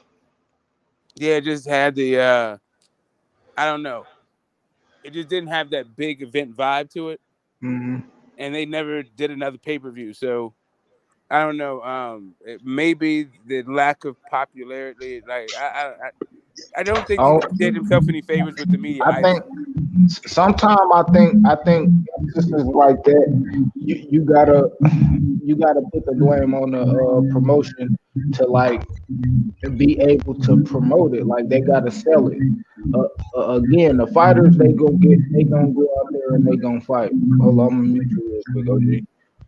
Like they gonna go out there and they gonna fight, but you still gotta sell it. You still gotta let people know that they out here fighting. At the end of the day, how somebody gonna have a choice to watch or pay for something that they don't even know is out there to be watched or paid for? So Like, yeah, man. So right there to that LLC thing, the difference between like promoting. So if you're gonna work with a company like PBC and you're gonna work in there with the relationship, like like you're gonna have your own LLC and your own promotional company. So probably you're gonna be working with like Tom Brown, right, as your promoter. But what did Tom Brown do? He attached Maul Charlo and Spence to Canelo, right? While they were supposed to be fighting like other people, while Canelo was fighting somebody else. Like that was a cool kind of move. While the Charlos, when but the Charlo, the male Charlo, when he fought Castano, I don't know. It seemed like what is it? I think they promoted what was it? I want to say they promoted the Tank versus Isaac Cruz pay-per-view while they put him on like regular Showtime fighting for Undisputed. And I was like, man, this is just kind of Now, a why do bad you look. think that was? Why do you think that was, Smoke? Because the Charlos went to Fox after when they were at Showtime. When Fox got into the game, they went over there, and they're fighting over there in front of 2 million people. And then the pandemic hit, and Fox got sold, and all those guys that are fighting on Fox had to look for dates so Showtime to come back. But Tank, once all those dudes went to Fox, Tank became the man at Showtime. He was the ratings leader while all those dudes are fighting on Fox. So now it's kind of like I don't know, man. I don't know how they're gonna work this thing out, but it seems like Mel is kind of transforming and evolving. Definitely as a fighter, he doesn't seem to be making so many missteps in the media. But I do think his personality got him notoriety. They got him some media attention. So you don't want to I don't know. I think he needs to figure out how to interact with it. I guess. I mean, right now, I think he just looked at it as the bad guy, and shit. That's just the road. That's just the road he got to take. And But when you that's do only take, his YouTube daddies that look at him like that. You know what I'm saying? That's the only ones that look at him like that because he spoke out against their king. I mean, yeah, it could be that. I mean, I fuck with him. Shit, he a fighter, bro. Like, he ain't got to be the nicest motherfucker in the world, the easiest to approach, especially if you're a reporter that says something about him that he didn't like. Shit, what the hell? I mean, it is But what see, it but you is. gotta understand something. You gotta like me, you, and Smoke are different because we don't have what's called confirmation bias. We're open to new ideas and new information. Most of these dudes on YouTube are not. They're not open to new ideas and new information. They got something stuck in their head, and that's what they believe, and that's what they're gonna hold on to, no matter what they do. I was actually even talking. I was more so talking about the guys with the Hall of Fame vote, the guys who are tasked with being gatekeepers to the narrative and shit, right? But those guys, they don't like having egg on their face. That's all. Yeah, but they don't have The choices. fourth estate are power unto themselves, and they don't have to really answer anybody. Well, they don't have the choice but to have egg on their face because they were all wrong. Yeah, all of them together. I'm just saying, but they're also kind of spiteful. They're also a fucking kind of spiteful group. Yeah. And yeah, to how they did, like even going back, actually having, the Klitschko, Mayweather, Andre Ward going in before Roy Jones, Cotto, uh, James Tony. You know what I mean? It's just like, yeah. Well, see, that's the one I don't agree. That's the one I agree with. I mean, you couldn't deny, even though you didn't like him as a fighter, you didn't like the fights he had, you couldn't deny Vladimir Klitschko. The motherfucker was the unified champion for damn near 11 years. Yeah, not I think a you can one-belt deny champion. it. Nah. First Not a off, one-belt champion. that's He my was whole the point. 3-belt champion for like 11 years, damn near. So you can't deny him. No, I mean, closer to like 3, closer to like 5. He was the WBO, which is the one he had, wasn't even a recognized belt. That whole 10, 11 year shit. He got the first belt, the IBF, off of Chris Bird, and then he had that shit for 7 years, and that was it. He got his ass whooped by Tyson Fury. But even beyond all that, James Toney to me is way more impactful to the sport than and especially a positive impact on the sport, and is actually a historical figure in the sport, like one of 3 middleweights to go for all the way to heavyweight champion. Come on, man. The Roy Jones, he got in on his first try. It was just the pandemic stopped that class. But Tony, it took him 2 tries. You gotta but you gotta also factor in. You also gotta factor in the same with Tony, the same with Mosley. That's why Mosley didn't get in first ballot. The steroids. You gotta factor that in. You can't leave that out. You'd like to, but you can't. I guess since you can't prove that Ivan Klitschko was. Vladimir was on anything. Sure. You can't prove that Manny was on anything either, can you? I feel like there's way more evidence for Manny than there is for Vlad. Vlad's fucking tank was trash. You can't prove that Manny was on anything though. How many drug tests did Manny fail? Yeah, I mean 0, but I mean, you can't say that if you never failed a drug test. Same thing with Billy I you don't can't. know, man. Like you never failed a drug test. You can't say the man's on steroids. You never failed a you drug can test. say it. You just can't say. You can say he never failed a drug test. You can still say that, dude. Like I didn't need for Big Baby Miller to fail a drug test for me to say he's a 300-pound man throwing 300 punches, 300 seconds. Yeah. Hey, come on, man. Like, what are we talking about? You know, it's just like this shit works just like the court system. It doesn't matter what you know. It matters what you can prove. This is the court of public opinion, and in the court of public opinion, this dude don't like needles and blew through like how many divisions in a year and a half, and went from getting knocked out as a little dude to waving naturally bigger man, like went 54 pounds. Man, get the fuck out of it. Anyway, whatever. You can say whatever you want. Doesn't matter what you know, Smoke. Matters what you can prove. What I will say is Manny Pacquiao was a hell of a fighter regardless. I actually liked him at the end of his career. The way he fucking started throwing in hand feints and all that other shit. Like he became like more complete boxer, not just the in and out, relying on athleticism. Like that Marquez shit. That taught him. They woke his ass up. Yeah. You know what I'm saying? You can't. It's just now. I think Vitaly should have waited. I don't think Vitaly should have got in first ballot. I thought that was bullshit because he only held one belt. I don't think Vitaly got in over anybody though. That was just like I don't think he was. He shouldn't have got in first ballot though. He shouldn't have got in first ballot. I'm just saying. I don't think he kept anybody out. I think at the time he was up for it. He might have been one of the best candidates at that time. He still should have had to wait because there's more deserving candidates. Simon Brown's more deserving than Vladimir Klitschko, than Vitaly Klitschko. Man, people in Simon Brown, man. Simon Brown was way more deserving than Vitaly Klitschko. I mean, and it took him all this time. To me, man. So to me, Vitaly Klitschko was not only the better Klitschko, but he fought. He was the better competition. He was the better Klitschko. He fought the better competition. If that guy, of the two people, only one of them fought an actual Hall of Famer.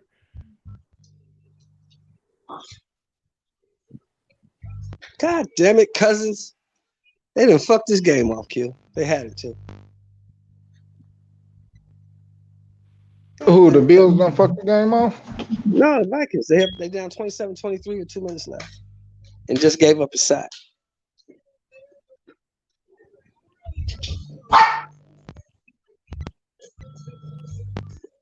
Fucking shit.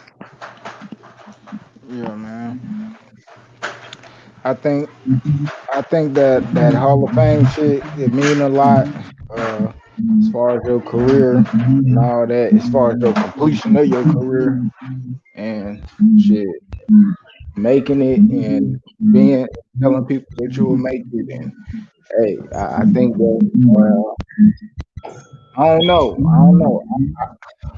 Right now, I really don't care. I'll be honest. Like when Terrence Crawford, I'm saying like when Terrence Crawford said, when you say, "Oh, I make it with or without Spence or whatever," like that pisses you off, don't it? I'm like, bro, I don't fucking care. Just fight them like, after your career, yeah, that's cool. But both of y'all names, I think the fact that it's like Terrence Crawford feel like his name can stand alone, and Earl don't fight him, and I think it do damage Earl's career a little bit more. I don't see why people consider that guy a Hall of Famer when he's only been in one division for 10 years. Yeah, it's that. It's And he damn sure didn't have the run of a Marvin Hagler. That's for sure. The thing is, if Errol Spence fights Canelo, then that'll be a thing, right? It'll be just like, but who in the hell is Bud supposed to fight that's a replacement for Errol Spence when it comes to this whole like legacy thing, this conversation? Jamel. Yeah, I Jamel. mean, bro, I don't know, cause I don't know. Like, I don't know what either one of them would do if they don't get that fight. You know, like, boom, say it's said they never gonna fight. Where do they go? How do you think they gonna navigate through their career to prove to people that they're the best without fighting each other? Fuck, bro. You know, I don't know. So if he moves up and beats Jamel, that won't mean he's the best. No, I think Earl would just be the one to move up. I think Bud would stay and try to do something at 145. I think Earl should move up and catch them 154 waters. I'm sorry. Hold on. Stop. Justin Jefferson just made an unbelievable catch, bro. You got to look at this replay. He just made a one-handed grab on 4th and 18. Oh, shit. And secured that shit. So I think I kind of think that's what I think. You know, I wish Earl would have moved up after the Sean Porter fight. I think him moving up after Sean Porter, probably trying to get a title at 154. You're a two division champ, and you can rightfully tell that man to bring your little ass up here, and you know, get that smoke. You know, try to see if you can become a champion, a 4-division champion. You know, because you know, that's just how I would play that chess game. But if they don't fight each other, yeah, man, I think Earl needs to go up, man. Go try to do something up there. Go try to be a champion up there. But run the gauntlet, man. Go get in there with them young dudes and do what you can do. It's no sense in them being in the same division if y'all not gonna fight each other. You know, but if y'all gonna fight each other, y'all need to get it on. So, let me see. That's what I feel about them too. If they don't fight. Yeah, I think it hurts Spence more than it hurts Crawford, in my opinion.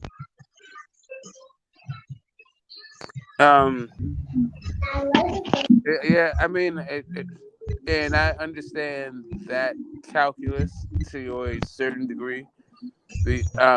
If he does not get if he doesn't fight Mel or Canelo, then yeah, ultimately I think that'll be the case. Because I don't know how many. I don't know who he's going to get that's going to be on that same level. Let's say he does become undisputed at 154. Who's going to be the guy at 160? I don't know. I don't know if he's ever going to face a guy that's like Bud. I think the only guy that's like kind of on Bud's level because of his pound for pound status, because of how good he is and all that stuff, the only guy you could probably replace Bud with is Canelo, and then that would be all right. You got a replacement guy. Yeah, if he'll fight Mel, why not fight Maul? Shit. You know, if he's Maul on his damn sparring partner, I mean not sparring partner, stable, you know, training, you know, maybe whatever. I don't know, man. Shit. The Mel fight, I think that's not Mel don't want that fight. You know, he's still fighting. And I don't know. I don't think that fight happened. Yeah, just floating it out there. Yeah, I don't think it'll happen. I don't think Spence and Mel gonna fight. Yeah, I don't think Canelo. There's no reason. There's no incentive for Canelo to take that. So Canelo will make his that fight at 68 because he said he ain't going down 160. He don't do Yeah, there's no he'll make that fight at incentive for 68. Canelo to That's a take that. huge fight in Texas. Oh my God, at Dodger Stadium, it's Errol Spence and Canelo Alvarez. That's probably one of the biggest fights in boxing. Man, he gonna get knocked out. I'm just trying to tell you. All I'm talking about is how if he doesn't get the Terrence Crawford fight, how he could still Get redeem knocked out himself. by Canelo would not get Getting knocked out by Canelo wouldn't replace Hey, that. I'm just trying to tell you. Stepping Getting in knocked the out by ropes. Jamel wouldn't replace that. I'm Because just I trying don't to tell think he you. beats Jamel. Okay, so if you have the I don't think he opportunity, beats who Jamel. would you? Who would you rather? Okay, what would you rather have happen? I would Getting rather him knocked out by fight Crawford. That's what I would rather let him me do. say. I'm just talking about if you were Errol Spence. Would you rather get knocked out by Bud at 147 pounds or knocked out by Canelo at 168 pounds? Well, of course, get knocked out by Canelo. More money. That's what I'm saying to you. Yeah. Because he's not going to beat either. Exactly. I get you. I don't think he's going to beat either guy. Listen, if you think you can beat both, then you can beat both. That's not the issue. I'm just saying. At the end of the day, if you're gonna have to lose, if you're gonna have to lose to one, which one would you rather lose to? Right? Rather lose to Canelo, of course. And that's the question. Only if you can get the fight. Still, 168. Why not? That's like I said. That's a gigantic fight in Texas and in boxing. Shit, my son's falling for it. My son's calling for it. He's Minnesota pulled it out right after the Canelo Triple G trilogy. He was like, "Yeah, it puts Spence in." Wow, Minnesota went to Buffalo and beat him. Oh, they beat him. Oh, man. They went to Buffalo and beat them. They had no answer in the fourth quarter for Justin Jefferson. No answer at all. Bro, I knew it, bro. Nah, I mean, I fuck with Josh Allen, man, but nah, I ain't gonna, you know what I mean, he ain't no Pat, bro.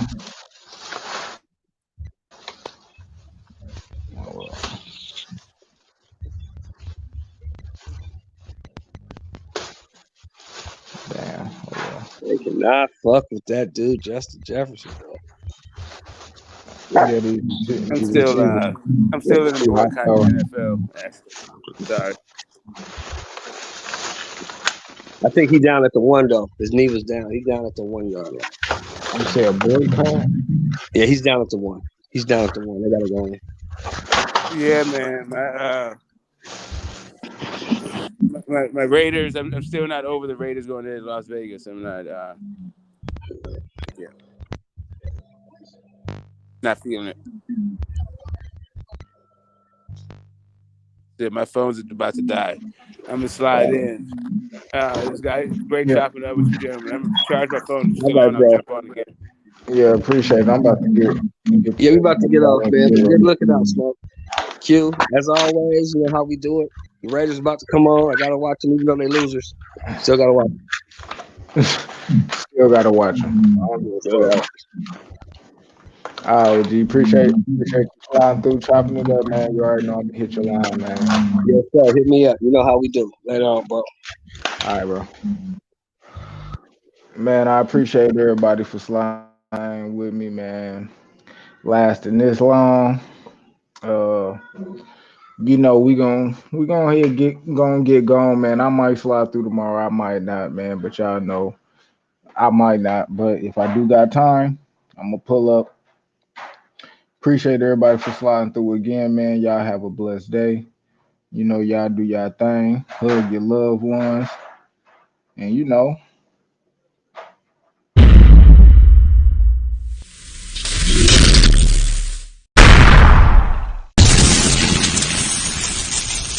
You don't know shit about boxing.